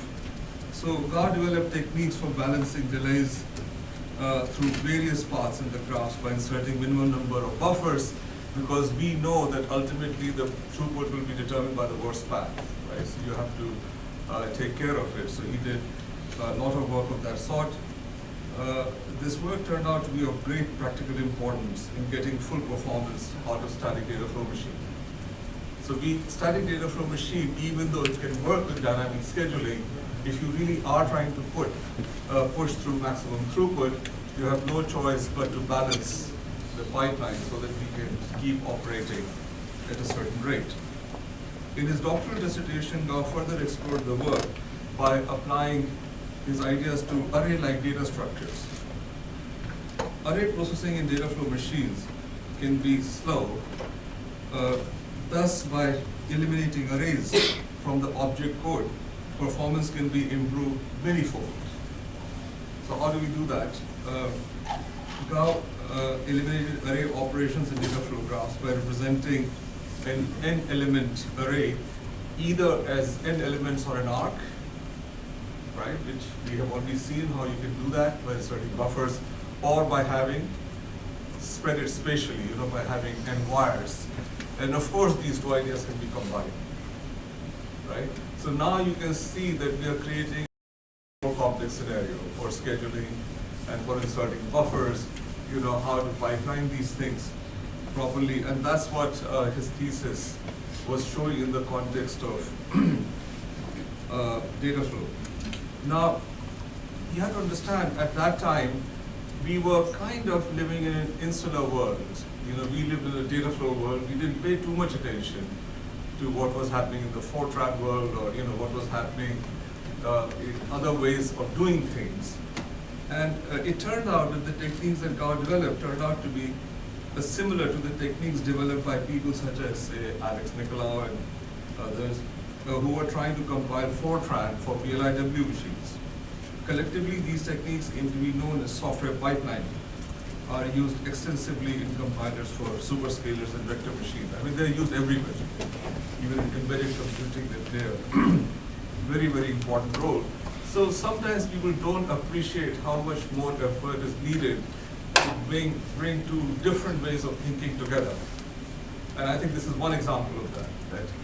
Work started out in the data flow world, some other people are doing because they're trying to compile Fortran faster, and when things come together, then people immediately start seeing, lots of things together. I mean, one such discovery for us was when Keshav read this paper by Dave Cook, which was what, in Popple 82 or something like that?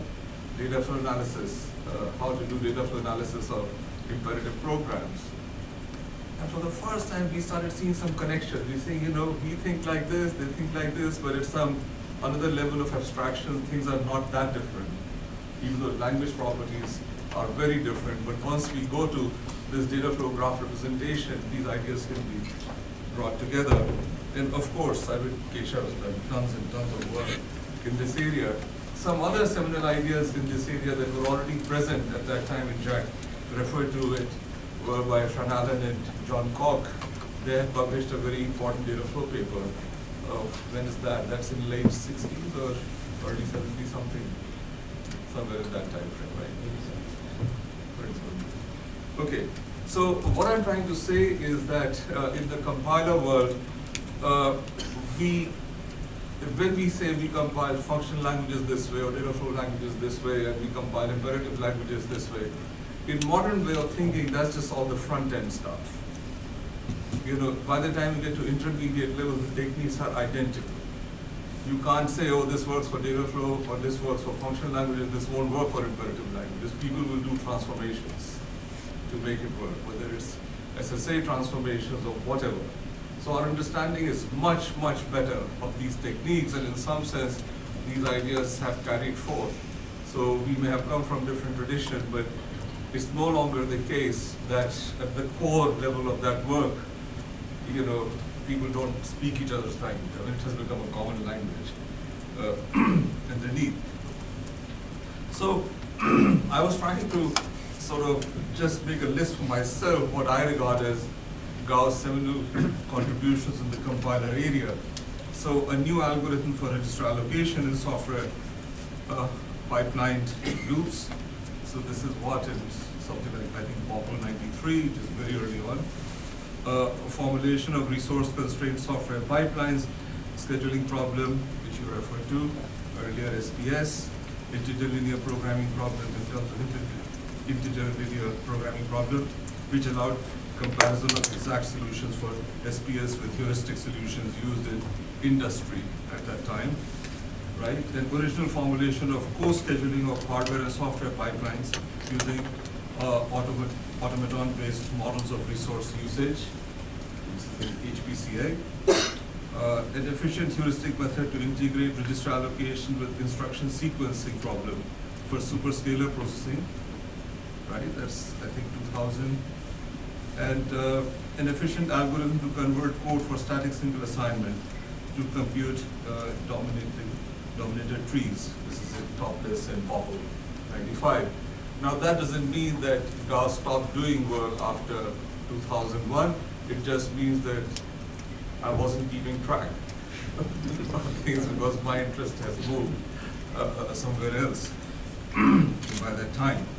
So what I've given you is a feel for where Gao's work has had undoubtedly a lot of impact, and as I said, things have come together. The other area where we were all struggling with in the 90s, and Gao certainly was leading that effort in McGill, was how to bring data flow and von Neumann architectures together, right? Because von Neumann architectures are ubiquitous, and you could buy lots of stuff, you could buy those things, why produce them some different way. So all kinds of simulators were built, and you saw some examples of it. So, Earth machine that he developed at McGill was an example of it, and I think it continued here also, right? You brought it over here. So that work, in some sense, is still going on. Every few years, somebody publishes a paper, right, which borrows heavily from data flow, right, and moves away from von Neumann machine. But it's always happening under wraps now. Nobody is willing to change the outer, the interface for the problem, except for Jack. So Jack is still trying that fresh breeze, but people are willing to live with conventional software on top, right? Or at least, even if you're willing to invent new software, somehow you have to provide a way so that existing software will run on top of whatever you want to produce and sell in the marketplace. So I have a feeling that I'm still looking for some young person, who has such a deep understanding of data flow and all the tricks that are going on in conventional architecture to really, really produce a true synthesis of these ideas. That's Gao. Right. Sorry? That's Gao. Right. I'm feeling now more on our side, so I'm looking for some 25-year-old, right? Half his age, right? Good. He's only I'm 70 sure years young. like that in this room. But 2 years ago, Joe Lemmer and his team at Intel published a paper in ISCA, which is, I forget the name, with a triggered machine or something, right? Which is, again, it looks like a data flow machine. So I think something will happen so that just as in compilers we totally accept data flow analysis and those ideas internally, right? It doesn't matter what surface language you start out with. Similarly, I think in architecture also, such synthesis is going to happen because it's already very data flowish. But people amongst us, who know data flow, think, no, it can be a lot more data flowish than what it is. Out-of-order buffers are not enough because they do not solve enough of the memory problem. And memory problem is the most fundamental problem in architecture. So I think such synthesis is still waiting, and I'm hoping that you see some progress in coming years. Gao has also done other things, so this, he did this work on memory consistency model, and I'm very sorry that I missed the talk this morning. I would have loved to hear that. That certainly had, we had interactions about that because we were also doing similar work. For me, memory models are a little bit like a hobby, right? I'm always warning my students, please don't work on it. Nobody wants to pay attention to this problem. Problem never goes away, right? And people have lots of opinions on this and very few results, right? So this is and after having said all this, I have again come back to this topic, so I'm again working on this topic which I haven't talked about yet in public.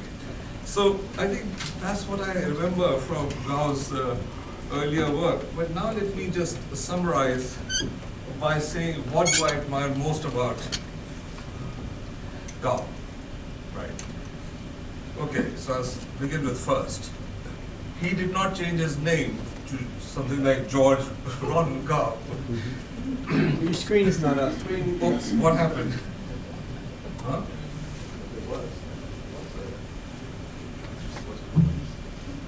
What have I done? Nothing. That's why I went to sleep.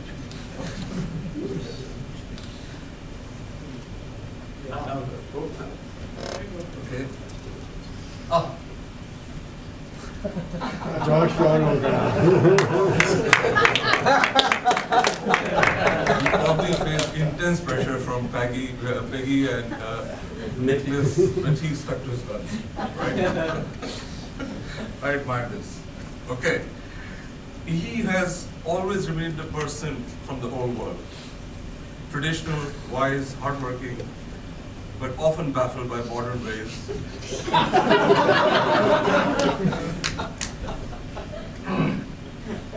You know, this is something which has had big impact on me. That a man who suffered so much has never ever criticized Chinese government. He doesn't do that even in private conversations. Yep. Right? And I know the kind of suffering he has gone through. So this is really a very admirable point. You need some kind of stoic personality or forgiveness. I don't know what it takes. So wonderful. He loves China, admires its advantages, but misses the culture of his homeland. I rarely meet a young Chinese who's as aware as Gao is of his heritage. I think you alluded to that earlier. I mean, young Chinese people just do not know all this, right? I mean, I have students, from Tsinghua coming now, and they're a little bit clueless about what may have happened before. And they just, for some reason, the culture is not in fashion in China. Ancient culture is not in fashion. His ability to attract good students from all over the world and mentor them. Right? This is always a very remarkable quality because not everybody can do it. So this is like a personal thing. It may not make sense to many people outside. There are not too many people who publish in ISCA and POP. Right? In fact, if you did a literature survey, probably it will be a handful of people who have done that. So this is a lot of credit for this actually goes to Jack, because he is the one who instilled in all these ideas in our heads that architecture and language work should go together, right? At least there is a strong connection between the two.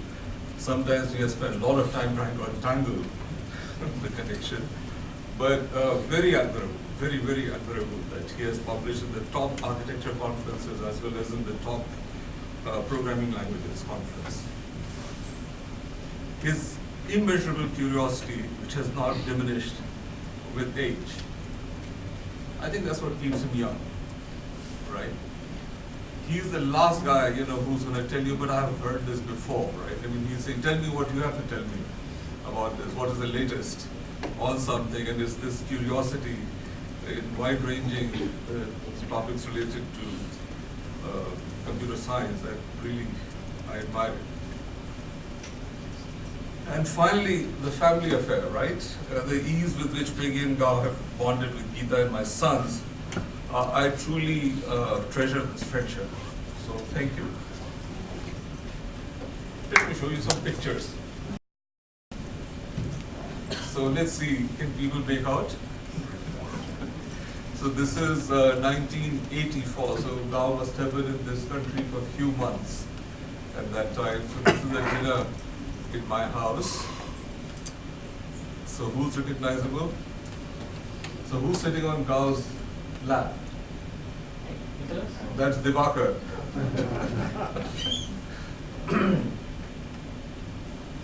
Right? And in the background is Geeta, right? And that's been known. Toshio Shimada. Remember that visitor from Japan, right? And Vinod Patel on the left side. Yeah. So Gao still has similar expression. It's the same dinner, and that's yours truly in the background, a few pounds lighter. And who's this person on the left? Andy. Andy Bowden. Andy Bowden. And I'm not sure who's in yellow sweater. Maybe Andy's wife. It's not in it, right? I'm not sure. Not Nina Bauman. This is Gao's sister, and so this is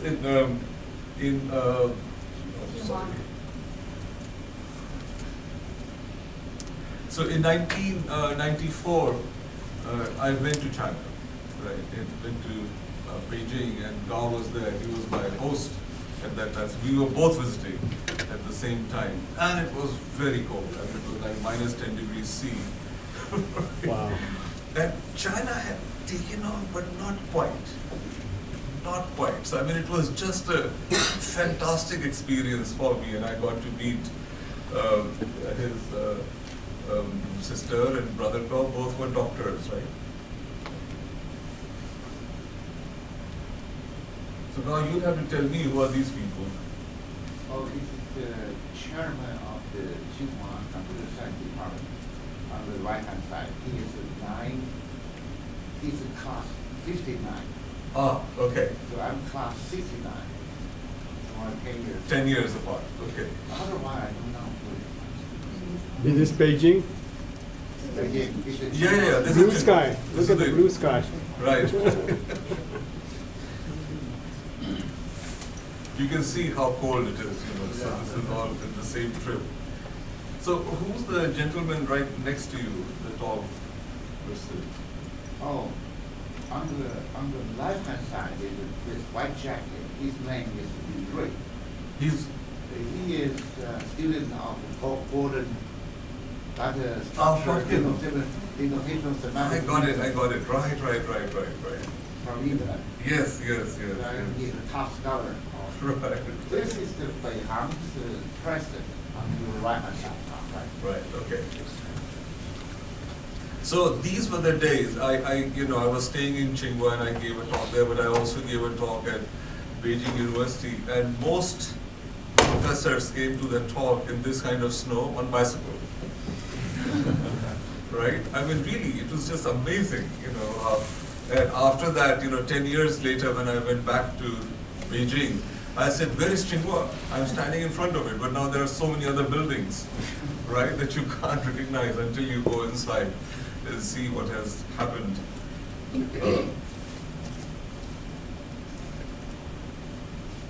So who are these people? The left-hand side, on this side is Tsinghua, the chairman Wang Pingqing. Right is China has a national spatial research program called 863. I see. It's the number one. Number one, right. Director of biotech. That's where you dance, right? Right. And then this is the sightseeing, so we went to the Great Wall, and it was so slippery that you couldn't even stand, right? Because it's all uneven, and when it has snowed even a little bit, it's treacherous. You can't go there. But I like this picture. This is on the Great Wall as well. Sorry? I think this is a place where people come and have their picture taken. So there are costumes hanging. Back. I think they're still gone. All right. Best wishes on your 70th. I just wanted to point out, over like a 30-year period of pictures you showed, it didn't look like he changed at all. Yes, not I wish I had more time to take up pictures, but Lisa was kind enough to find these in a hurry, right?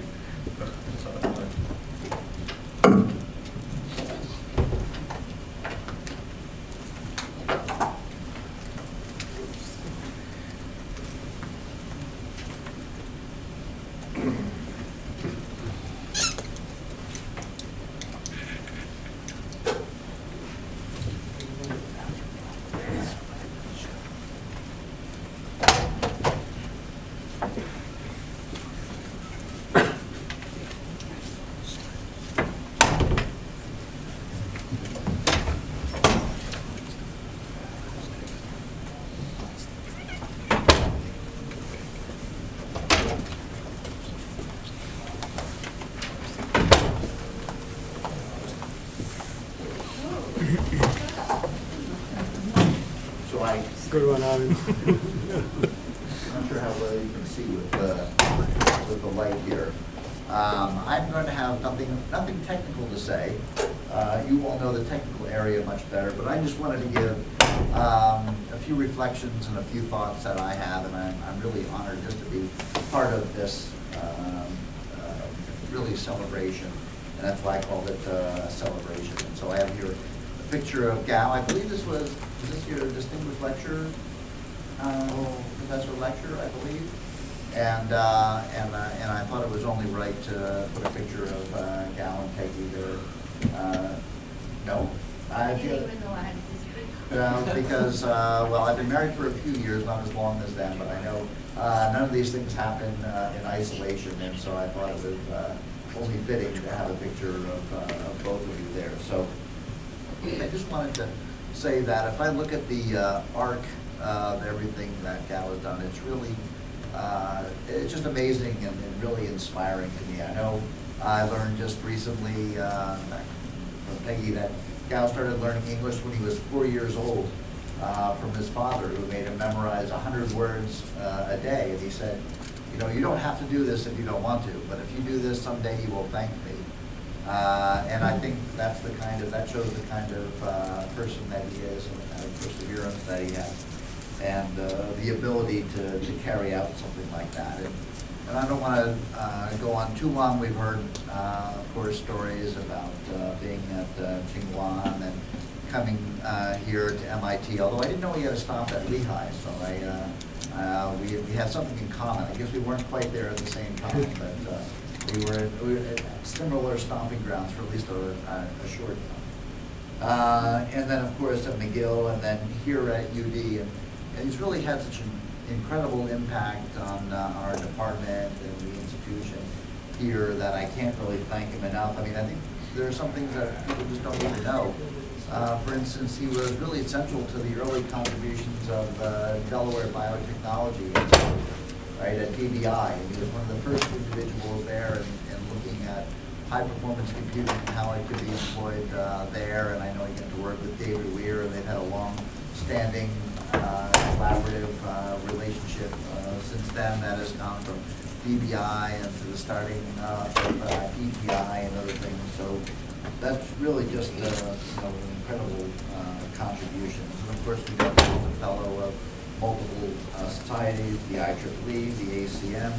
And I went to look, and I said, I know there are going to be a lot of former students and things here. I said, well, let me go look at the list of students that he's advised, and maybe I'll have something to say from that. But I got the list from the office, and there are almost 70 names on it from master's and PhD students. So that's just incredible. I couldn't even, it took me too long to even read the list. And so I'm not going to mention anyone in particular, but I think it goes to show you the incredible impact that he's had in mentoring students and the incredible you know, the sense of essentially family, really, that they have, and that many have been able to come back here, and many have had incredible careers, and really just done a phenomenal job of mentoring them. And so to me, he really represents, you know, the idea of a gentleman scholar. There's no doubt that he's a scholar, and you've all talked about that previously, but he's just an extremely kind, gentle, thoughtful, loyal person, and I really enjoy all the interactions that I have with him. So I thought to myself, I said, there must be some Chinese analogy to this idea of a gentleman scholar. And so now I'm going to get in very shaky territory, because now I'm going to get into something that I really don't know much about, but I'm going to boldly go ahead anyway. So I tried to find what might be an analogy to the gentleman scholar. So what I came up with was this. So you can click. Okay. Now, if I copy and paste it correctly, and I will try and translate that for those of you in the room who don't know what this means, or if I wrote it wrong.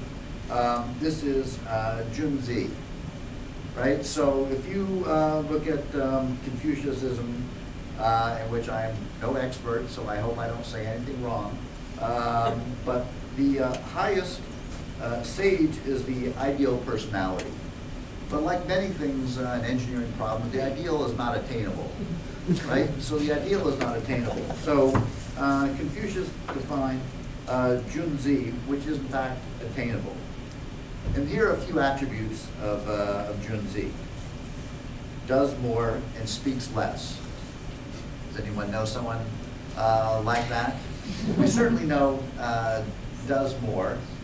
And I think Gao is always relatively quiet sometimes, but when he has something to say, it's very deep, it's meaningful, and it's thoughtful. And I'll give you just a simple example. If we have a faculty meeting, and we have a pretty cohesive faculty, but nevertheless, faculty meetings can sometimes have disagreements in them. Anyone who's been in a faculty meeting knows what I'm talking about. And so sometimes there's a hotly debated issue, and two different groups of faculty have difference of opinions, and they're going at it. And I'm trying to stay out of it for the moment and let them talk it out. And I'm wondering how long this should go on for. And then all of a sudden, in the back of the room, and he's always in the back of the room, I'm not sure why, but always in the back of the room, a quiet voice pipes out and everyone gets quiet.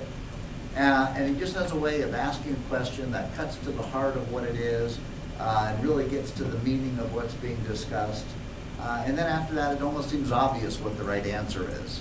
And so he doesn't always speak much, but when he does, it's really thoughtful and deep meaning, and that's just an example. So another attribute is loyal and knowledgeable. Again, I think everything that's been said here today goes to the knowledgeable part. But I think it's also clear that he is extremely loyal. I mean, if you look at the students and his family, and I think there's almost a blurring of the line between the two, because the students are like family. And I know, he always wants to take all of his students, and it's a big group, and as I said, all those students have graduated, and he always wants to bring them all to the top conferences and bring them to, and I know when the supercomputing conference is going on, it's like half the building is gone, because he brings the whole big group, and he knows that, feels that it's important for them all to go and to experience this, and for him to make introductions and contacts and things for his students. He takes that very seriously. So he's very loyal to his students, and he's loyal to his family, and another example, and I hope you don't mind me saying so, I know his mother passed away not too long ago, and we had a lot of conversations around that, and he had a tremendous sense of loyalty to make sure that things were carried out in China according to her wishes. And in fact, his birth mother, and I hope you don't mind, I think people know this, died when he was very young. His father remarried, and he had a deep relationship with her, who I think he considered his mother, and was very loyal and wanted to make sure that things were carried out as she wished. And I know he was ready and hopped on a plane in a moment's notice to take care of those things. So I think, he's loyal and knowledgeable. And one more attribute is self-discipline. And anyone who knows him knows his work ethic and how he carries out things. And so undoubtedly he is self-disciplined. So I always enjoy working with him and talking with him, and he's one of the only people that I always say in the office, if he comes by and knocks on the door, just let him in. I have lots of people who sometimes not always as excited to see, but if he comes to my office, I'm always happy to talk with him. It's always enjoyable. So I just wanted to say to you that every day I look up to you as a scholar and a gentleman, and you are Junzi. Hope I pronounced that properly. So I have one more thing. I'm still on shaky ground. I'm going to push my luck with one more Chinese. Let's see, okay, so here's the second part. Now, hopefully, I'm going to try and translate this. Fortunately, I have Chinese students of my own who worked on this with me. So if I translate this properly, or what we're trying to say is there's two parts to this. And it says, the first part is, roughly, the way that you teach knowledge makes teaching respectable and noble. So I think the way that you instruct, the way that you work with your students and such, certainly makes teaching a noble endeavor. And then, in fact, you are a noble instructor. And the second part is simply so, on your birthday, we wish you happiness and longevity. So I hope that's what is written in there. And so you. I say happy birthday. You've had a tremendous impact on the department, the university, students, and faculty here, and for that I thank you.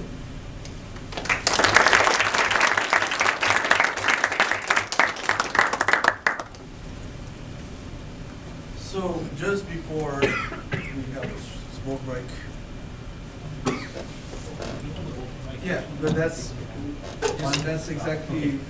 Okay, you can put this icon, and in the meantime, anybody here wants to comment a few things, I think it's time for you to talk. I just want to add something to everyone. Jose Monsalve, one of Professor Gao's students.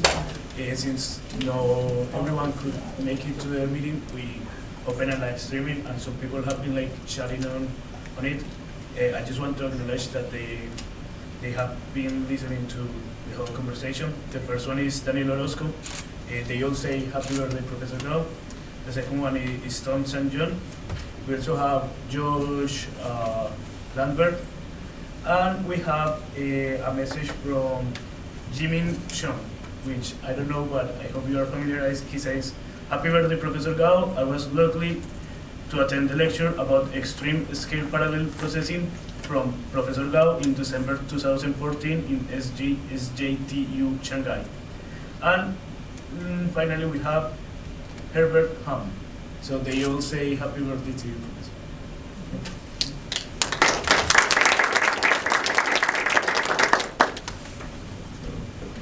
So if anyone wishes to share his experience with Professor Gao, now is the time.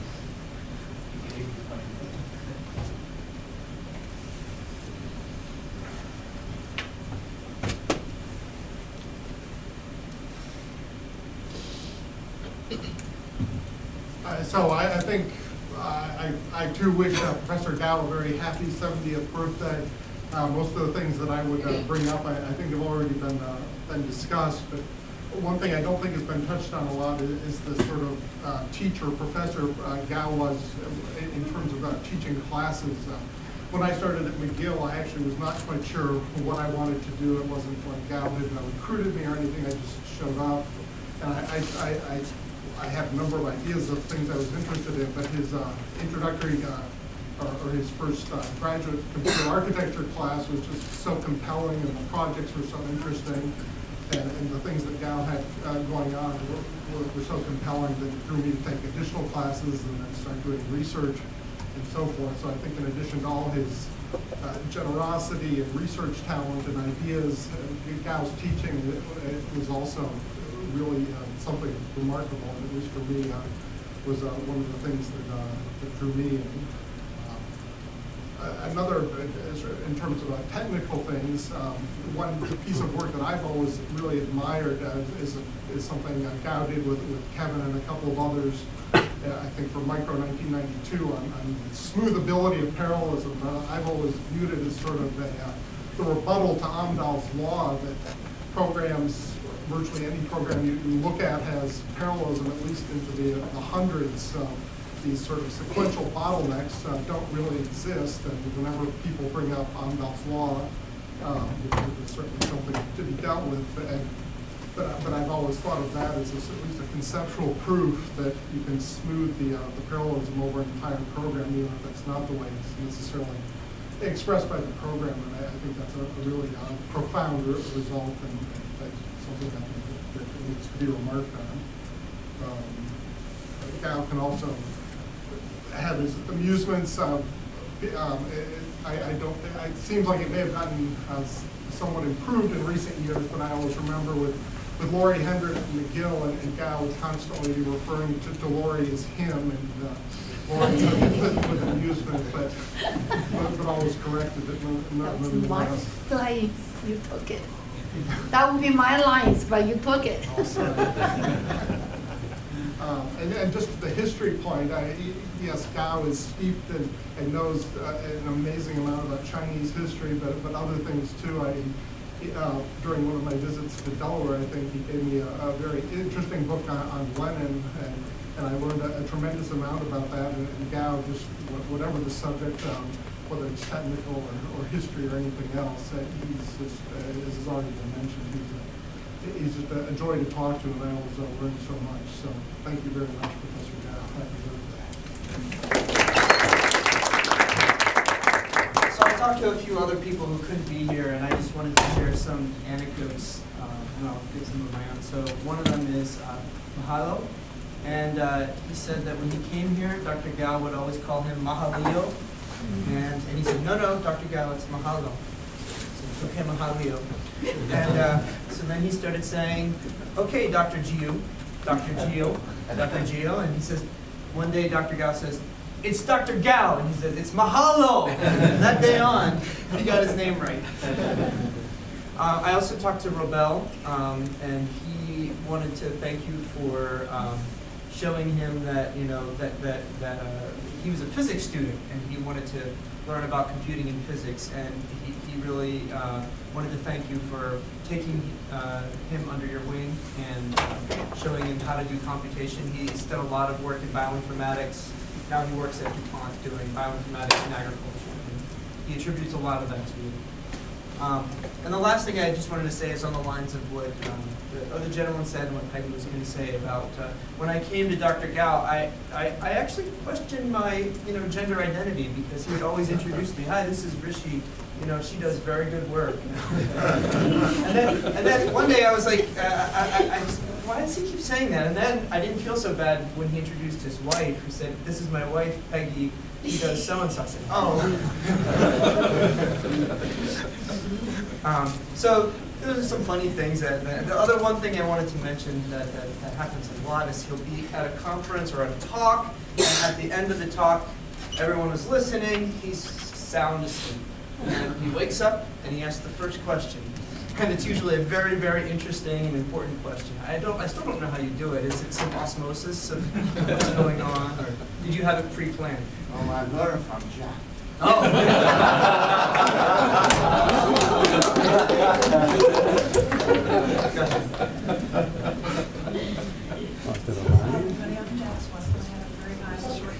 I had a colleague at Lincoln Laboratory named Charlie Rader, who may have heard of him. And my friend Charlie was learning how to speak Chinese. And when I told him we had somebody visiting who could speak Chinese, he said, oh, please, could he be introduced and could he practice? And that did happen. Gao was kind enough to speak Chinese with Charlie. And Charlie said to me, he remembered every single word I knew. And when he spoke to me, he never used a word I didn't know.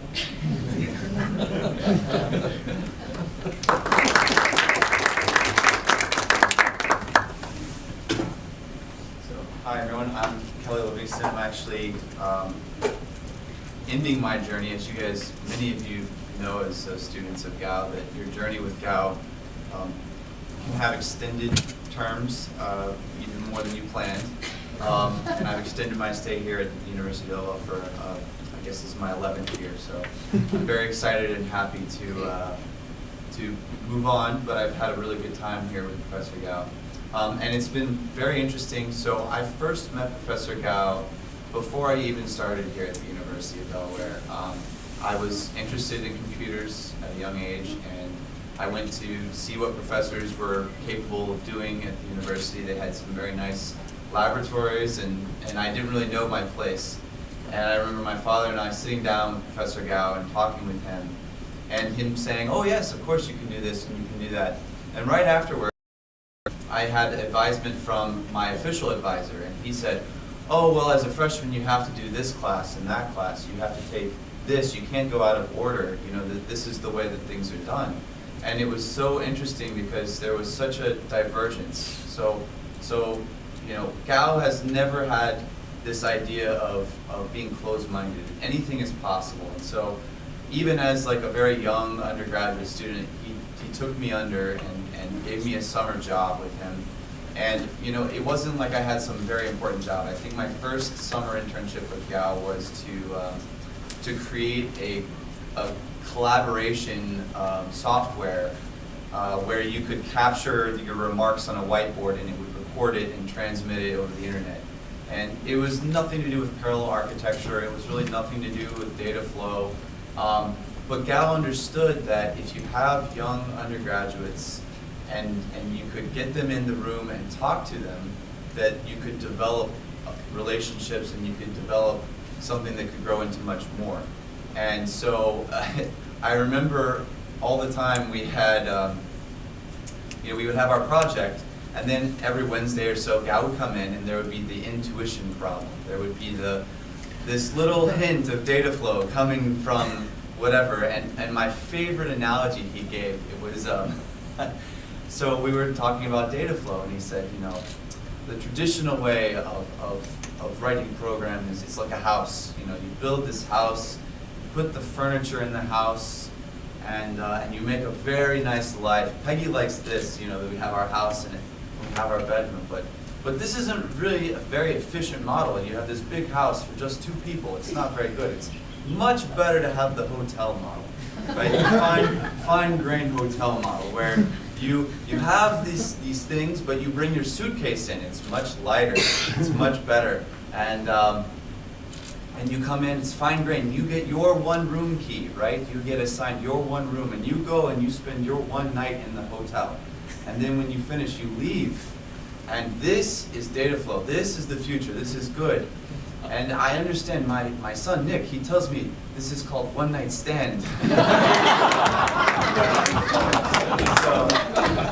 that is my beginning of data flow with Professor Gao as a freshman at the University of Delaware.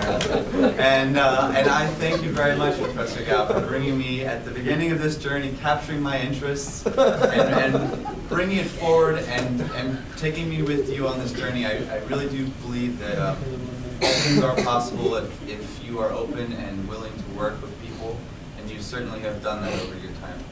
So, thank you.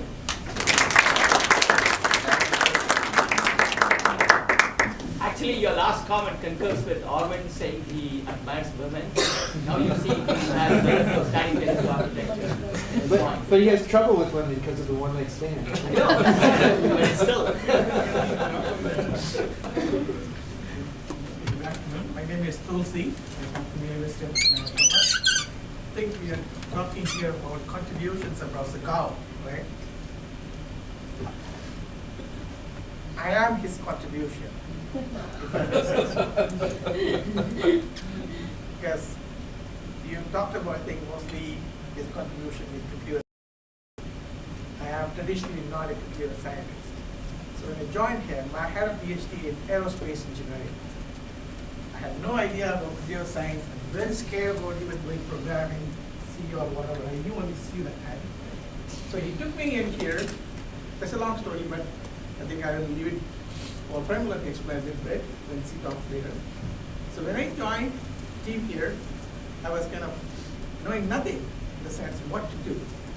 So what he did was to, okay, put yourself into a couple of projects. So he assigned me to the project in crack computation with Cornell, and also his TFT project with CAPSL, remember? So he used to travel, so he just allowed me to do whatever I want.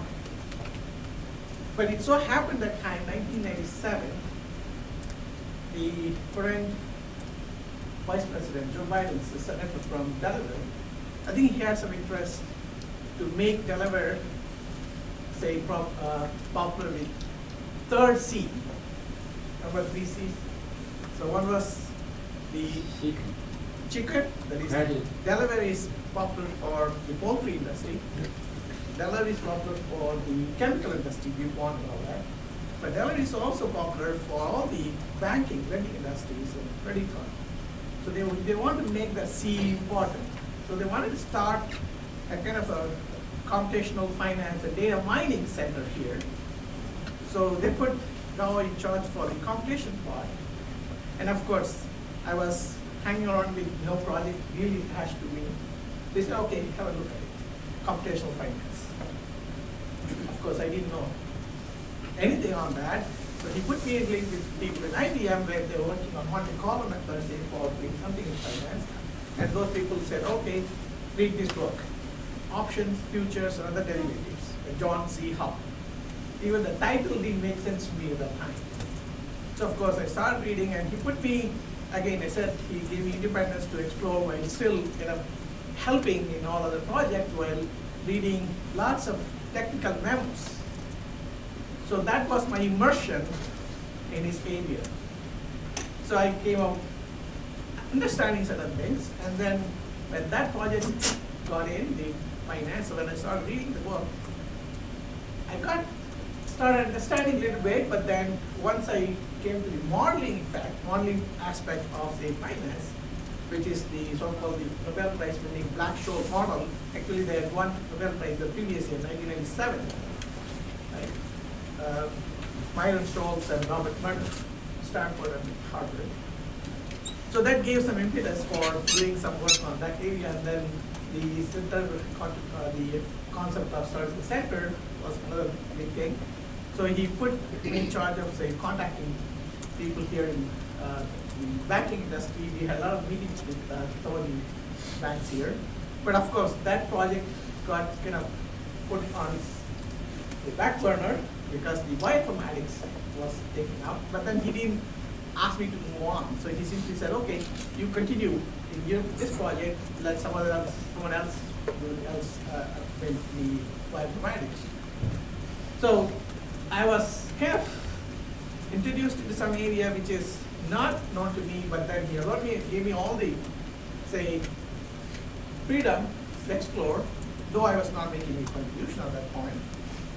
And that made my career out of the whole project. So he allowed me to further, say, explore this area. Of course, we came up with a couple of papers. The papers, I think EPS is one of them, and then the computational finance conference paper in 2000. And we had some good, say, working relationship with Federal Reserve Board, Christopher Downing. Spielberg, he came here and then he used to visit here at Federal Reserve Board, one of the chief economists there. And then, of course, when we finished, we moved on. So I continued to work in that area. That became my career now. So he kind of invented or discovered me. That's his contribution. Thank you, Professor Gao. I'm happy to be happy.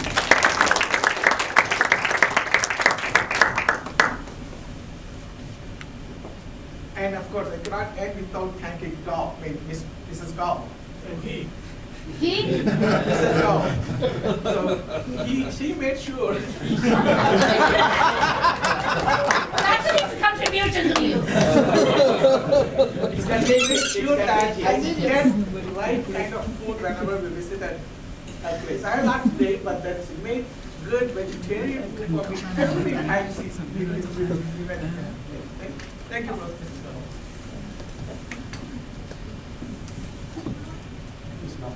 All right, I'm one of the few people who is not a professor of Gao, nor his student. Actually, Arvin, the reason why I came up here because something Arvin said is extremely important about Gao. And I think, Ning, you could close your ears because I know you disagree with what I'm going to say. When I came to join Jack back in '79, I think Gao, you were just starting to come in. Your office was next to mine. He told me what happened with him in China. And when Alvin mentioned that, I realized that even way back then, he never had any weakness to what happened. I know you completely agree with that, but even till today, he never said anything bad about China. And that's something I can never understand. You suffered so much during those years, and yet you don't have any animosity. In fact, he's the one who tell me now, really unique, for all of you who don't know, I came from Malaysia, which has similar background to Lee Kuan Yew. Many of us are educated in English, are not educated in Chinese, and many of us are given Englishmen at birth. So he said, Willie, you need to go and learn Chinese. But I want you to go to China and talk to people there. So that's really, till today, I kind of say, for someone who went through all that, and really trying to recruit people to go to China, I mean, that's really, it's very rare. I don't think I have seen it in anybody. Not even in you. I know you are completely opposite. Way on the other side.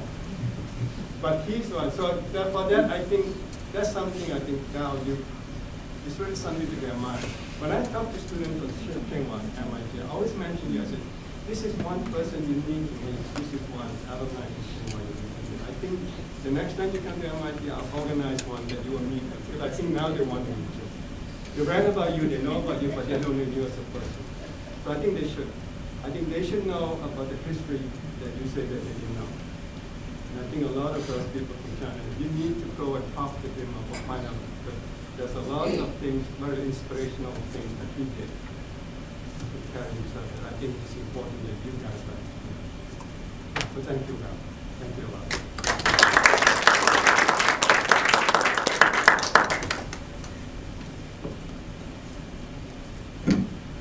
So I just want to add something really short. Besides the knowledge, I really admire you for your passion and your sensitivity with respect to everything, and the fact that all these people is here just to say all these nice things about you. I want to just say the first time I learned what it is to be a PhD student. I am a second-year PhD student. I am really young too, but my last name is Monsalve. And on one of the classes we were like working, and he asked me for a favor, and he said, "So Jose Monslave, can you please?" So I learned how it is to be a PhD student. Thank you very much, Professor Guan.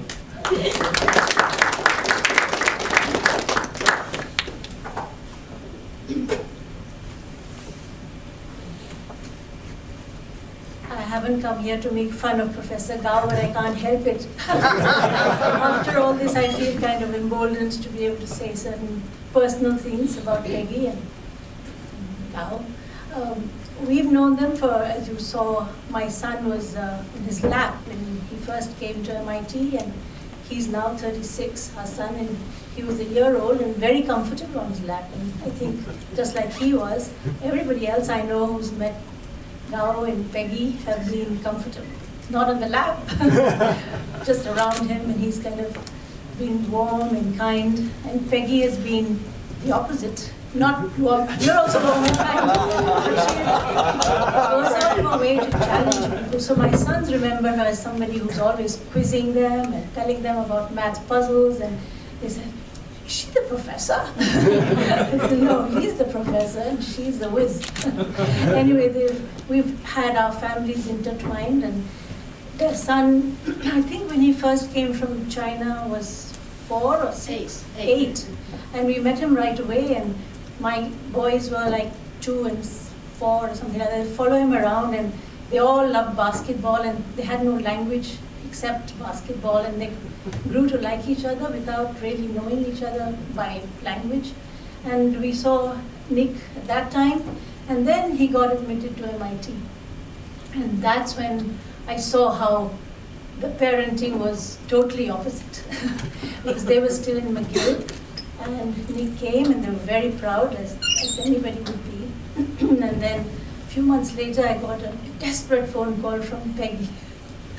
I'm sorry, I won't tell all the details. And so she said, "Geeta, my son is very sad." I said, "What happened?" He said, "MIT."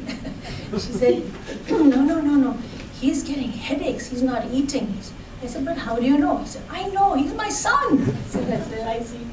And then after a while, we met Professor Gao. A few months later, he said, "I heard that your son doesn't like MIT." I said, No.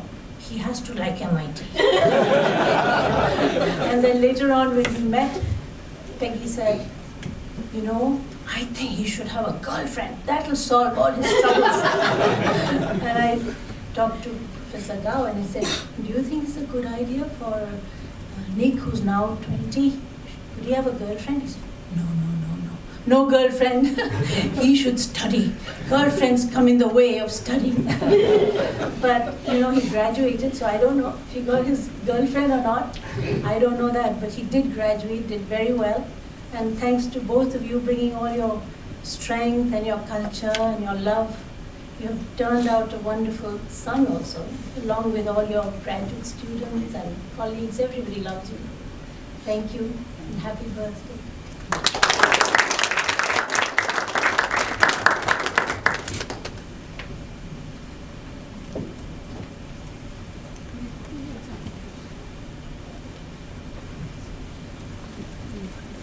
I'm just going to spoke this morning, but I bring greetings, Gao, from General Gaudio, from David Padua, and from Guitar Blake, who couldn't be here. And as I'm here, I will also share a few things that I learned from Gao now as a professor. And I call this the Gao's model. And they're very simple. The first thing is the intuitive understanding of the problem that you're working on. And so if a student is explaining something to me, and I share that with Gao that I'm very intuitive to, and the explanation cannot be put in a simple problem that I can understand, then I'd say that the student does not understand what he or she is talking about. The second is the problem statement principle. And we work so many times with so many students when I was here as a postdoc in Gao's office, trying to get the student to state the research problem in 2 or 3 very short lines. And Gao used to say, until they can do that, they don't know what they are talking about. They don't know what they are working on. They must be able to state the problem in 2 or 3 short lines. Another thing that is part of the Gao's model is when a visitor comes. I learned from him that when you have an important visitor to your group, you try to schedule a time where the visitor spends time with your students by themselves, without you being there. And it is a wonderful practice that makes all kinds of very interesting happens. So I have learned a lot of other things like that that I carry on in my group, and oftentimes people tell me, no, that's a great idea. And I usually give credit if I remember to Professor Guan. The other thing is the true sign of a true friendship. Gao and I spent about 2.5 years together here in Delaware, and we don't talk much, we don't see much, you know how busy Gao is. Every once in a while, in a conference something, we meet, and immediately is as if we stopped talking yesterday. And we use, if we can escape, we will escape and have a nice talk. So thank you for being a good friend.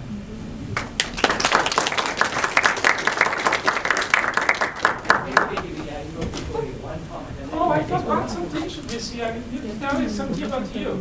There was one more thing tomorrow. That's the VC story. That's the VC story. That's something that I learned from Gao. No, you can come. It's very short. Gao told me that when he was working with VC, there was a time that he didn't believe in VC. He thought, oh, well, maybe he's not going to really do much. And then VC came and said, Gao, you're wrong. You don't really understand this. This is the way it is. And he said, that's when I knew that he was good. That's the other part of the Gao's model. Until your student challenge you and tell you, you don't really understand everything, especially good for a PhD student. That's the moment that you know that you really have a good student in front of you. So that's the VC stuff. That's the VC model. Okay, I just want to make one comment that I wanted to go before Peggy. I know Peggy is going to drive me nuts. She has a big sheet of things. So one of the things when Arvind and that Chinese gentleman mentioned about revolution time, he had all kinds of difficulty. God mentioned a few of those to me too. But one of the things I want to give my own personal experience in that context. So back in 90 I joined. 95 I graduated. You're going to take my story, right? Are you going to take that story from me? No. I'm going to give you a preview to your story. That's my story. Okay, tell you to your story. So back in 1992 time frame, 92, 94, I had no paper, 0. Right, I mentioned you. And everything after that, all there were 7 or 8 papers, 4 journals and 2 couples and PhDs I got within the next 1 year. So between 91 to 93, I and my wife, we almost never attended any of Gao's party because we were so mad at him, okay? And I sent out some gossips to this. That's my story. Wait, keep quiet. No. I'm going to finish my statement, I'm going to let it go. The only thing I want to mention here, and she's going to take over from here, is the fact that he never took revenge on me, okay? I wrote some bad email. He never took any revenge. And at some point in time, I realized, why is this guy not taking revenge on me? And then Peggy will continue with the story from there on to see the good-heartedness he had, unlike two other professors that I worked with. One of the profs I'm not going to mentioned to me during my year that you're not capable of doing PhD, resigned from there. I just had lost my father at that time. I was so devastated when that professor told me. And when I graduated with Dean's Honor, and now I'm an ACM Distinguished Scientist. I think thanks to Gao and Peggy especially, and I call her mom after I graduated.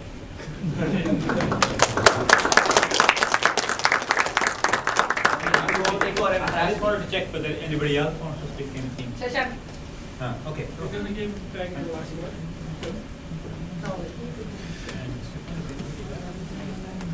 I didn't realize that everything was going towards the personal side. I still had something on the technical side to be mentioned. Go ahead. Thank you. So I come from a little different background than what Gao has been most of the time working on, from electrical engineering. Working with him had been like, okay, seeing the compiler side and trying to see how electrons flow. It's trying to bridge the two together. I've always been able to do after that. Today also, whenever I'm designing a chip, essentially I can see that if I'm changing a gate, what's the impact it's going to have on a particular program which is running. And another aspect of that was the performance. Performance has been my life since the time I joined with Gao. The data flow model, the parallelism it unleashes, and how finally it has to basically work on a real machine, that's a big challenge. Typically, most of the conventional machines actually have lots of bottlenecks and they don't perform as well. And most of my work has been to how to harness this parallelism efficiently. Now, of course, everybody starts talking about performance, power, area. I think my work since working with Professor Gao since that time has been in that direction all along, and more and more I see this work getting into the SoCs, IoTs, and all those things we talk about, network on chip, all that. I think that's where it's going to really have lots and lots of applications. I see that area flourishing based on the thinking we've brought in from there. We are not really seeing any other types of performance modeling work really come out and to be able to analyze, even for single chip multi-core computing. And I actually try to bring all these ideas into most of the groups I go into. And based on that, the other aspect I wanted to mention that was whenever we kind of come up with new ideas and try to get do the pattern. I'm not into papers, more into pattern side. Some of the things which I have been able to impart to my groups is Professor Gao always used to have that, okay, what's really the key contribution here? What exactly are we trying to say? And what is it, how is it different from the other ideas? So that's something I try to bring it to my group, and actually they have started doing those things too. Actually, just to give you an example, this month probably would be submitting something like 25 patents or something for the work we did last year. And this is a small group of 5-6 people. So it's like, it generates ideas like that, and once you impart that knowledge to the next person, actually the next person starts generating that too. So this is coming all from you, and it's most, like all respect. And I guess it flows from the MIT group where Jack Dennis served in as well, through you. So thank you.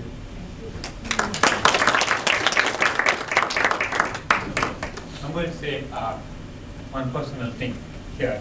So I spoke about Professor Gao and his academic and technical accomplishments, but I never had a chance to talk about how he influenced in what I am doing today. I'll just take 1 minute to say that. So there's a lot of things that one learns when they are with Professor Gao. Kind of freedom that he gives to work. I think that's something that everybody needs to learn from Professor Gao. I was with him, and then he said that you do whatever you like to do. It's basically in this area that you're working, and that's something that I'm still practicing with all my students.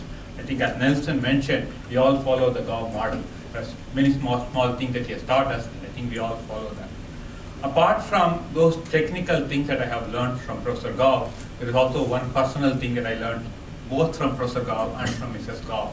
That is, have a lot of affection for your students. I don't think anybody else loves the student as much as Professor Gao does, or maybe even Mrs. Gao does. I think this is something that, as a professor, I think something that I need to learn and I need to practice, and I have been trying to practice this.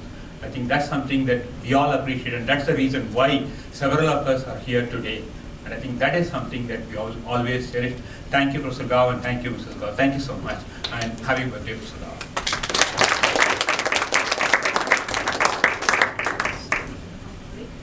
Peggy, your turn. Yeah. Have a break now. Okay. Peggy, you know?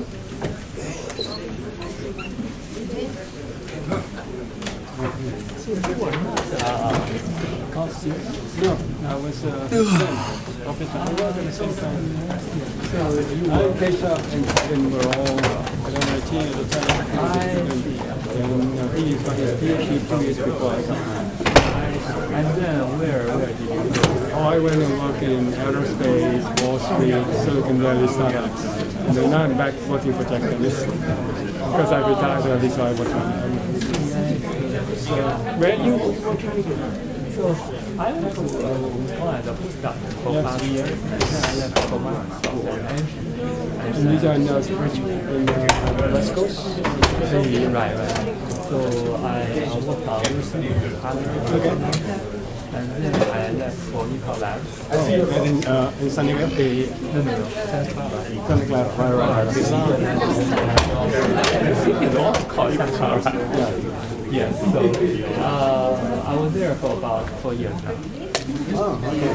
So you probably left Microsoft before Jeanette Wing becomes the director of research. No, I did not further. Jeanette Wing is not in data field group. She was a student at MIT undergraduate scholar. She went from there became a professor. She knew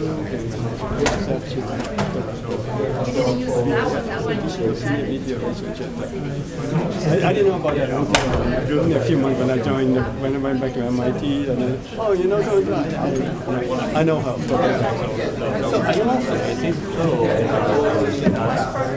Are you also a data flow guy? I was a data flow guy. I went into mobile robotics. My PhD advisor was Prof, who did the internet. He was head of the AI. Then he worked on, and I'm back in data flow. So I started with data flow. By one of the professors at MIT when I was really young, going back to the future. Because I worked for him, went away, and I went back working with him. Yeah, actually, data flow. So when you were working on data flow first time, you provide so now almost already. Yeah, Gao is the only person Jack that was. I'm probably maybe another person. Even Armin left that area. He was in data too. Yeah, I think so when Armin mentioned Gao's story, then I remember actually thinking back from that. But first day I met him, he told me the story of what happened to him in CAPSL Research. And today I think Tim also has Tim's stories. More sad, but Gao. So even till today, and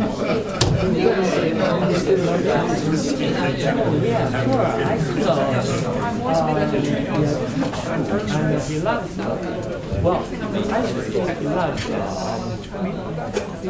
the culture more than I think the people he sees he loves the people, the land, not the politics. I mean, there's not a politics. I think the love, because there are people after what the country has done, it doesn't matter. Blame it on everything, people and all. He has no animosity. Even he still had to go back to Chinese officials. I know he had some issues with them because they were all kinds of, but he still managed to language. Remember his father also went to Oh, yeah, I know. because they were poor. I know. That's He said that's funny. so that period should have been very tough for his father and him. It would have been tough for us if people like us going to remember. If people like us would have been in the cultural revolution, right? Would have been the one that got centered on. But then I think that the younger generations probably haven't forgotten that. But funny because I think that it's good to kind of reconnect and see how much. Definitely. Because for him, I think he's one of the few who survived that and also came back and did very well. Because many people didn't, right? He was putting into his treatment for a few days. And then he had to do he had to go and do manual work. It was very funny. That period has a lot of impact upon normal people. For example, for me, like my name contains one word, red. So that's from Hong. And that's exactly the impact of that period. Oh, so it's a Hong? They call it Hong. Yeah, red. But it's for blood, right? Is it blood or is for remember red also can be a good color, right? Yeah, everybody's. But that is exactly. So my name is exactly political. Oh, it's because it's communist red. Yeah, because everybody would be a red guard or Chairman Mao. Yeah. So the red. So that's the communist color, red guard, red. Yeah. So everybody named the sun red or something. Hong. So okay, I didn't know that. Yeah. It's funny. Yeah. So he because as I said, my background is more like Lee Kuan Yew because the Chinese Malaysia, Singapore, we just like it's funny. My father's side was given at birth an English name. My mother's side was given a Chinese name. And then, so I was born with both names. But then, in the family, everybody called me by my English name, even those who don't speak English. Oh, William. Yeah, Willie. Willie. Then when in school, English school, everybody called me by my Chinese name because that's my official name. So when sometimes from my school tried to contact me, some people have no idea what my Chinese name. And these are people, so it's very kind of strange. But anyway, so when Gao said, you should come to China and meet people, but you need to learn Mandarin. So I just started learning Mandarin. So now I call him Kao Lao Shu. So when I write him email, I started to learn a little bit about Kao Lao Shu. Because the pronunciation is also wrong. It's cow, it's not Gao. It's cow. Because actually the G, I learned, now that I learned pinyin is hard because the pronunciation is very different from English pronunciation. Like D-E-N-G is tongue, right? It's not like Beijing is really Beijing, it's not Beijing. It's like Pan is D-A-N, it's Pan. I think those are the things, and then of course, Sing, Q-I-N-G. People, it's hard from. He is a great fan of Chinese Asian culture. I'm also a great fan. We have a great novel called The Dream of Red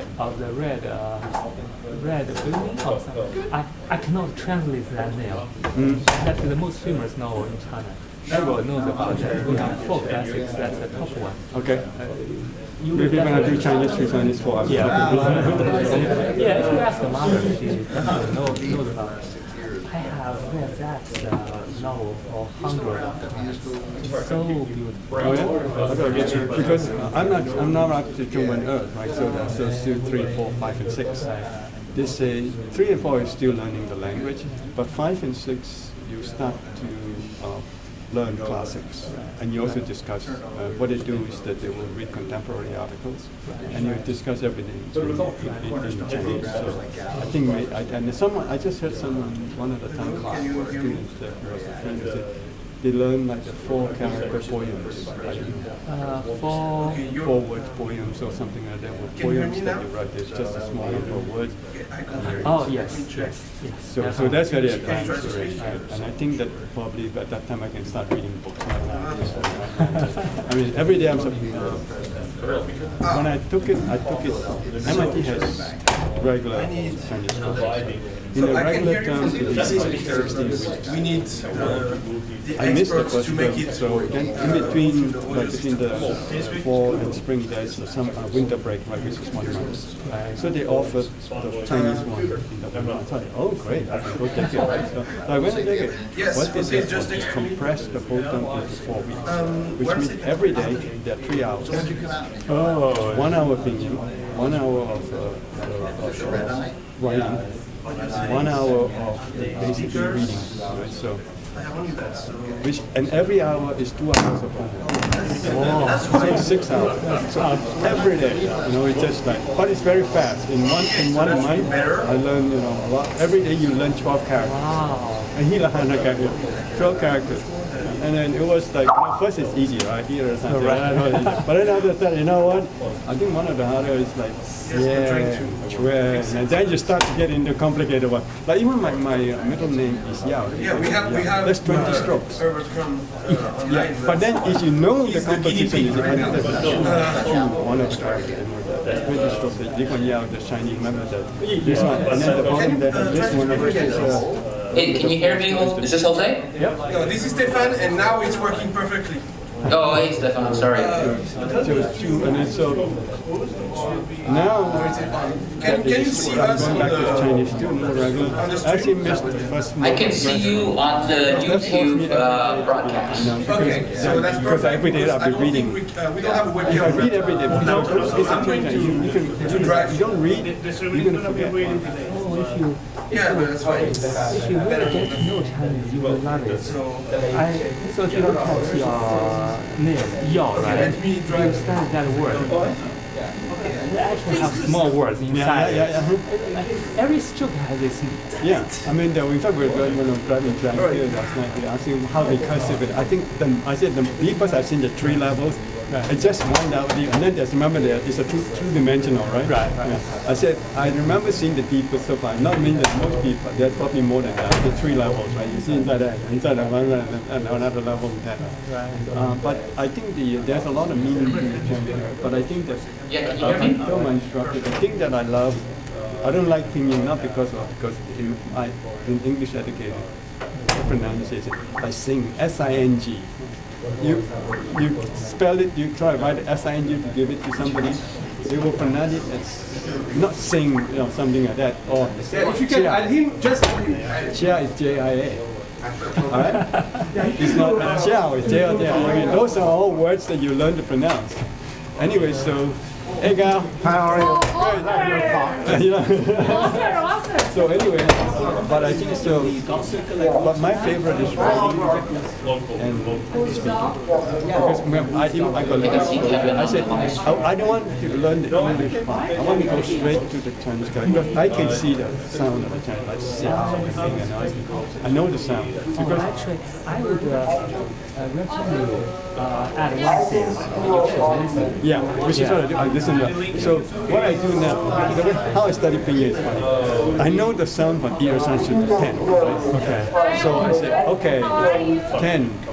Q, J-I-U. So I said, that's how J is pronounced. So when I look at something like Jia, I say, okay, J sound like Yeah, exactly. Like Xiang, right? S-I-A-N. That's how you pronounce X and then An is the Xiang, right? So I said, how do I pronounce X-I? And I said, oh, Xiang is pronounced as C that way. Yeah, and Qing is Q-I-N-G. So Q-I-N-G, there you go. Yeah, it takes a while. And the Ch, remember the C-H? Yeah, C-H. And the SH, and then the K and the T are stronger sound, and the P. But for example, in Malaysia, my last name is P-O-H. P-O-H, because it's Fujaya. It's actually Pa. And it's B-A-O, not P-O-O. Remember? It's the Pao Bei the Pao. Okay, so Yao is Y-A-Y-A-O.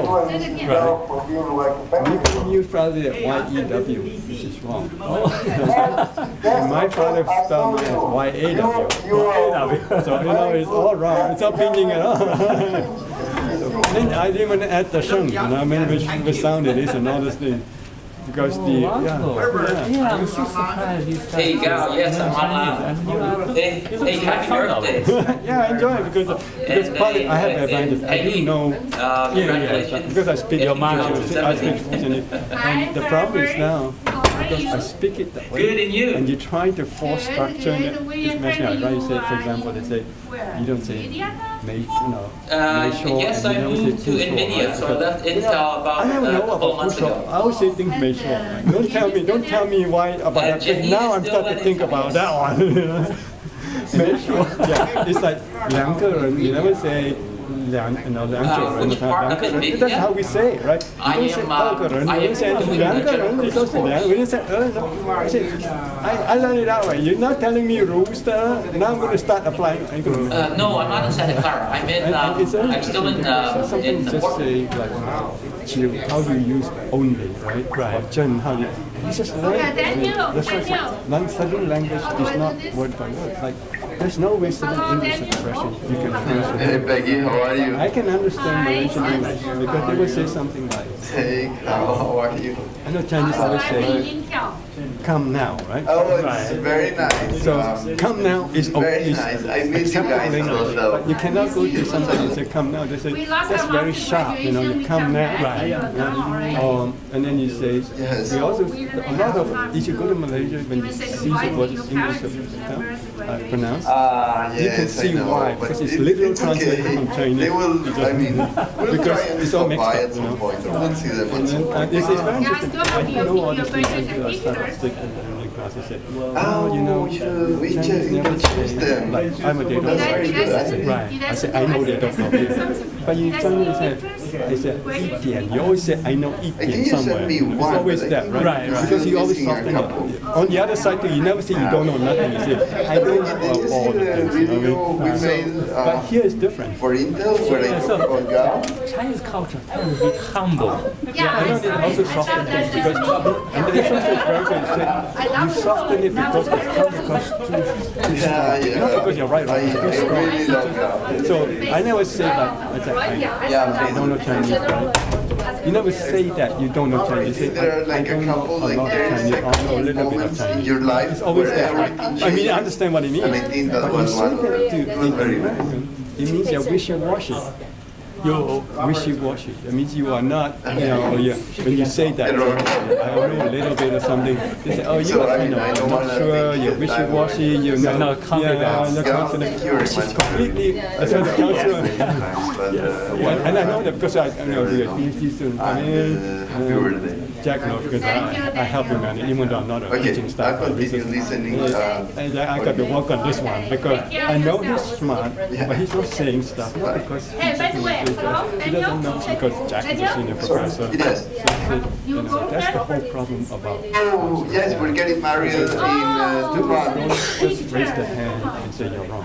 They have a very good ideas, right? So the challenge is how do you try those ideas out? Because they don't want to disrespect you. Okay, I will. They say something, and even if they say something, it sounds so wishy-washy, then you gotta, you say, So Chinese people, not only in class, not only in schools, but in industry, tend not to speak up. Yeah, this is just a cultural problem. I think that's the other thing, of course, is by saving face. Like, suppose you ask me for directions, and I have no idea what it is. I will still tell you, because I don't want to lose face and say I don't know, because you expect me to know. Right. And if I say that I don't know, first of all, I lose face. Second, you say, well, you know, this guy is local. So I can, okay, now I can understand why all this things. And that's the Japanese culture is even more, because this Taiwanese student that I know, she's taking Japanese. So there are 5 levels, different ways of speaking, depending on between teacher. We only have 2 or 3 levels to your parents. Say you're talking to your teacher. That's one different way of communicating. Talking to your parents. I say 5. They say it's harder than learning Mandarin. She knows Mandarin because it's Taiwanese. So it's harder than learning Mandarin. I say, wow, that's something like another language. She said because you have to know which of these. That's kind of interesting. Hi, Hong Bo. Are you? Same as his. Yeah, same name. Yeah, so last name is? No, last name is first name the same. So it's both not you're not from the culture. I'm Humbo. He's Humbo. He's Humbo Yang. I'm Humbo Rong. So but you're not born in the Cultural Revolution time, right? Yao Hong is red one or is red Hong or 三点水?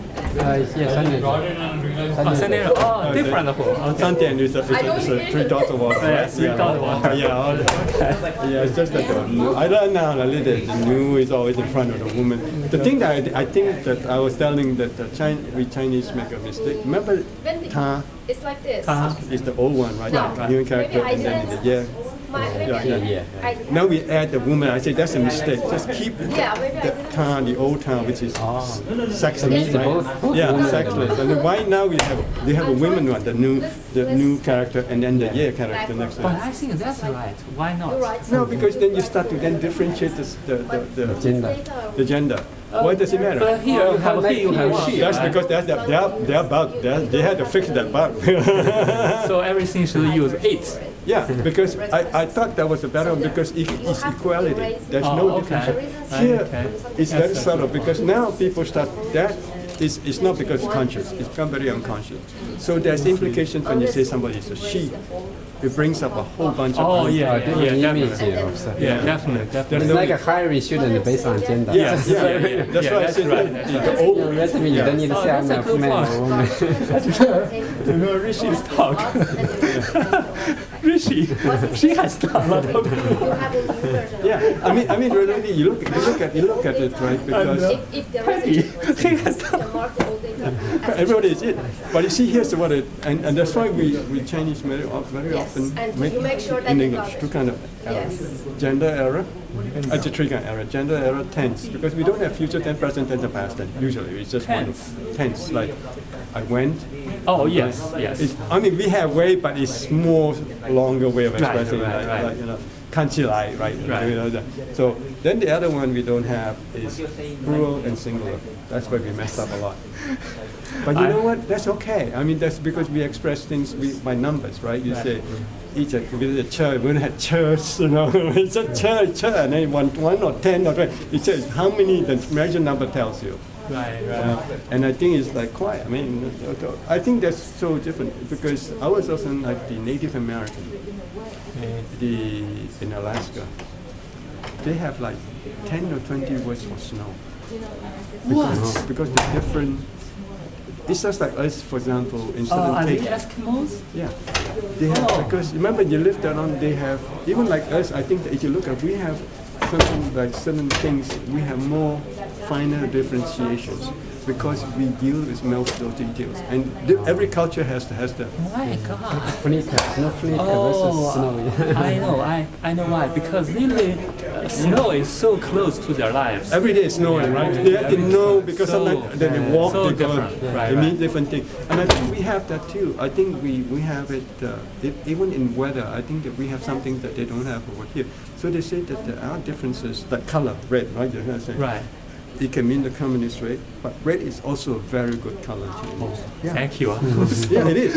You know, they always say, we are unpowered, right? You never give somebody a white packet.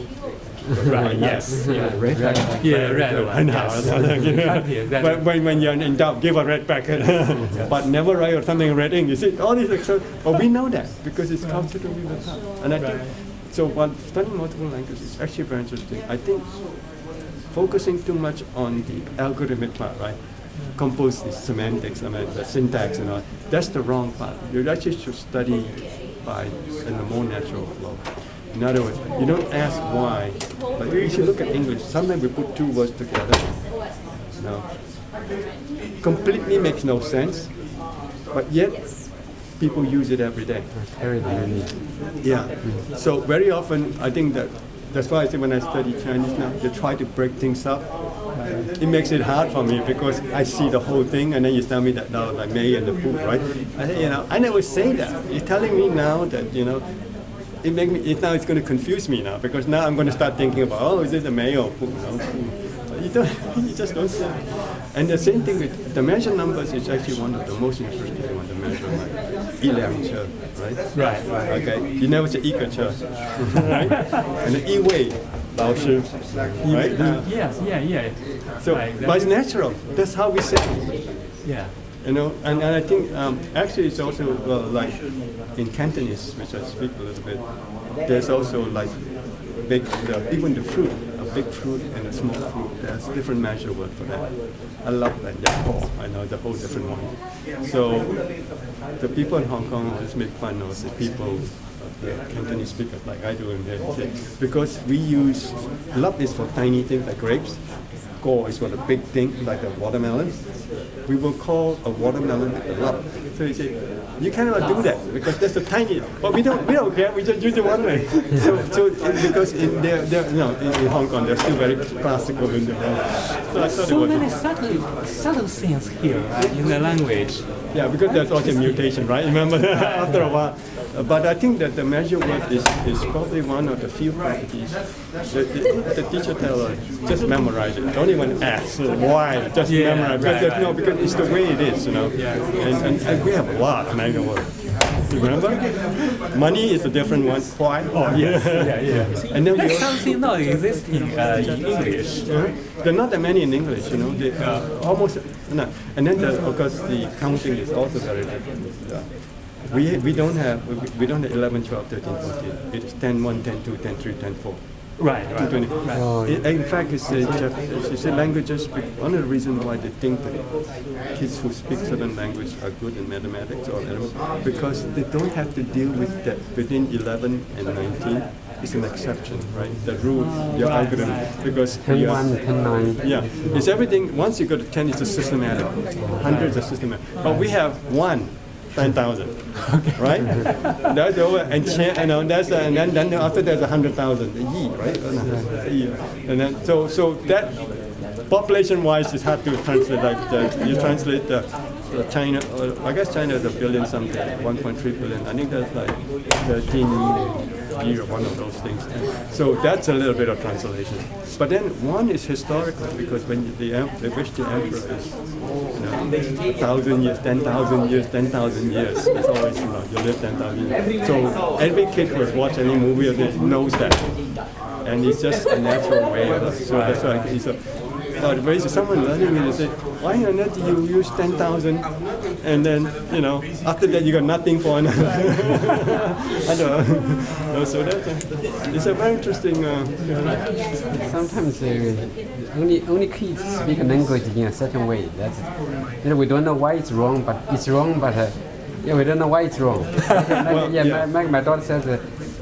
I do not know. She said, 我不知道. But she said, 我没有知道. What's the difference? I don't know why it's wrong. Well, because that's the I say, may is for something that either happened in the past, who is something that you never will do. Oh, interesting. Like for example, I will never. Oh yes, yeah, exactly. Yes, may, yes. Yeah. May is for past. Yeah, past like I may. Yes. In other words, at that moment I don't do, but I might do it in the future. But something like, for example, I will never go to Russia. I will not. Right. That's will not. Yeah. So it's something you're certain. It's totally interesting. You're certain from now to eternity not going to do it. You just fool. Otherwise, may, because may is something. It's just like actually the Spanish is very interesting. They have two ways of saying am. I am always. One is had to do with the instant. It's almost like may and pu, and the other in the future. So you say like estoy, I'm here. Okay, and the other is soy. They're very different. Soy is a more permanent. So I say soy americano. I'm American. That's a permanent thing. Estoy aquí. I'm here at this moment. Tomorrow I say estoy aquí is something else. So the Spanish in the mind, they automatically know how to do that. But we have to learn because it means very different. It's almost like may and fu. Kind of interesting culturally. Let's see when Peggy's going to talk. But I might have to go out and come back in. You guys will be here for dinner? Yeah. 哎，怎么样你？我很喜欢你那个，看在 Facebook 上有你两个女儿的照片，就是她的那个 symbol。understand. 两个女儿太可爱了，哇，那简直是太可爱了。你们家现在有几个？我有2个，那个我儿子很皮，哎呦很头疼，我真的很头疼。老大是儿子，老二呢？对我老大，不是那么很勤快。我女儿小，但我女儿呢非常自觉，什么事情都。小的几岁了？小的7岁了。7岁，大的也是，大的不到10岁啊，也有不到10岁。你孩子有多大了？你孩子是我想想。也10岁和4岁。哦，也差不多，对。10岁和4岁。对。哇，你们2个太漂亮了，那这个虽然说那个 picture 很小，他就是那个小人不是用它来做他的那个什么，虽然很小，但是真漂亮啊。就是小变化大嘛，谁知道过几年的还是这么好看的。当然了，越变越好看。我从来没听说女儿是什么女大18变越变越不好看的，我只听说小时候好看，长大之后都不好看。但是后面长到了青春期，到了20岁，越来越好看。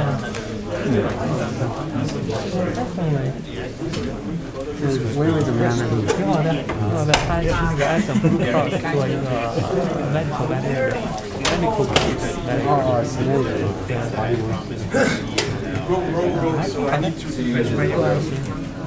你怎么样？你在这个 MassWorks 挺好的。你现在还是在那个纽约吗？还是说？不是 MassWorks，那纽约是前一个。你在 Boston？对，在 Boston IC。挺好。那小人呢？他在做medical。哦，他也是 medical。对。确实原来就学生物了。那他这个 data 算是到底算 computer 还是算 medical？ 对，这是一个新的学科，这是一个新的学科，就是所谓的 big data。clinical data analysis，像保险公司什么，他们也需要这个，他们需要 analyze 那个 pattern，对吧？什么样的病人，你们收了多少 premium？ 对，这个什么样的？那你们全家都搬到 Boston 去了？对。挺好，挺好，都安定下来了，是吧？这飞过来很不容易啊。是啊，昨天晚上我头特别贴着，因为我们那个飞机在中间要转一下，它转到罢了，他又给延误了那个飞机。他说飞了Philadelphia这边下雨。啊，对，我也是延误，我经常这个。对，搞得很头疼。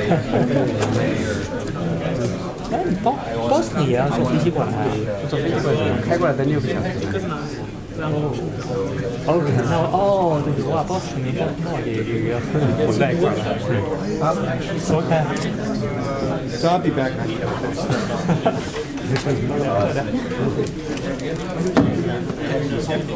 All right, guys, let's get started. We're running a little bit late. This is, of course, the first conference in history. I'll be back.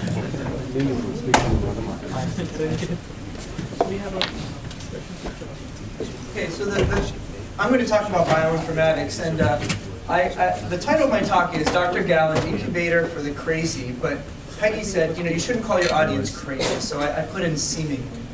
And what do I mean by crazy? Well, so Dr. Gao is very open to new ideas and new things, and even if it's something that can't be done, he's not going to tell you that. He's going to say, show me how you're going to do it. So, and if you give a good reason as to why you think you can do it, he'll go and let you do it, and then you'll find out that it couldn't be done later. Or maybe you do it, and then you're successful. So, Niels Bohr said, we all agree that your theory is crazy. The question is it crazy enough to have a chance of being correct? And at the bottom of the screen here, this is from Mark Twain. It says, a person with a new idea is a crank until the idea succeeds. And so that has actually been the history of data flow. For the longest time it's been so much pushback, but now we see that it's something that's fundamentally necessary in the many-core age, that it's the only solution that's left. So first I want to talk about Dr. Gao's contributions to his students before I go into bioinformatics. So with the same theme, he gives you the freedom to fail. And with that freedom, he gives you the freedom to wildly succeed. He doesn't limit you to a small box of something that's easily attainable. This is why his students stay so long, by the way. They choose something very, very large, and then he says, okay, go do it. So he lets students who don't know that it can't be done go and do it, and look at the people in this room, what's happened because you didn't know that it couldn't be done. The second thing is he makes it very important to you that communication is the key. A number of people have said already, motivation and problem statement come first. If you can't explain what you have to say in a few sentences to a 6th grader, you have no idea what you're talking about. The second thing that he does that is different than a lot of professors is he makes you write the papers. You don't say, here's my idea, and he writes it because it'll be faster for him to write it. He knows how to write it, it'll take him a day. No, you write it, it'll take a month. The next thing is he makes you write the grants, right? And I actually, to be honest, I hated this, that you made me write the grants. He's making me do his work. Turns out, it's really important to learn how to write a grant because once you leave, you have to know how to do it. And if you don't have the skills to do it, then you're not going to succeed. And finally, with all of that, he gives you the empowerment, he gives you the sense that you've accomplished it, even though all along he's pushed you to do it. So this is what I see as his contributions to his students. Now let me talk a little bit about bioinformatics. So one of the major things that you can do in bioinformatics is this idea of sequence analysis. You have some letters, and they mean something. Maybe we can do some computation on them to see what they mean. And so some of his students have done work in parallelization of sequence alignment. Some of them have done massive parallel assembly and curation. Some have looked at protein function and structure prediction. Other ones have looked at novel algorithms for finding tandem repeats and other types of sequential anomalies in sequence. And then there was this crazy bird who was like, I don't want to do any of that. That sequence analysis stuff is easy. I want to do something more fundamental. I want to understand how a system works and figure out what is the system engineering steps to go from data to knowledge. So I spent probably the first 2 years just collecting data and going to learning bio from a university, Thomas Jefferson University. I didn't do any papers. I didn't produce any work, and Dr. Gao let me do that. And I think a lot of professors would have said, you're not producing papers, you need to move on, right? But I collected a lot of data. I collected a lot of understanding as to how to design experiments with my hands, right, to get data that's worth doing analysis on. I learned a lot about data curation from Dr. Gao. In bio, there's many different sources of data. There's sequence data for genes, there's protein structure data, there's data on which pathways they belong to, what their functions are, what their structures are, what their locations are. All of this information is very diverse, and it doesn't fit into a nice relational scheme. The next thing, because we are working in genomics, is we did a lot of work on statistical analysis with multiple tests. So when you do a standard t-test or a standard ANOVA, right, you get a p-value of 0.05, you say, okay, it's highly likely that the null hypothesis is not correct because my p-value is so low. Well, if you do that for 10,000 experiments and you have a p-value of 0.05, by random chance you'd expect 500 of those things just to show up just because. So we did a lot of interesting work on the statistical analysis of multiple tests. And then finally, after doing all this work and getting some gene lists, that's real nice. So I did a perturbation, I got a list of genes. Who cares, right? How does that become a functional model? So one of my crazy ideas that Gao supported me on is what I call science before computing. And what I mean by that is, forget about how we're going to do computation. Let's talk about what is the problem we're trying to solve. And this is from my thesis, but it talks about you have inputs, you have sensors, you have processors, you have actuators, and you have outputs. Any engineering problem has these things. It just so happens this is a bioengineering problem. And we are looking specifically at how blood pressure is regulated in an organism. So the inputs are the blood pressure, and that comes from these sensors that are right here in your neck, called the carotid artery and the aortic arch. And then that goes into processing in the back of your head in this area called the NTS, the nucleus tractus solitarius. And then there are actuators. There's 3 sets of actuators. One is called the vagus nerve. Another one is the cardiac accelerator center, and the third one is the cardiac inhibitor center. And those constrict your veins and arteries, make your heart move faster or slower, and make the heart push more or less. So you can make it pump faster, you can make it pump more, or you can constrict the pipes by which it pumps. And those 3 things allow you to regulate blood pressure. And then finally you have an output. So this was the science behind what we wanted to understand. And then we looked at what the genes were that were being affected when we perturbed this system to try to understand how it worked. So this is where the computer science comes in. And I'm sorry that I'm missing a good portion of the screen at the bottom, but you'll just have to trust me. It says refined predictive regulatory networks. So how do we go from genes to networks? So we start with gene lists, and we had an analysis tool called Paint, which would look at the gene and look at the regions upstream of the gene and try to understand which transcription factors or which actuators would turn on those genes. And then that would give us an idea of which pathways turned on those transcription factors. At the same time, we also took that gene list and we said, let's make the hypothesis that because these genes are being made, they're going to become some proteins that have some function. So somehow the body wants to enable a certain function. So what is that function? This tool, Go P-Evaluator, what it would do is it would say, what does this gene do? Which pathways is it involved in? How do those pathways either regulate transcription or regulate other systems?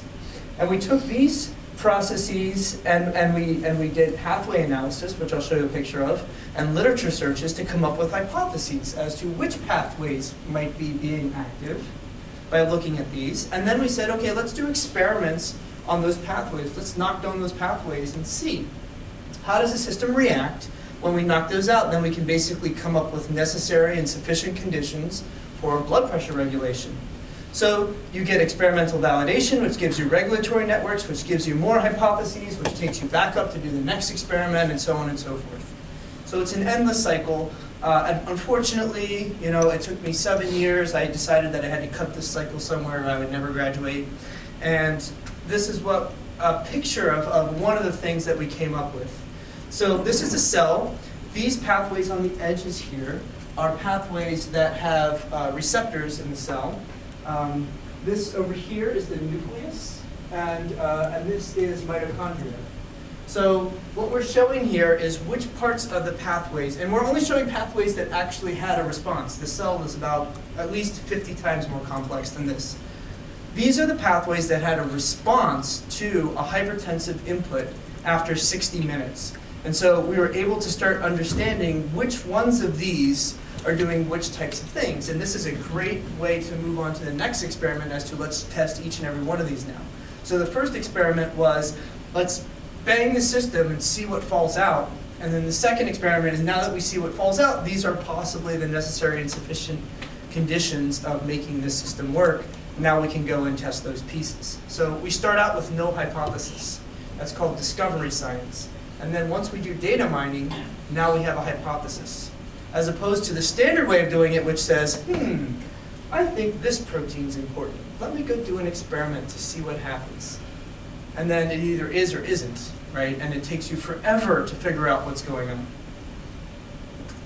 So basically, hypertension in a nutshell, somewhere down here too, is these 4 pathways and these sets of receptors that are either up or down regulated during a hypertensive input. And so these 2 pictures were essentially my PhD. And what I wanted to say about Dr. Gao's contribution here is, A, he supported me through all of this, even though it took 7 years to get it together. And B, he questioned me all the time. Why is this important? What am I, why, not necessarily why would I buy this, but why should I accept this as a publication? What is the intuition, what's the nugget of usefulness here? And it is very different than computer science, but the same principles apply. So finally, I have some closing comments. So first I just wanted to say, I've known Dr. Gao, what happened here? Oops, I'm sorry. I clicked on something and everything went away. Let me just bring it back up. Did it come back? Yeah, okay.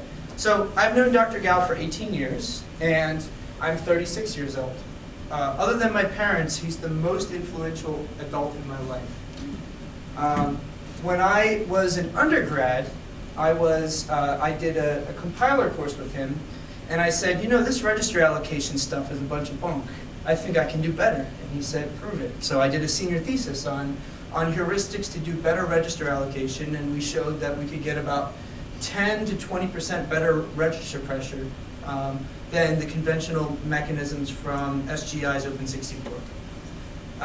Then I decided to do a PhD, and I said, well, I can't do it here. I can't get my hands on animals. I can't get my hands in the lab. We don't do that here at UD. I'm going to TJU, Thomas Jefferson University in Philly. And he said, go. You know, I'll still be your advisor, but go there, do the work. You know, we'll do the systems engineering and the computation together. So I did. And then after that was done, I did a postdoc, but then I came back to ETI, and I worked with him for 6 years there as the director and then the vice president of research and development. And we built some really great work. We built Swarm, we built a lot on the code-led execution model, which is that and other pieces, the similar things are the core of the DOE exascale projects that they have right now. And then about 1.5 years ago, I left ETI to do my own thing, but I have no doubt that at some point in time I'll be coming back, because there's a famous quote, if you love something, set it free. If it comes back to you, it's yours. If it doesn't, it never was. But look around, everyone's here.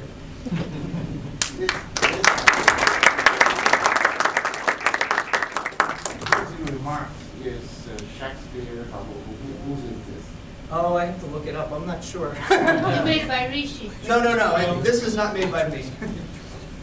Thank you very much. Yeah. Canyon? There you go. It's a famous quote. That's unfortunately Google. And Google must be right. Always. Google we trust.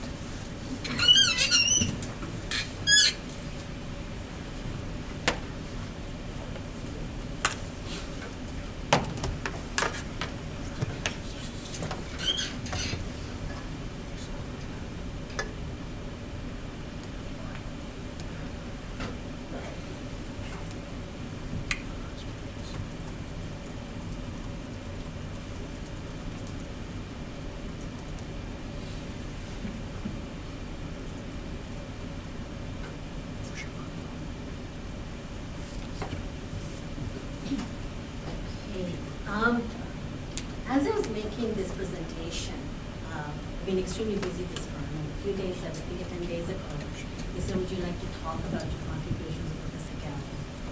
And I started thinking about that, and I said, my God, so much memories here. So much has happened since I left Delaware, or even here. So this talk that I'm giving is not only his contributions, also my personal thoughts and my feelings that goes into it. So I'm sort of like an odd person out in Professor Gao's life, because I'm actually a person in irregular computing. So it all started in Montreal. And I had a computer engineering degree in bachelor's and master's. And my first choice, I had two choices. I had ASO scholarship, Canadian scholarship, and I had two choices. One to go to University of Waterloo or go to McGill. That's what my two choices were. But I wanted to go to University of Waterloo. I wanted to leave home. I wanted to go and explore something and do my PhD there. And I had Professor, I remember his name, Bruno Fries at the time, who was thinking of accepting me. But then something else happened in my life. I got married. And my husband was flying all the way from India to join me in Montreal. And at that time, I had to make a decision, and I guess a lot of decisions came from my parents too. And my dad said, try to stay in Montreal. So I said, okay, what do I do? Should I go to Concordia or McGill? Okay, I'll go to McGill. But I didn't know what to do at McGill, because I really didn't know anyone in parallel algorithms at the time. We had two groups, right, Professor Gao. There was a West group and there was an East group. The West wing had the, I think, was the theoretical computer science people, and then the East was the systems group people. And I was trying to figure out where to go. So I said, you know what, I will just wait and I would just finish off my comprehensive examination. I would take all my courses, whatever. And I don't think McGill had courses. You just had to take it as a challenge and do the comprehensive. So I did that. I finished it after a year later, and now I had to choose a supervisor. So I contacted Professor Gao by email, and he said, come to my office and we'll talk. And I said, okay, one day I went to see him. But before that, I had to talk to a couple of other people in Professor Gao's lab. And they sort of said, you know, he's a very tough person. He's very hardworking, and he's like really, really, really tough. And that scared me. So anyway, I went that day. I remember this very vividly. And I went, and he always has his doors locked. So I knocked on the door. And he looked at me. Come in. That's how he says, come in. And I opened the door, and he was sitting there. And he goes, yes, he forgotten that I was going to come. All right, completely forgotten. It always happens. And I said, sir, Professor Gao, I'm so-and-so. And he says to me, oh, yes, okay. So you want to do PhD? Yes, I said, I'm an algorithms person, and I want to do PhD on brain because accept me. Okay, you're my first female PhD student. I don't know if he remembers that. And that's what he told me. And that scared me even more. That's how our relationship started. He's not a tough one. He's a very kind person, as you know, as I went along with him in his journey. So my talk and contribution today is on the irregular complication numbers. I am now at the University of Manitoba. I'm a full professor there, and my lab's called Interdisciplinary Evolving Human Science Lab. So I moved from McGill University to University of Manitoba. So there's another story here. So as soon as I joined the CAPS lab, I went to see him, and there's a rumor happening that Professor Gao was moving away. And there were a couple of people at the time by the name of Andre Marquez, who's not here today, and Arthur, and those people, and Jian Tang. And they said, Professor Gao is moving away. And I said, no. He said, yeah, he's going to Delaware. And I also heard rumors that he was taking 5 people with him. Remember, I'm a female student. So I said, how many was going to take me or not? What was going to happen? So he called me over one day. He said, okay, I'm going to Delaware. I want you to come with me. I said, wow, that's an honor. That's how he talks. I said, wow, that's an honor. And he knew that I had a 5-month-old baby. I just had it. He had already left. So it didn't matter. I took my baby with me, and I came. The circumstances were very strange at the time. Things were happening and evolving in Montreal. Quebec was becoming, had a referendum period. And people were moving away. So Professor Gao was one of them. And when Harris moved away from Montreal too at the time, Tulsi moved away to Georgia Tech to get his PhD, postdoc position, sorry. And I said, okay, I'll take my 5-month-old baby and see what happens. I'll take this adventurous trip to University of Delaware. So I came. And I can tell you, I'll tell you at the very end, how much help and care is dedicated to me. So that was So we were one of the 5 musketeers, I guess. We came in. It was very difficult to establish something that Professor Gao already had at McGill University, with only 5 people. It was always very good. So the first work that we started off was, I took some courses in operational research at McGill, Professor Davis. And I was very much interested in graph theory. And Professor Gao said, okay, I am the one working on the Earth architecture, so why don't you start developing some algorithms for that and test it? So I said, okay. So the first thing we did with this work, he had a postdoc, and his name was Qin Tian. And he and I basically started working on the shortest path algorithm, which was one of the important irregular algorithms I guess computation. I didn't have the word irregular at the time. We never talked, we didn't coin that at the time. It was just a problem that we studied on. So this paper, he says, I'll publish it. And the professor always looking for the best of the best conferences. So he said, okay, let's publish it in High-Tech PC. I needed to go to India to show my in-laws my baby. So I said we'd go to India. So we went to 1996, we published it. And HiPC is now one of the established conferences on the proxy vector persona, which you really know. So I represented it, and I came to University of Delhi. And in this conference, I met law, gave me the opportunity to make all the researches in parallel. So in the second contribution of Professor Gao was maximum flow. Now, Professor Gao didn't really know too much about the maximum flow problem, but I did. And I knew that it was one of the most important problems that existed. And there were two camps at the time. One was the APM, Maheshwari, Pramod Kumar, and Malhotra's algorithm. And Push-Rabel was Goldberg and Harjan. And Professor Gao knew heard about Goldberg and Harjan, and he said, this is the one you should go with. I said, no, it will not work. Push-Rabel will not work on the Earth architecture. It's a data flow architecture. It will not work. But it was hard for me to convince him about it. Then I told him about Professor Vishkin. I said, Vishkin's algorithm, Shylock and Vishkin, is one of the parallel algorithms that existed, and he is famous for that. And I told him about it, and he said, where is he? I said, I don't know. Let me Google. And at the time, Google, I looked it up. And I said he was at Maryland, at the University of Maryland. And immediately, about a month later, he came to visit our CAPSL. And the way he introduced me was very funny. This is the maximum flow lady. It's so funny. That's pretty bad. Maximum flow lady. And Shylock goes, if she's a maximum flow lady, then she must not be in architecture. But actually, this helped a lot, because Professor Vishkin was working on the XMT architecture at the time. And the collaboration started, and when I went back to University of Manitoba, I actually established contact with him. And we actually developed some good algorithms for his architecture later on, and I graduated a couple of students in this. So this work continued at Manitoba on the TPU, and the EPU, the SRBE. Then he was not satisfied. He said, we need to look at something that is more important than anything else, something that's right now current. And he said, there's something called unstructured grids. You should know that. And he said, okay. And he said, okay, let me introduce you to, he wanted to introduce people, his students, to the best of the best. So that's the one thing I liked about him. And I think Professor Pingali put that in very nicely, networking. That's what he gave to the students. And he gave me and introduced me to Professor Biswas at NASA Ames. And also simultaneously, there was Dr. Bert Heber, a fantastic mathematician, also an expert in finite element measurements.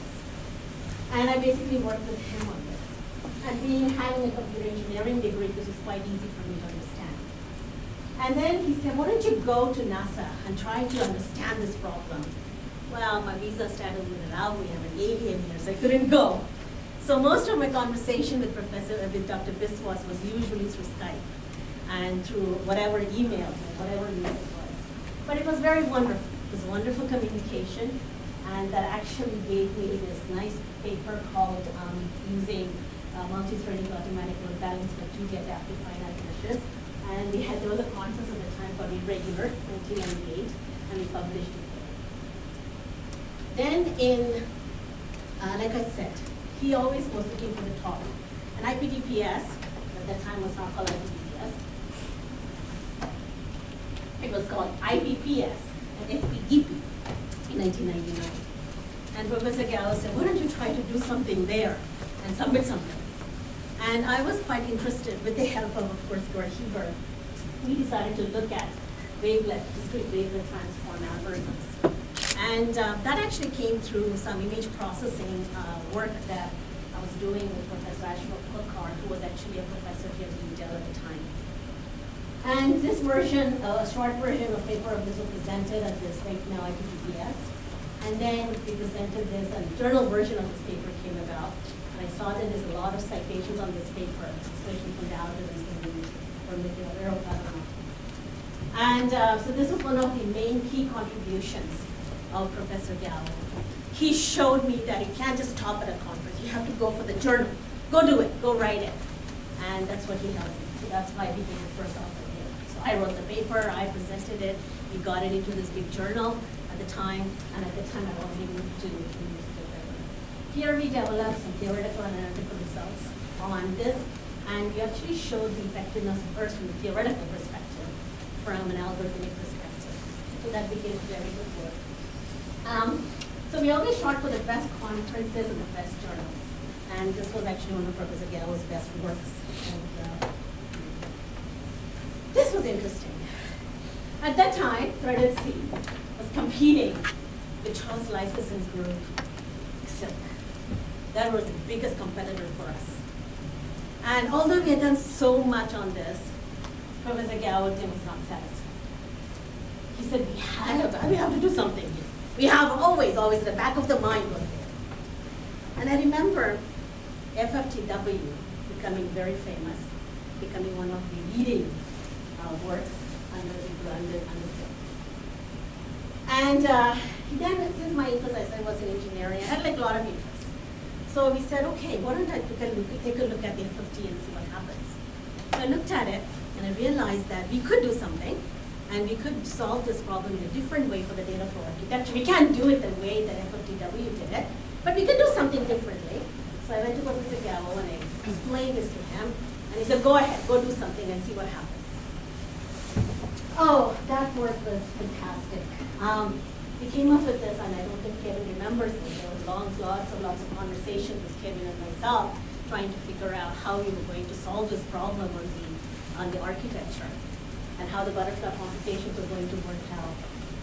So Professor Gao said, go after SPA. Submit it to SPA. And I did. What I didn't realize was SPA was such a cliquey conference. All the big MITs were there. Either they were from MIT or their students were from MIT. Their students who went somewhere else were from students at MIT. But I felt proud because I had worked with the professor from MIT, so I belonged in that community.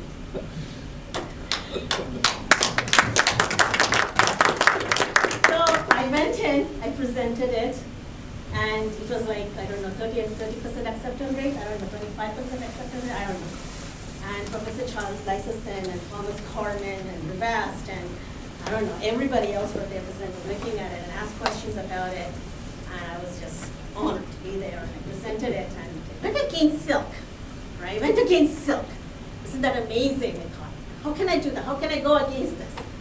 But Professor Gao taught me that. So go against it, go after the best of the best. And I did. And you know what I did even more? I took this and I converted this on the CELBT, and I went to talk to Professor David Bader at the time of Georgia Tech. So we actually had a nice paper, and Bader had another work on FFTC. So, and then at the University of Manitoba, you don't know these stories, but at the University of Manitoba, we built up on this work, and we got it accepted in the journal. So this was happening at the University of Manitoba. I also did something else. So although I was very nervous to meet all these people, at that time, SPA was trying to figure out what the next conference is going to be. Where should we organize this? And Tulsi said to me, why don't you ask them to come to Winnipeg? Okay? First, it's very cold, so it has to be sometime in summer. I haven't heard of Winnipeg. SPA has never gone to Canada, right? So go and do it. Go and see what happens. So I went to Arnold Rosenberg, right? And I pitched it. And I said, come to Winnipeg, have this conference in Winnipeg. So he was saying, oh, what's there in Winnipeg? Well, it's different. I don't know. I'm just starting my career in 2000. So I called up my secretary, if I remember this, in Bar Harbor. I called up the secretary in Manitoba, and I said, when is a good time to have a conference? And she said, maybe sometime in July or August. What is happening in July and August? Well, we have this big folklorama happening, so things would be good. You should come here. So I pitched it to Arno, and he said, why don't you send me emails about this when you go there? Let me know what hotels is and what you can do, how you can organize it. So I started my career in 2000 at the University of Manitoba, started writing this big email with all this information, and I pitched it, and I sent it to Arnold Rosenberg. And at that time, I remember there were two other competitors. One was from somewhere in California, beautiful place. And I remember she was actually a student of Lysison, I believe, and she was actually in Arizona. And I was competing with that. And I think there was another one. But they chose it. They liked what they saw, and they came. In 2002, SPA was held in Bay, in this little small room where Charles Weisselson, Thomas Harmon, from Darcy, Arnold Rosenberg, Vaidyanathan, yes, Vaidyanathan, she was there. Vijay Ramachandran was there. Who else was there? A lot of top people. Uzi Mishkin was there. Yeah, Uzi Mishkin was there. I'm trying to remember. And it was a very small conference, only 30 people, like I said. But it was just fantastic. And I think the reason for that is, again, to be one of the physicals. That gave me an opportunity to say, not to be afraid. Everybody is the same, you just have to have a good idea, you have to take challenges. The last one I'll stop with now was in 19, when Tulsi started this. After I left, before we left Delaware, we wanted, Tulsi, I guess, wanted to start the Center in Computational Finance. So Tulsi was away in Georgia Tech at the time, and Professor Gao gave him an opportunity to come over here because he's so caring. He doesn't like families to be separated. So I had a baby, my daughter was a year old at the time, and Professor Gao was kind enough to tell him, give him an opportunity to come in. And he did, and we didn't know where we were going with this. And they wanted to start a computational finance center, but unfortunately that didn't happen, and we also left. But in 2005, I came back as a sabbatical to work with Professor Gao. And I wanted to started something, but I wanted to finish it. So we started this on the, at the time I think Guang Zhu was there. So we studied this problem, and now I was a professor there, so we submitted this as the meaning for, Cyclops architecture was what we studied it on. It was the first experiment. And that basically took our career, and Tulsi's career, a little bit ahead on that. And I also got my INSER scholarship, INSER grant based on that. In 2005, we had the honor of inviting Professor Gao to the Canadian HPCS conference as a keynote speaker. And he's an inspiration. We introduced him to all our students, and he just inspires them with his knowledge. We're just honored to have him here. So, what have I learned from him? Oh, I can't tell you what. It's kind of just, this is nothing.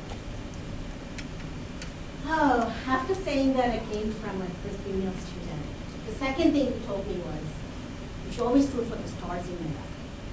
You should always think out of the box. You should always go high. Right? I remember that very much. And he told me that. And no matter what. The second thing that always that he said was, anything and everything was MIT. He's loyal. Anything and everything, yeah, he's loyal. Anything and everything. If this is being done, is MIT doing it? I don't know. If this is MIT doing it? That's how Uzi Mishkin came about. Uzi Mishkin was a well-known professor, so I said Uzi Mishkin. Either that or the big names. So that's what he taught me. And I still use it. Anything and everything, I automatically go to MIT to see what's going on. Compete with the best of the best. Don't be afraid. Take challenges in your life. And I'll show you how that has happened in my career. And hard work. Oh, that I cannot tell. You just have to observe Professor Gao when he came to Delaware. At some point in time, he could even had a heart attack trying to get this lab established. He was working night and day, and observing him, I said to myself, I should do more. If he can do 24 hours a day, I should be doing 40 myself. And that's what I learned from him. Right? Hard work, be persistent, and persevere. And that observation that I had, and I still maintain it, and I still do all of this. I have this entire thing I learned. I instill them in my own students in my lab. I talk about Professor Gao still. And I've never lowered my standard in any way in terms of my work. I've always tried to exceed what I've already done and do more. So this is now where I am right now. My lab is now called IDS. It's Interdisciplinary Evolving Analytical Scientist Lab. HPC is not as popular in Canada. So I had to either work in that or die. So now I've taken a different approach. I work more in evolutionary computing, small intelligence algorithms, bio-nature-inspired, biologically inspired algorithms, and apply them to lots of the problems we study. After so many years, and now I'm a full professor, well-respected, doing very well, and he's taught me a lot. Although I was his first year female student, he gave me the opportunity to work hard, and I've never quit. I have 2 kids now, and I inspire them with everything he's told me. I'm going to talk about this only in a few sentences, and I'm just bringing it out, although there's nothing to do with Professor Gao's contribution. This work happened in 2009, and was published called HOPNet. HOPNet means hybrid and calling optimization, routing algorithm for mobile networks. To me, mobile networks are nothing but graphs. They're not static anymore, they're dynamic, they're interactive. But we use biologically inspired algorithms to solve it. So when we came up with this, and always Professor Gao told me, ideas have to be simple, not complicated, simple. And this idea was simple. So I submitted it with my student, John Guang, and his my collaborator. So we submitted this, and not knowing what I was doing. I was going against one of the well-known works by Dorigo and others called HOPNet. Well established. He was the inventor of calling Dorigo, and I went against him. And I proved and showed that HOPNet was nothing but Bellman force algorithm studied using ants. And I theoretically and whoever the editor was, whoever the listener, found that one to be very contributable. I remember writing a report to Renner at the time in the journal saying this is how it is and how it means, how Dorigo approached it. And one of the things about this working is we cited extremely easy. And the main reason for that is because Professor Gao taught me to venture into new areas. Don't be afraid. You might fall, but try, you will come up if you work hard. And that's what I learned. So that's why I was bringing this out here. So although I've sort of moved away, I still use modeling from big data to study on high-performance computing architectures. I still do that. But my passion now has been, although has been there, but I ventured into new areas. So I want to thank, my humble thanks to Mrs. Gao, Professor Gao, especially after coming to Delaware. I don't even remember. My 5-month-old baby got very sick. And I came from India. She developed some sort of lung infection, which I didn't know. They called it croup. And we went to the emergency, because I didn't know anyone at the time. So I called Mrs. Gao. Mrs. Gao ran, and she took my baby, went to the emergency. And Delaware, when you are emergency, couldn't do anything. They said we had to go to Christina Hospital. I don't even know where that is. It was just a few weeks after I came here. And Mrs. Gao took me there, stayed with me all night until Tulsi flew from Georgia Tech, from Georgia, Atlanta, helped me through it. The second experience, she made me feel welcome by giving me a surprise birthday party in February. I was done with Kevin and Andres. They came to my home. They said, "Come over with me. We have to go to Mrs. Gao's house." So I go there, and there was a party. She made me feel well. So this thanks is not just for Professor Gao for helping me in my career, for showing me the way, for being there, supporting me and my husband also, and also to Mrs. Gao. Thank you very much.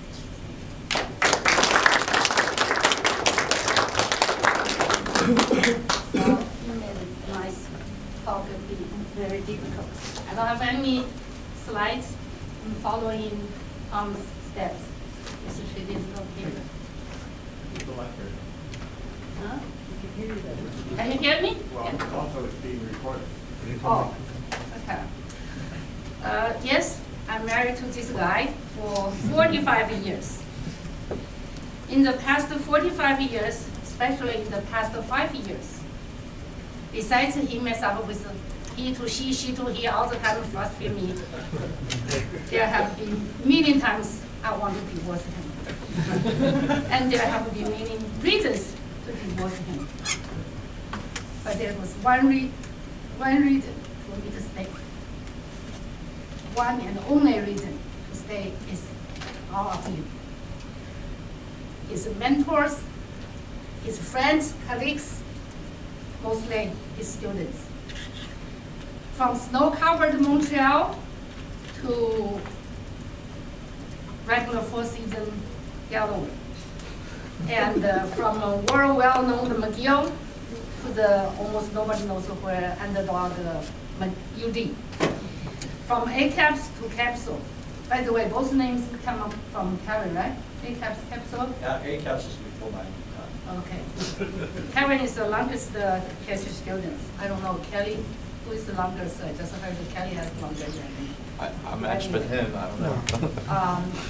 Because you guys keep giving us love, friendship, inspiration, support, and encourages. So I stayed. In 1987, we come to McGill. Owen, Herbert, Eric, Qinin, Robert, VC, Kevin, Guy, and Oliver. Those are the ACAP's founding members and the backbones. You guys started the excellences, the pride, the spirit, the culture, the discipline, and the goal-driven, and the confidence. And you guys solid focused the direction of the group. Eventually, it's you guys, not Gao, it's the team, put ACAPS on the map. I have some stories to tell about those people. First story is Guang. Guang come to Gao as a postdoctor. Soon, Gao received a letter, private letter from a senior professor from India. Constantly, not even one letter, constantly a couple letters say very, very bad things about Guang. How bad this guy is. He cannot accept him as a postdoctor. All these very bad things. Gao said, I'm not going to take anything he said. I judge people not by some other people say. I just look at the people and see his performance. And he didn't tell Guang. So he didn't even reply to that professor. So Guang stayed, Guang performed, and we all know he did excellent. So Guang finished his postdoctor, he went to Vietnam. And one day, I heard Guang decided to go back to India. I got a panic. Oh my God. He didn't know there was some guy there against him. He's going to fall into another trap. He cannot go back because he's going to be hurt. So I called Guang. I said, are you sure you're going back? He said, yeah, I made a decision. I said, so I told him this is, so all those things at that time. He said, I knew. So such a gentleman with integrity, confidence, pride, dignity, he went back to India. He built up himself. He's well known. He's very success, very proud of you. And that guy, we don't know where he is. The second story is about the VC. I asked him to reserve for me. Where is he? Okay. You know those computer you keep hit reply or reply out. So Shashank must send an email to VC. I don't know what to talk about it. And Rishi replied to Shashank by not reply, but reply out. So Gao was on the receiving list. And that email started with first sentence, I hate Gao. Actually, I still hate Gao. I hate Gao. He only likes Kevin. Kevin is his favorite. Kevin gets everything he wanted. I know, he still gets it. So Gao said, look at this email. He was, we all shocked. So how could students start with so much hatred? I said, oh. So at that time, I just said, look, go talk to him, ask him why he hates you. He said, you crazy, if I go talk to him like this, he's going to scare. Because he just said that he was like pushed down by the other professors. God said, if I were there, that was like getting things worse. So God didn't do anything. So after 3 days, I couldn't sleep. I still was protected. now I'm not, but at that time I was a very protective wife. I said, how about that? Don't mention the email, just ask him what issues he has or what problem he has. Just ask him what he has. Gao said that would be awkward or weird. If I go ask him, he would think there must be something going on. I can't. So he waited about a week. And then he asked VC to his office. So VC, I heard you just moved to Milton, right? The apartment next to the campus. It's a little bit expensive because his wife owns this. He said, I decided to give you a raise. How many $100 more or $1,000 more a month? That's it. So this is just stopped there. VC never knew, nobody knew. I waited. I don't know how many years I waited. And they reached, VC got the offer from HP, and they held that position for him for almost a year. Before that, VC was never come to the party, never even talk. It's so cold, so much hatred. But eventually, one day they come back at IBM Toronto. Gao was doing sabbatical there, and he had his student rotated to go there to work on the papers. And one day, VC went there for, I think, a month or 2 weeks, I don't know. Come back, give me Gao's luggage, and all of a sudden he said, you know, Gao is a nice guy. I said, really? Where does this come from, right?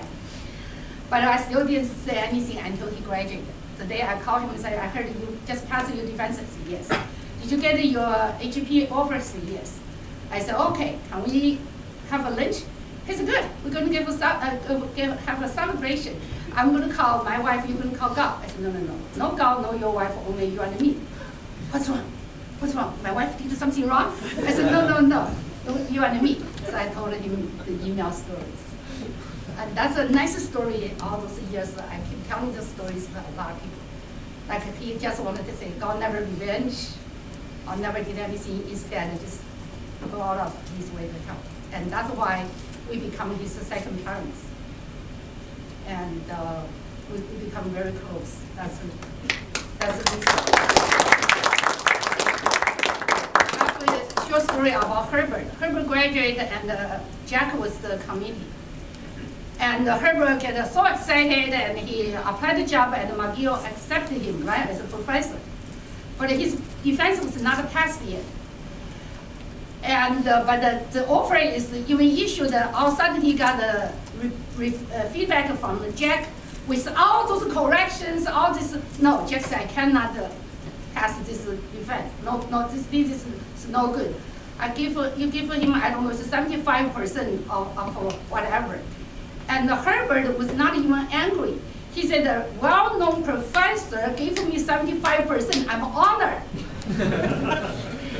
And of course, he lost his McGill appointment. He went to California. So that's how ACAPS people. And Eric is, usually people don't come from United States to Canada, either from all over the world or from Canada, but Eric comes from the United States. That's really surprised us. But he just joined the group who is such a gentleman. I would say he would be the dream husband for all the women. And when he graduated, both Intel and IBM tried to grab him and just try who grab first. And he's like overqualified, more above qualified, and Gabby at IBM heard Intel was going to give an offer, and IBM didn't want to wait. They just grabbed him, and his family is around the East Coast. He stayed East Coast, and now he's like a director of the IBM Corporate Technology Evaluation Division. So he's on his way after the cooperation letter. Kevin is also from the United States, go to Canada. Kevin is always the close, and Kevin also, we consider, call me mom, I consider this my son. It's like, I treat him just like a Nick. And we're close, we talk about everything, especially most things I talk to Kevin is not about the technical, it's about girlfriends, how to find good girlfriends, how to date girlfriends. It's most time it's about this. And I don't know if he found his sweetheart. So on October 30th, few people just talk about it. October 30th, 1995. ACAPS, along with the entire Quebec people, went through that very tough, intensive Quebec referendum. The result was 50.58%, with 49.42%. How close that could be? We are devastated. And although we won, but it was so close, we just feel we gotta go. We gotta leave this, because if we waited another 25 years, another referendum, or another 5 years, another referendum, we may lose. The English Anglophone may lose. The Francophone may win. So we don't know. We decided to leave. And very touch our heart. It's not Gao ask, or it's not an honor for Gao say, take you with us. It's those people agreed. The 4 people agreed, come with us.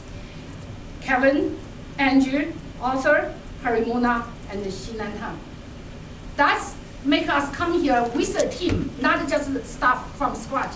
With 5 very experienced, very high quality students come with us. Make the team start not from zero, it's start from a very strong point. But the still is very difficult, tough. From so-called Paris of North America, from the center of downtown Montreal, the city never sleeps. We come to New York, the dirty roads, the darker nights, the non-driving to anti-closed civilization. Oh my God, we feel very strange, very lost. Cried a lot. And at that time, Arthur and Andrew would drive every weekend. Would just for mentally, they have to drive to either Baltimore or New York or DC to have some city life, to balance themselves. And but we stayed. We stayed. We held each other's arms. We ate. We went out to eat together. We just like a family. We help each other. We put our hearts together, and we went all together. We went through that very tough year or 2. So then Parimona was not even come first. Like she said, she came with her baby, and then so Xinan. So the 5 people. Okay. It's the one thing about Kevin. So everybody was a little bit down and don't know what to do with this new environment or this totally different countryside like this Montreal. But Kevin is different. Kevin is very excited. Why? Because now I figure out he and Arthur and Andrew 3 shared a house with another 3 people, and another 3 people with 3 gorgeous, sexy girls. That made Kevin very excited. So those 5 people, and they brought the ACAPS spirit continues into the capsule. And so they also become CAPSL's founding members. That's really, really made a big difference. Now I have to mention Nelson. He joined the group later. So one day God came home, so I have this new postdoctor, and he's going to throw a party to everybody with his wife. Here's his email. Look at the email. Said, my partner, Scott, and I would like to invite everybody. I said, God, this is Scott. That's not a wife. That's not a girl's name. But you know, up in mind, God still announced to the group, hey, new postdoc Nelson and his wife is going to invite us. But when we went there, of course, we all met Scott, who is a man, who is his lover. They are gay. And Nelson, until now, I admire his brave and his openness. Yeah, I'm gay. And so he involved to the local gay lesbian organization group and fighting with gay lesbians' rights in New York, becoming very well known here. So that's Nelson's That's Nelson's story. And also Nelson and Scott, that couple, gay couple, but very proud gay couple, they made their house beautifully. Their house, their home, I remember intern was from ACAPS. It's one of other Kevin's dream goals. Right, Kevin? Intern come to visit Delaware and stay with Nelson and Scott. And then she said, I'm sorry. I'm sorry. And she said, just look, because she stayed there for like 2-3 days. She said, okay, my goodness. The feeling I got from Nelson and Scott's house is much better than some other regular families. Cozy, well organized, nice food, nice family oriented. It's very good. So Nelson, I'm very proud of you. And then Nelson went to Alberta. He bought I just told people, he bought a $200,000 house, but spent another $100,000, renovated his kitchen, which included $40,000 for that stove. It's like a professional restaurant stove. So Nelson is very good to cook, take after from his mom. He can cook all different kind of cuisine, right? And I think all the well-known people in computer science or computer engineer area have been in his place and tasted his cooking. So there's so much stories, there's so many memories, and so many episodes. I think I need more time to tell them. Back to those mentors and friends. 1980, Jack Gao left. A couple months said that my supervisor, world well-known Professor Jack Dennis, come to visit Wuhan. So the University of, this Guang University, they kind of vice president or the foreign affairs office director, and everybody was dressed up and was waiting for the airport. We are looking for this dressed up, very well-known professor. And everybody come down from the airplane, we don't see this well-dressed professor. Finally, we saw someone unbutton the shirts and t-shirt inside, and his hair was all messed up with one flying, and camera hang on the neck, just jeans, and just walk down. Everybody look at that. This is a well-known professor. Yes, that's a well-known professor. And Jack is a gentleman.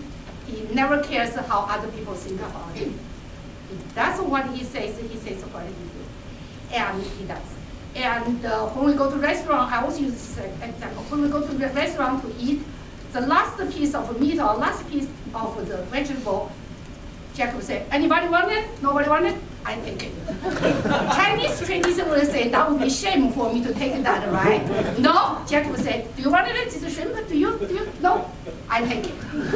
That's a gentleman. I really respect that. That's a real person.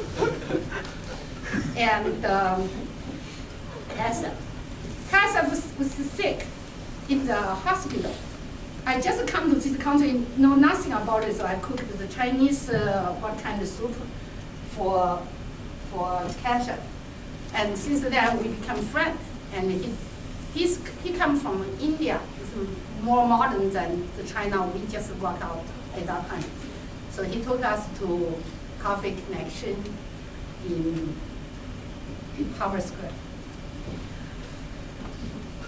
When we were at the Westgate, what's it? No, Westgate. That's the guy who passed away.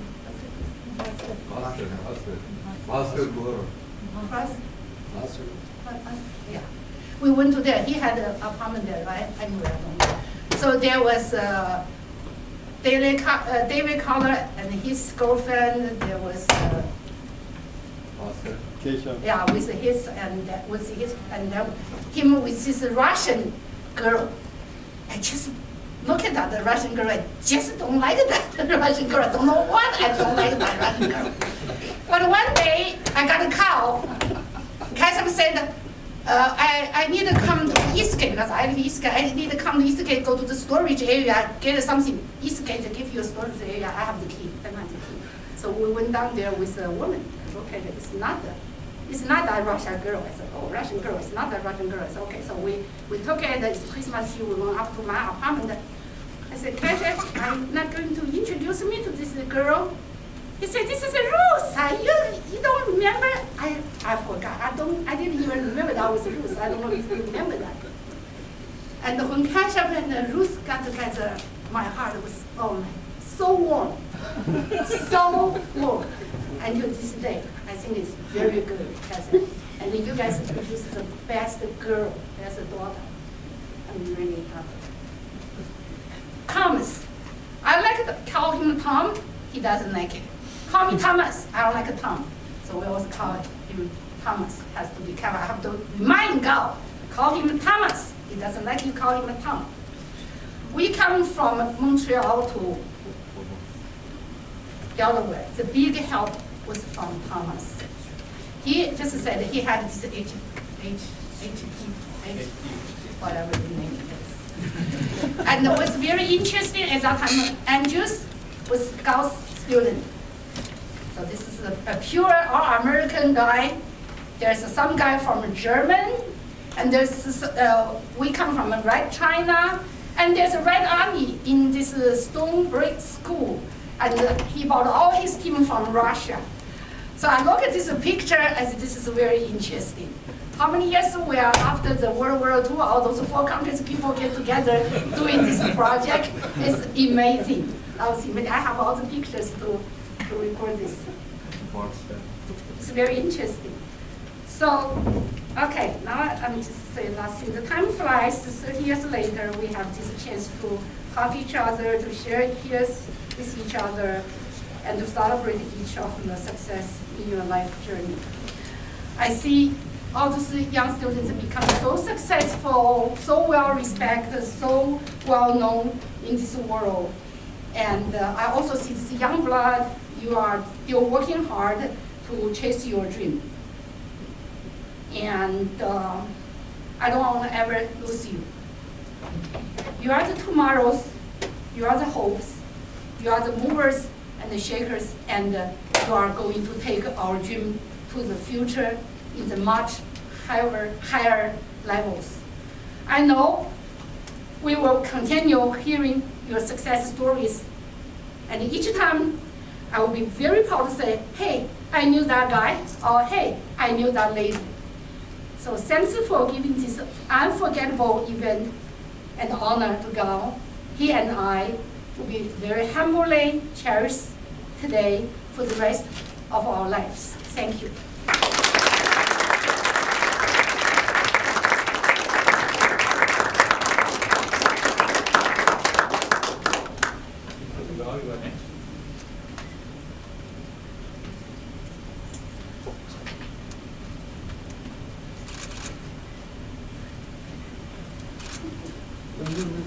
You get 70. The problem is that sometimes you go to the bathroom often. I have to, no, it's very quick, but I have to go to the bathroom.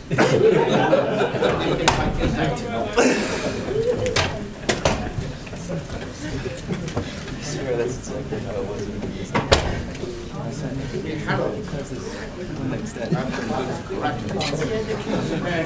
And it was, he expounded on it. He was like, me and Peggy, we are coarse-grained. We have house. Peggy likes this. I like this. The new generation, they have fine-grained. They take hotel, they do one-night stand.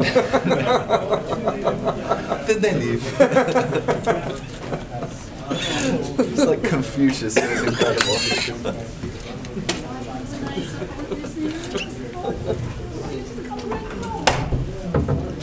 Were you there when he was telling the story about the praying mantis and how the female eats the male's head?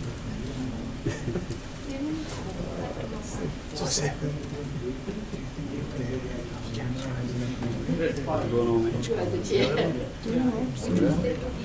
where you live so apart? Yeah. What country are you in? Pioneer. Okay. Where's it located? It's on the only part that really needs it. Oh, okay. 141. Okay. Get married so Years ago. answer my question. My first internship was there. Oh, okay. Get married so answer my question. Difficult time. So I see you have. Oh, you understand that? What's that? You have your own company. Yeah. Okay. But it's not, Did you never it's get not to work for serious. anybody? No, I worked at ETI for 6 years. With ETI. That's Gau's company. Yeah. Also, I did a postdoc where we tried to start a company around DNA sequencing. Okay. And it didn't work out. And then I was with Gau's company for 6 years. Okay. And then I started my own company last year in January.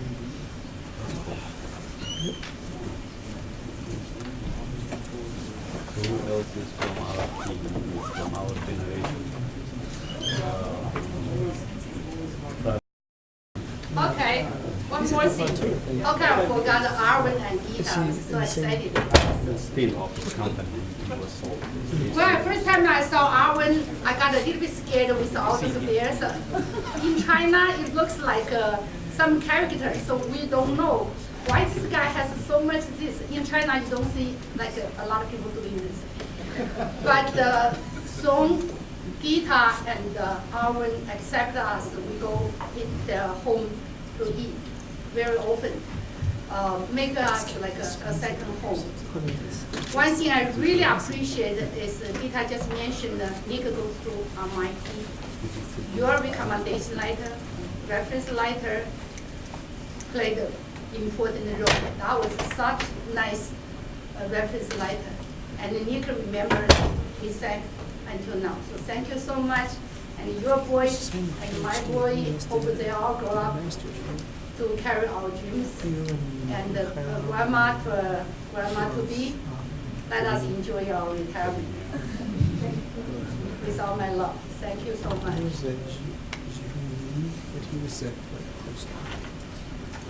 What about her?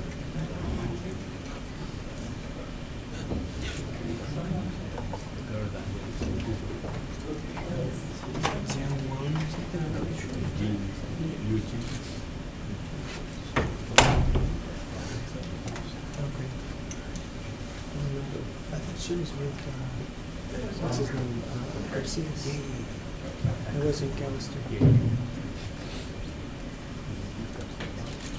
I don't know, I haven't seen him. Just, if you just go into presentation mode, it'll kick to the second screen.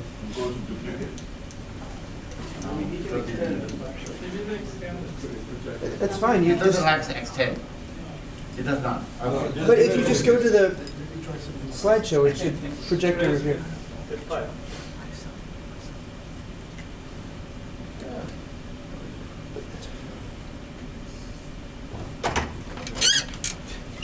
Okay. So,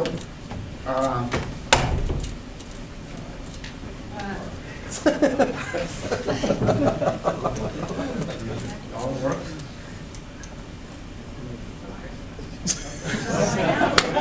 I don't think he has changed in the last 25 years. It's called cyclic scheduling. We should use them. If you just go to the slideshow, it would work. No, I think the thing got disconnected. No, it did just now. Yeah, But yeah. I'm saying that like, if they just click slideshow, it'll show the slideshow here. It's under the others. Just use the page down. Please shut up in 10-15 minutes. Okay.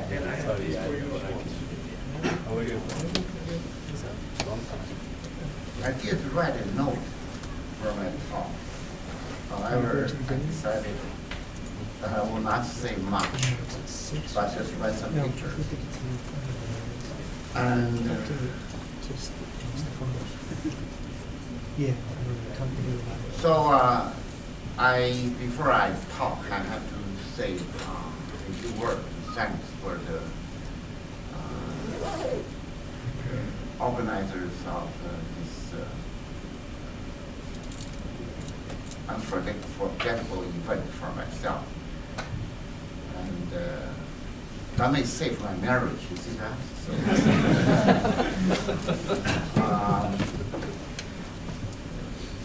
Dr. Bowen in particular. particular, I have to say that in your case, I went to Arvin to have 20 years.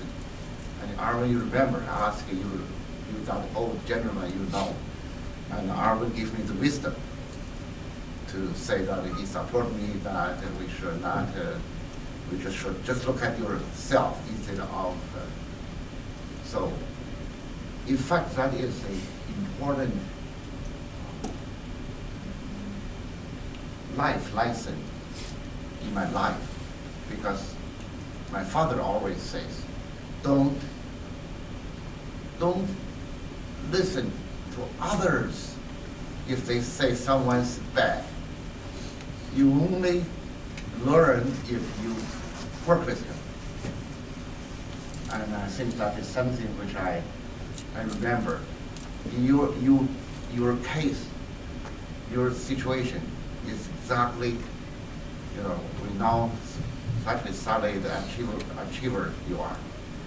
And also thanks to Nelson and the tremendous skills and the vision on organizing an event like this. So which I don't think I can even anywhere close. But you probably can all feel that today's things are very smooth. And there are other people in the committee which I cannot, but all my students here, I thank all of you and for this event. Stefan, there are two local people I must mention. Stefan is, everybody tell me that you are the conspirator, major conspirator behind it, because you see me daily, you have many chances to tell me something is going on, but not at all. Not until the 2 nights before when you came, you say that you have to even talk. And Stefan really, behind the scene, did all the organization. I have to thank our chairman, Ken, and he stayed the entire afternoon here to be with us, including lunch until now, and show his support. And for, I believe, a lot of those logistics without Ken. But I think I see from his heart, he put that to words, which is a very great honor. I don't think I can be mad. I'm far from the Junzi. Junzi usually is a very rare, highly achieved gentleman. But on the other hand, I appreciate that you find that word and explain that. So I feel that is an example I must follow with the rest of my life. I also like to people come from far. Thanks for them to come.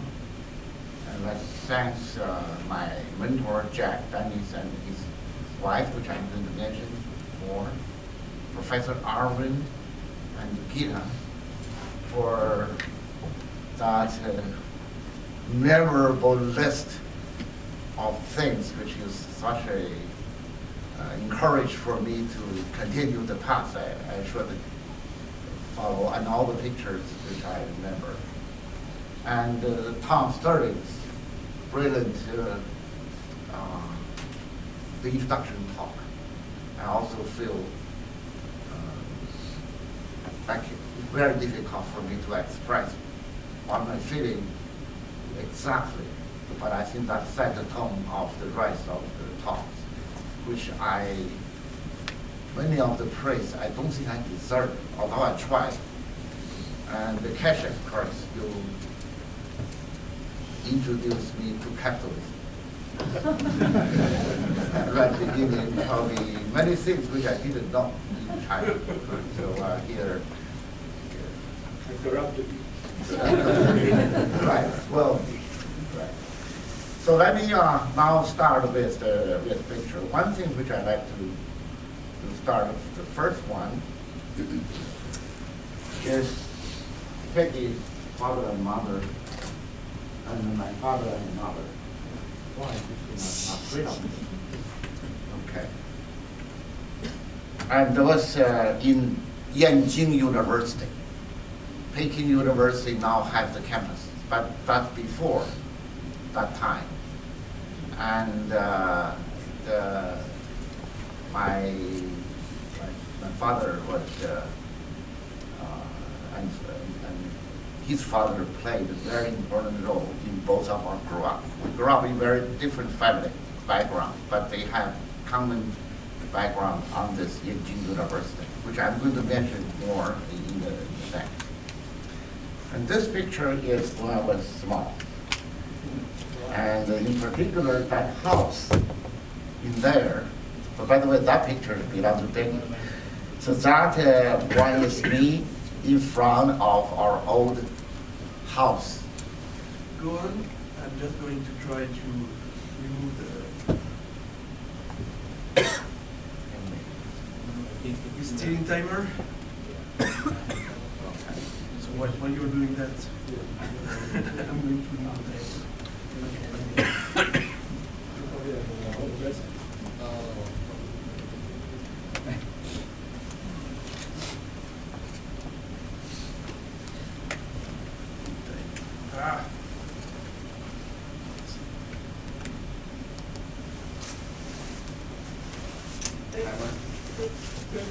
Good. Looks like it's good. So that is the place I grew up in Beijing. The house now returned to us. So next time you go to Beijing, I will try to show you where it is. And this is Peggy's wedding. This is in 1956 in Beijing library. I don't know what the girl is. Peggy remembered this picture for the rest of his life. And this is my high school, Wuhan First High School. And this is the one which, I'm a red guard. Oh, it's still. Let's don't go to the projection. Don't go to the. Is this on? No, I think we use the slideshow. No, there's a timer, but I should not remove it. So let's just. You have to select all the slides and remove it. Select all. So let's just get not the. Well, oh, you mean just the slides? Just slide. Yep. Yeah. So. And so this one was a revolutionary. Qinghua and the Red Guard, not the head, but traveled the whole country, tried to overthrow the local Communist Party leadership, and go over the country as a Qinghua student. And that's when the Peggy was at that time. Right. I only have one girlfriend.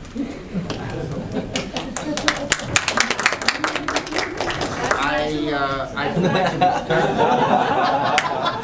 make mistakes.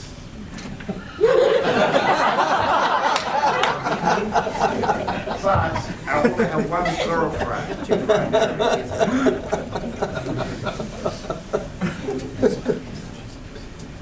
Okay. And this is in the southern part, beautiful part in Guangxi.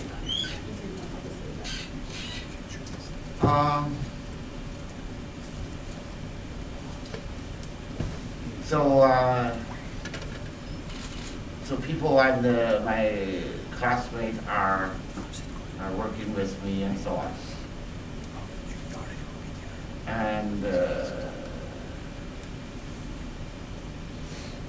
where is the China line? Okay. So in September 4th, 1968 in the afternoon in the auditorium of Tsinghua University. At that time, there are hundreds of posters, this size posters everywhere. So I was with my classmate, went there to be asked to read those posters because I'm from Beijing and I speak good Mandarin. So they asked me to speak, to read. Then at the last line, there is done with someone, long live Chairman Mao. I get it reversed.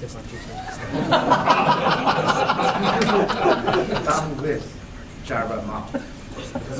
Later on, you must really didn't know. So the leader asked me to repeat. I repeated. Then he says, now this event stop. Everybody go back to your dorm, let's go. Then I stayed. They didn't ask me to go back to the number 9 dormitory. You know, the Tsinghua people here still, no, 9th building is still a dormitory. I was brought to the Tsinghua main office building now it's called a part of the High Performance Computing Institute in there. They temporarily set up a room and locked me in for 3 months. And the door, they finally cut a small hole so they can watch me what I do in the evening. So to September 4th, 1968 to December 4th, 1968, I was the enemy and a anti-revolutionary for in the Tsinghua University. And so day-to-day life is only one book, Chairman Mao's book, so you read it back and forth. But then, from time to time, you have to be pulled out from your cell, go out to receive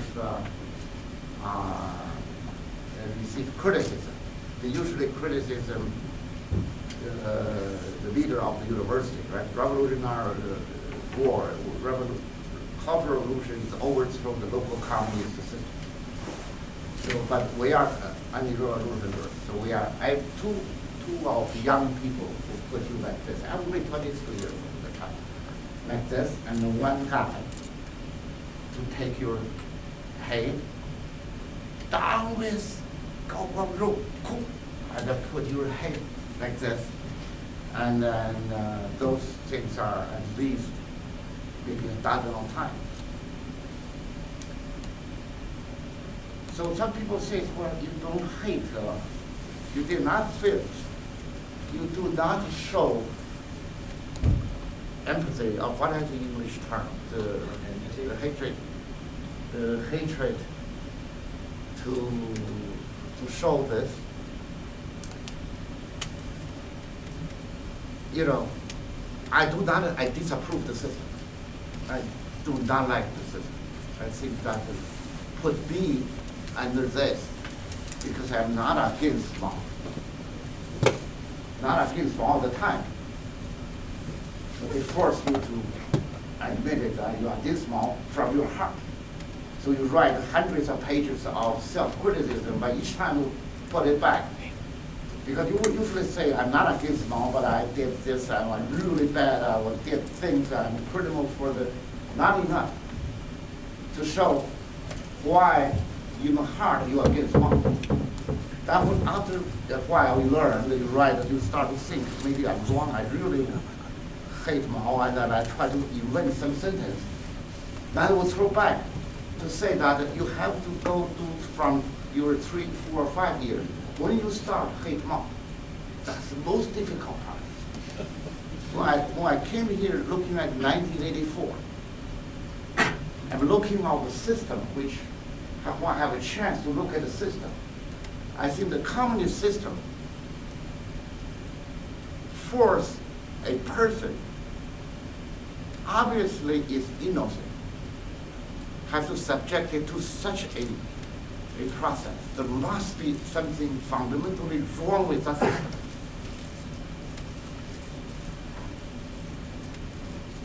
So, on the other hand, I think Chinese people, Chinese is a great nation, and Chinese people mostly is just like me. We want good life. Whenever you have a chance, you enjoy freedom. You try to live in a good life. So therefore, I struggle. So on one side, I want to help China in their modernization.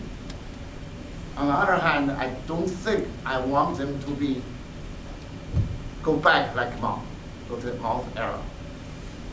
I think the danger is the younger Chinese students start to forget Zhu Xiaorui and Shi Jinping because they grow up in a society now is lead the material life is much better. So therefore, I'm struggling. Each time I go back to give a talk, if I'm very excited, for example, on December 15th evening, last December, I lectured at Guang University. It's an evening. It's a bigger room on this. It's about 200 people, students. I get excited when I say, the people ask me, what after 35 years in the West, what did you enjoy? What did you enjoy most? Then I start to talk about freedom. Then I actually use an example. I say that even ants have freedom. Then a month ago, I heard the party secretary in that place inquiry, what is Gao? Who's invented him? Who invited him to give the talk? You're the black man now. Okay, so I think I'm only talk about this, right? So now let me go back to this. I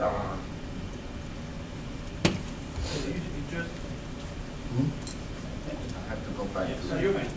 Okay. So I was sent to the countryside on December 1st. I was announced that I am actually not a anti-revolutionary. I simply just made a mistake. So therefore, I was sent to the place like that. You see, that's Arab.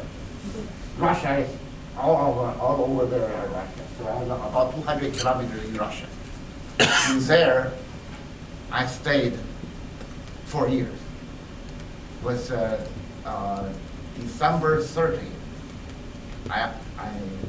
December 29, I left Beijing, and I arrived in that place on December 30, the last day. And in there, I had 4 years in there. If my life is not too bad, because it's too far from Beijing, then the political pressure is less. In this period of life, so I'm still studying. You remember we don't have calculator. Probably in the world, the first calculator in 1971, probably. We still use the slide rule. And make notes. But most important is Peggy didn't leave me.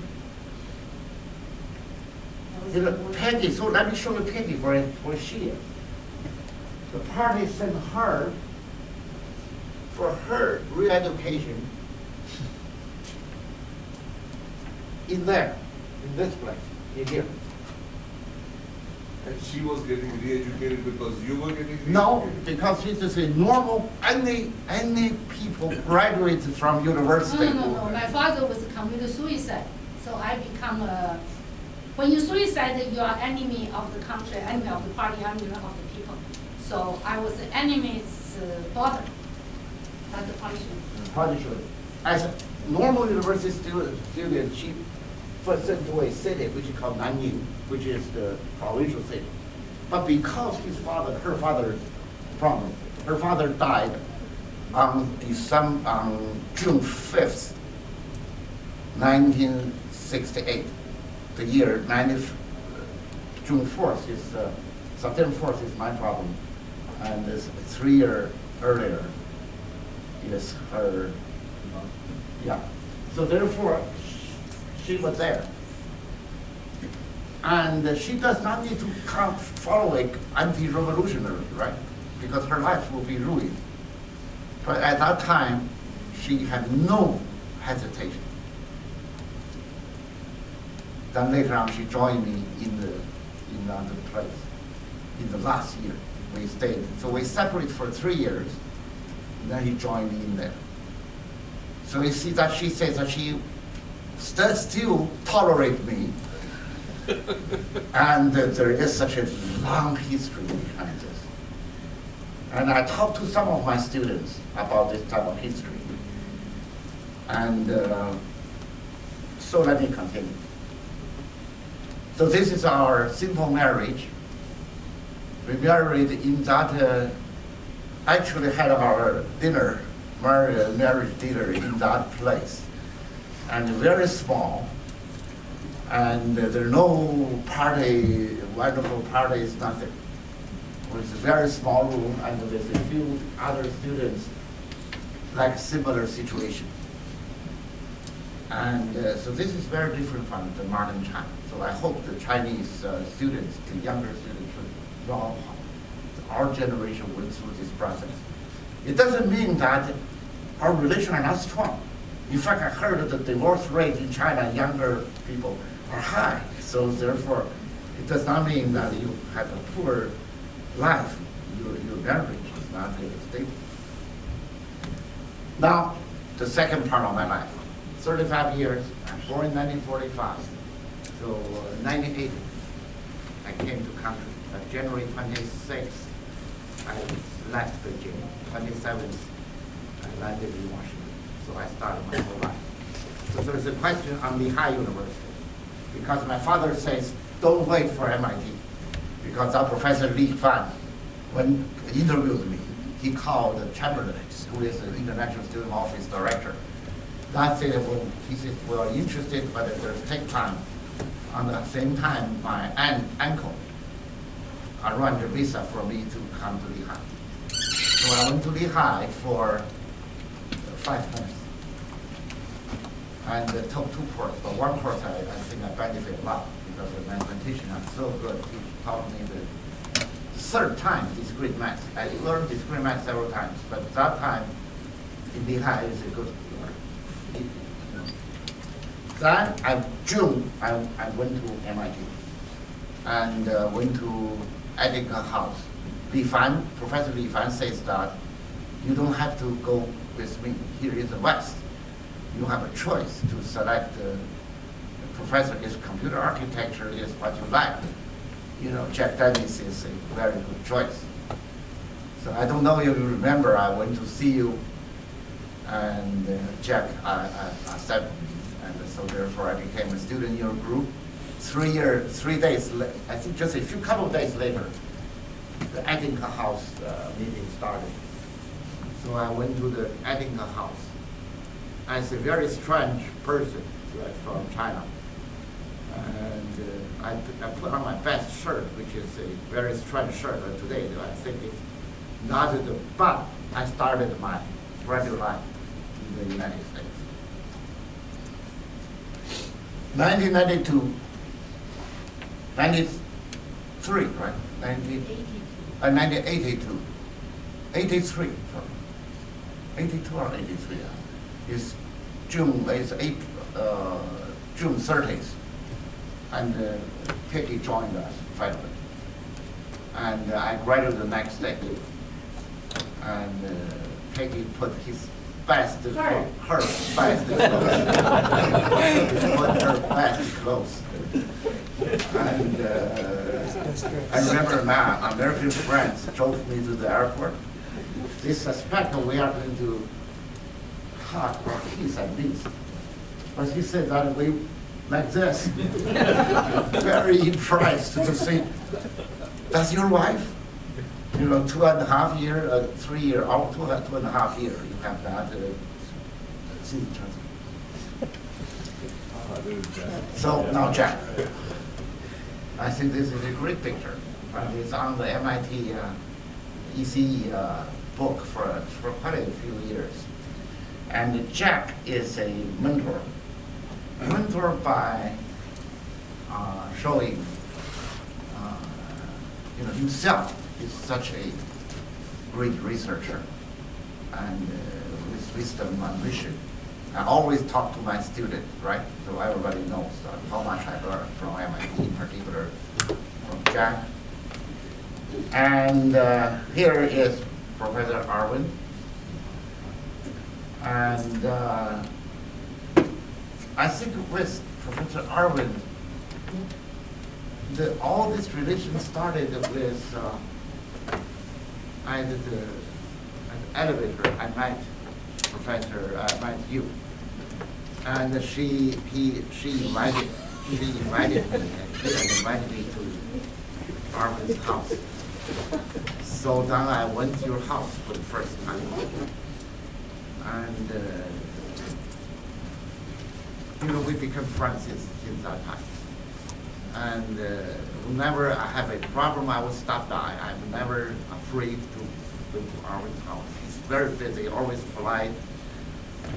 And I learn most are from your students.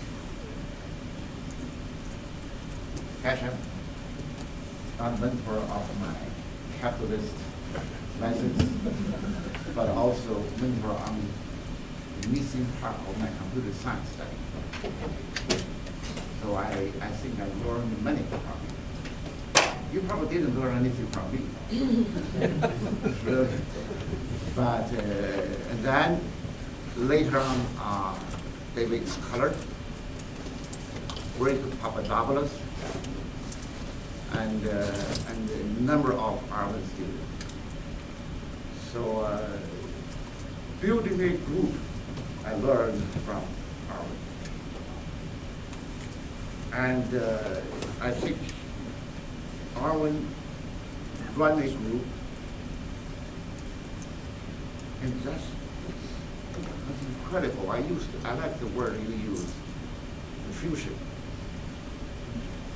You remember when your 6th year birthday, you used it. A few times there is a fusion in your graduate student.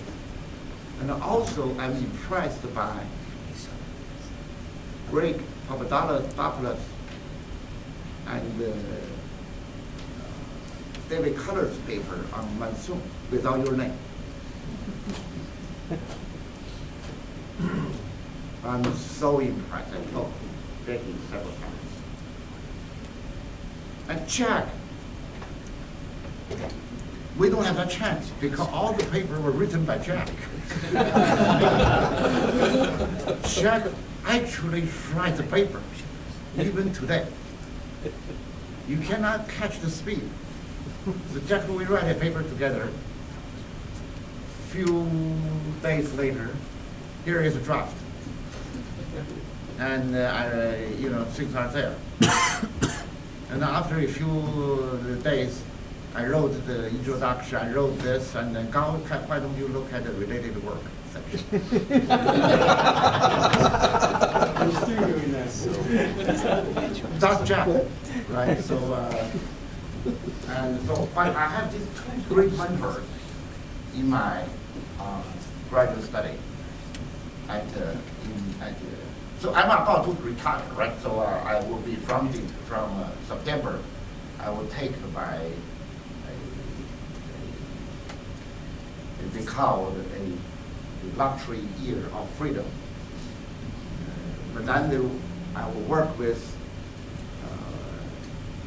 the department and the dean to look at it's called a phase-led retirement plan. But I have to that phase-led retirement means that you still maintain full faculty position, full faculty status, but you don't have to work full time. Of course, you will not pay for full time. But that's important. And that's great. It's important for Peggy to think about. Jack is still on that plan, right? Jack never retired. But I think I have obligation to write down my experience for the Chinese generation. Really, from my heart. So we have a plan to write the 3 generations of Chinese intellectuals, starting from my father and his father. Her father. Her father. Oh my God. I really need to shut down my talk. One thing which I have not done is visit India. So maybe Tom, you invited Thomas, I will go together with Thomas. Then we can have a good time there. Okay. So you have seen this picture, but now somehow magically I replaced the phone. The other picture Jack has, I'm not there. That guy now take the picture, so I see him not there. Herman, you are so young, looks. Is that you? This?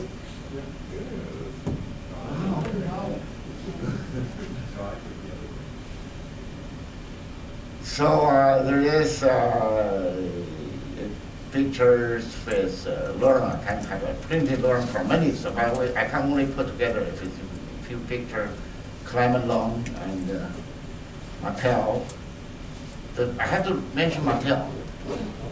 So our location consistent paper rejects so many times. So the first tech report, fully written, and we recognize, fully written, everything that proves is 1992.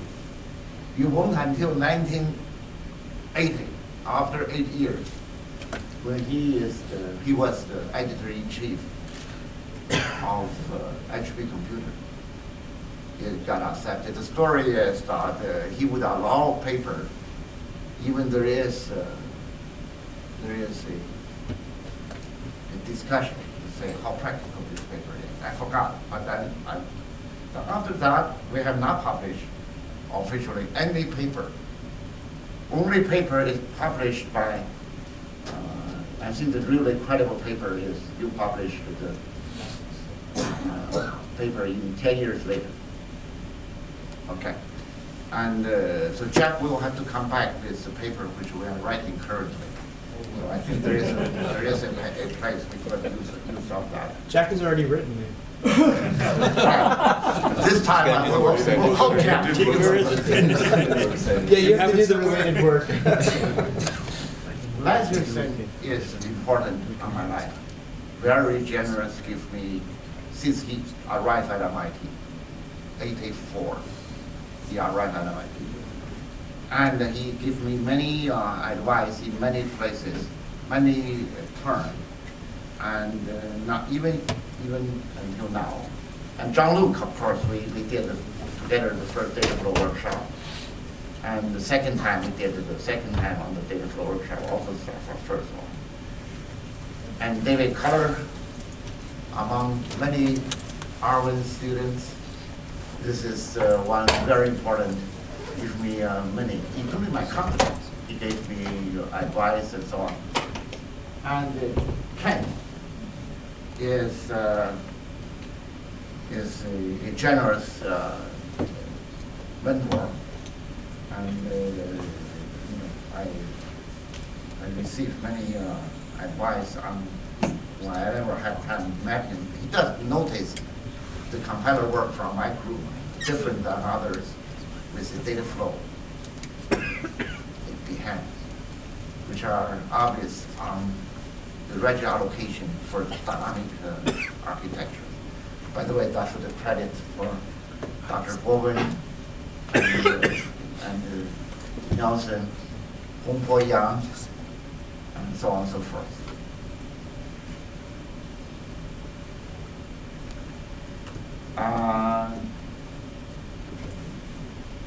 HDS Siegel and many people, but the Michigan group, including Yopat,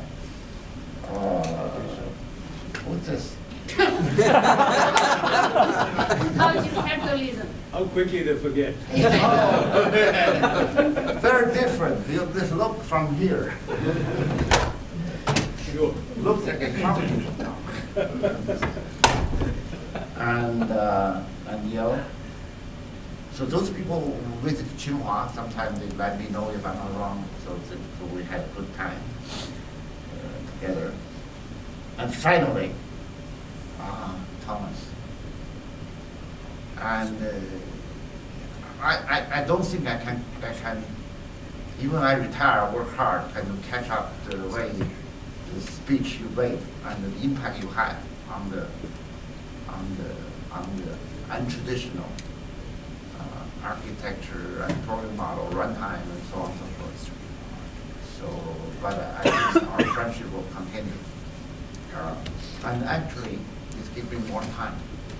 So therefore, we can work together. Then there's a lot of students here, and you can recognize. I usually don't like look at this, but I'm too young to look at there. So it's not me anymore. So and Kevin, and all kind of students, and Eugene, and Tremblay, right? Tremblay. Yeah. So I really learned a lot from students. Some of them, when they graduated, I still don't understand the part of their thesis. I have to become not like Jack, and he really works through. And so I learned from Jack, but I am not Jack, so therefore I have to allow students give time for me to catch up. As long as I had the feeling that he's doing the right direction, then I have the committee help me to understand. So Guy's thesis, I do not understand his static analysis method, which maybe Sridhar understand. And then he find out a year before he graduated. He said, Gao, I don't think you understand this. He says that, let me come to Laura Hendry and Prakash Panagandhi. And this is the reverse, not a backward data flow analysis problem, which computed the fixed point is different. It's sort of somehow similar to Laura Hendry's thesis on the alias, but not the same. So therefore, after my retirement, I decided to pick up the thesis, which I do not fully understand. I will read it. Okay.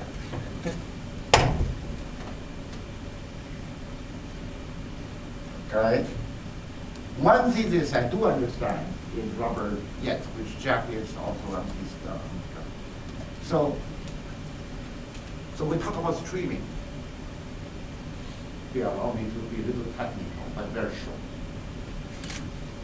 On my end of my MIT period, I learned that the streams are papers and PhD thesis on streams from data flow group, and also from Arvin's group later on streaming. You have 2 students on stream or 1 on.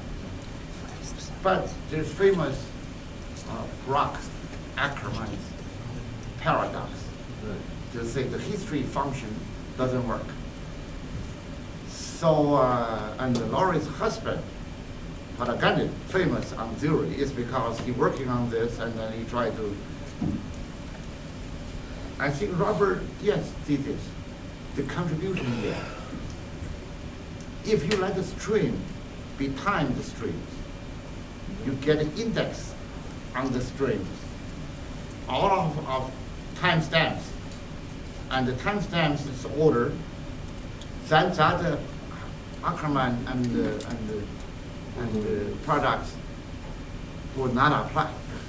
I think he's right. So for dinner time, if you want to learn more, so that is another thing which on my retire, I'm going to have time to look at that. I believe this one I understood at the time, but I cannot stand on here to give you a rigorous debate. But intuitively, I think that's correct. Who is on this picture? Is Andres Marquis here? And he's someone I want to mention.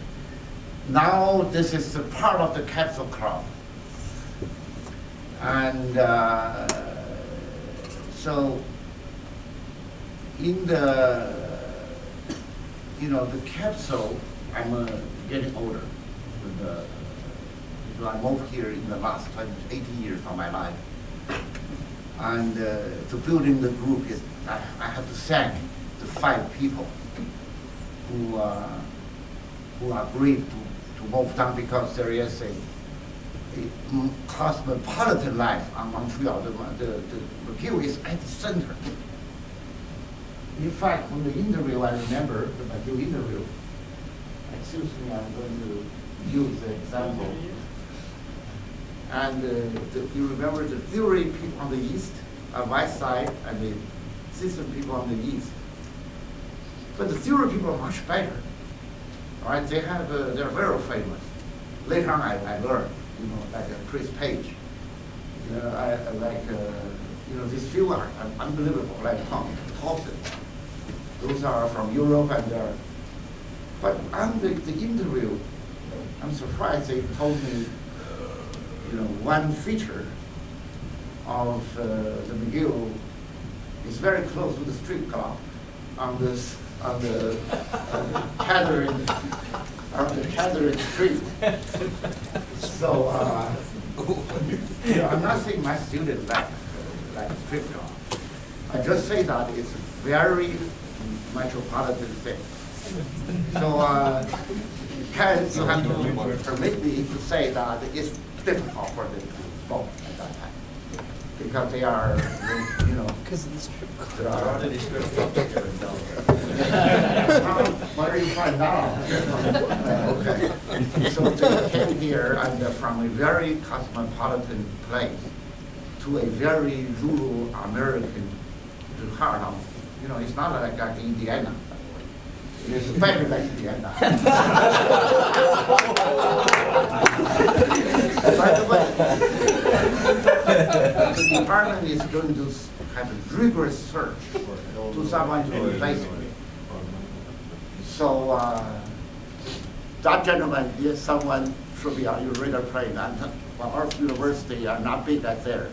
But on the other hand, please help us to name someone as my replacement from Laura. That will be impossible. Everything. There's no Gao waiting to be discovered. And so it's not easy, but then the 5 people moved down here, and they worked so hard right at the beginning.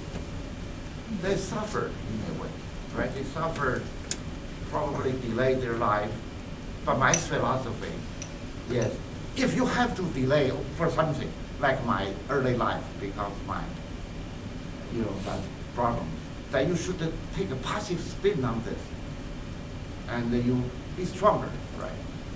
You may be a little just different than you live on the smooth life. But I really appreciate Kevin and others who came at Parumala. And by the way, Parumala disease is worth reading, really worth reading. We have not yet on Colette have a PhD like what he did, she did, and she did for Earth, right? So look at her implementation on Chandy Misra's algorithm, distributed algorithm on the shortest path on Earth. I think that is a fantastic thing which our Colette model must match. Okay, so I'm very close to finish, and so on this we have a number of people. They will be around, and I encourage for those of you around this evening, try to talk to the big professors and introduce yourself. So therefore, you can you can learn from them, and you can establish a longer-term relationship. And I think that's very important. I think when who say that I'm good at networking, well, it is because I am not Jack, right? I am not Harvard. I spent 35 years in China, which 10 years I wasted. 10 years, or more than 10 years. In fact, 12 years I wasted. There's no way I can catch those genius. Certainly done a lot in spite of that. Well, my best time wasted. So therefore, it is my obligation to take any opportunity to connect them to the best and the brightest. And one of the brightest here is Rishi. She is one of the brightest. What's happened to you? Looks like we will have to divorce. Looks like. Okay.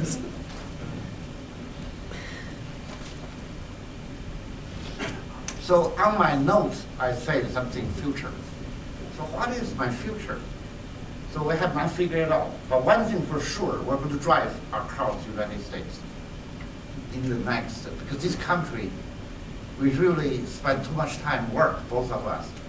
So we need to look, and then the German, the aircraft may be very difficult to convince Peggy to fly that. So, because he says yes, yes, she. So what we will do is I will arrange a driving, cross country. But on the other hand, I think what Dr. Gao, you should tell her it's much more dangerous to drive than it is to fly. Really? Yeah, didn't you live in Boston for a long time? You ought to know that. So somehow it's not like dramatic. Actually, if Gao drives, it's a little dangerous. Yeah. So I will not, I have no time to say what I wish. But on one thing, which from long run, I want to build a data flow machine in China. Okay, I may not be able to, unless US offer me an opportunity. Say that now, and but how to do this I don't know. So I have to think, because the dream of Jack and Arvin and all the student work, although you were 27 students, only this continuous data flow. How many of your students continue data flow? Zero. So I need both of you to politically help me. But I think if there were still data flow shows up. So I remember your talk. They just don't call it that. Talk, Ariska, 2005. One guy asked, I forgot, Arvin, can you think anything we should change after you talk about my Zoom machine? Is there anything you wish to change it? You remember your answer? One word, no. I remember that. So, but, Peggy, so we do not know if I would do that or not. And but with that, I think I have the obligation to help the university. I will do whatever I want, I can, to have a smooth transition, to get our good students all graduated. And I think Xiaoming Li and other young people you hire can replace me, and I think that I will help do my best to be a Junzi in that respect. With that, thank you very much.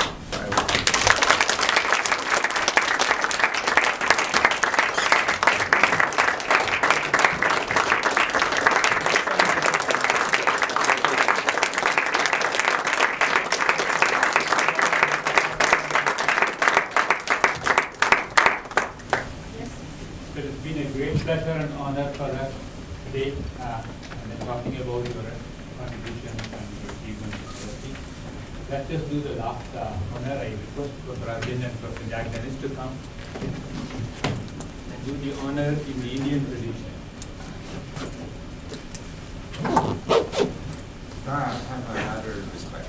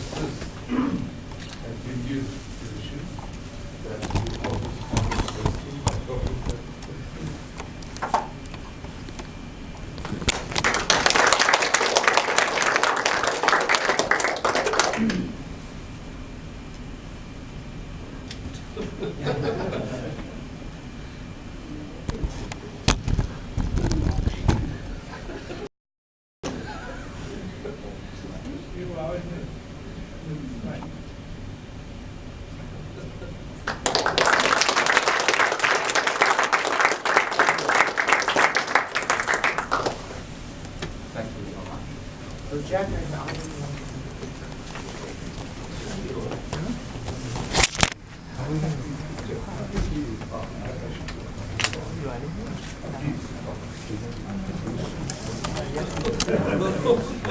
not going to time.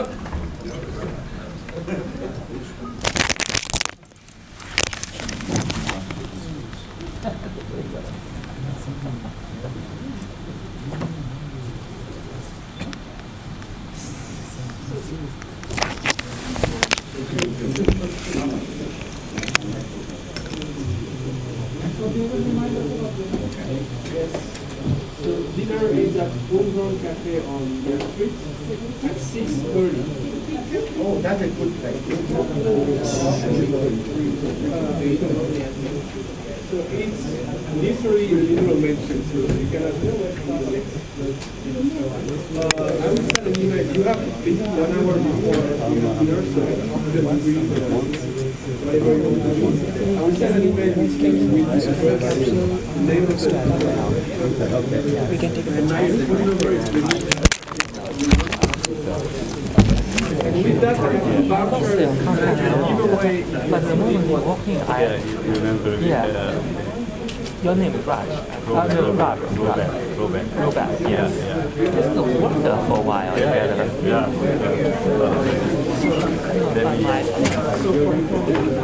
But it's I don't know. Maybe we can find out later. R-O-B-E-L. R-O-B-E-L. R-O-B-E-L. Yes, R-O-B-L. Robel. Yeah, let me text you. You have give me your cell phone number. 302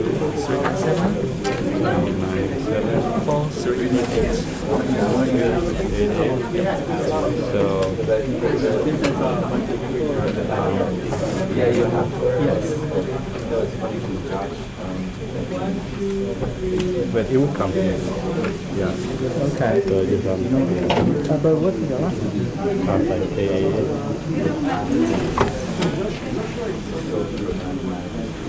Wonderful. I will send you Kelim. How's everything? Where is it located? Santa Clara. A long time not seeing you. I'm okay. All right. Please support me. Okay.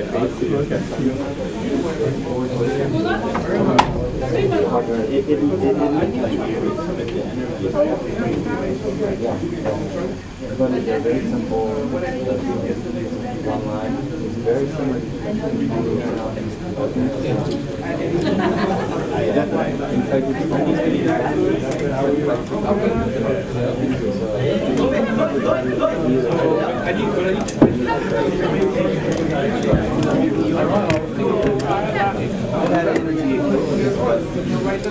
he never went.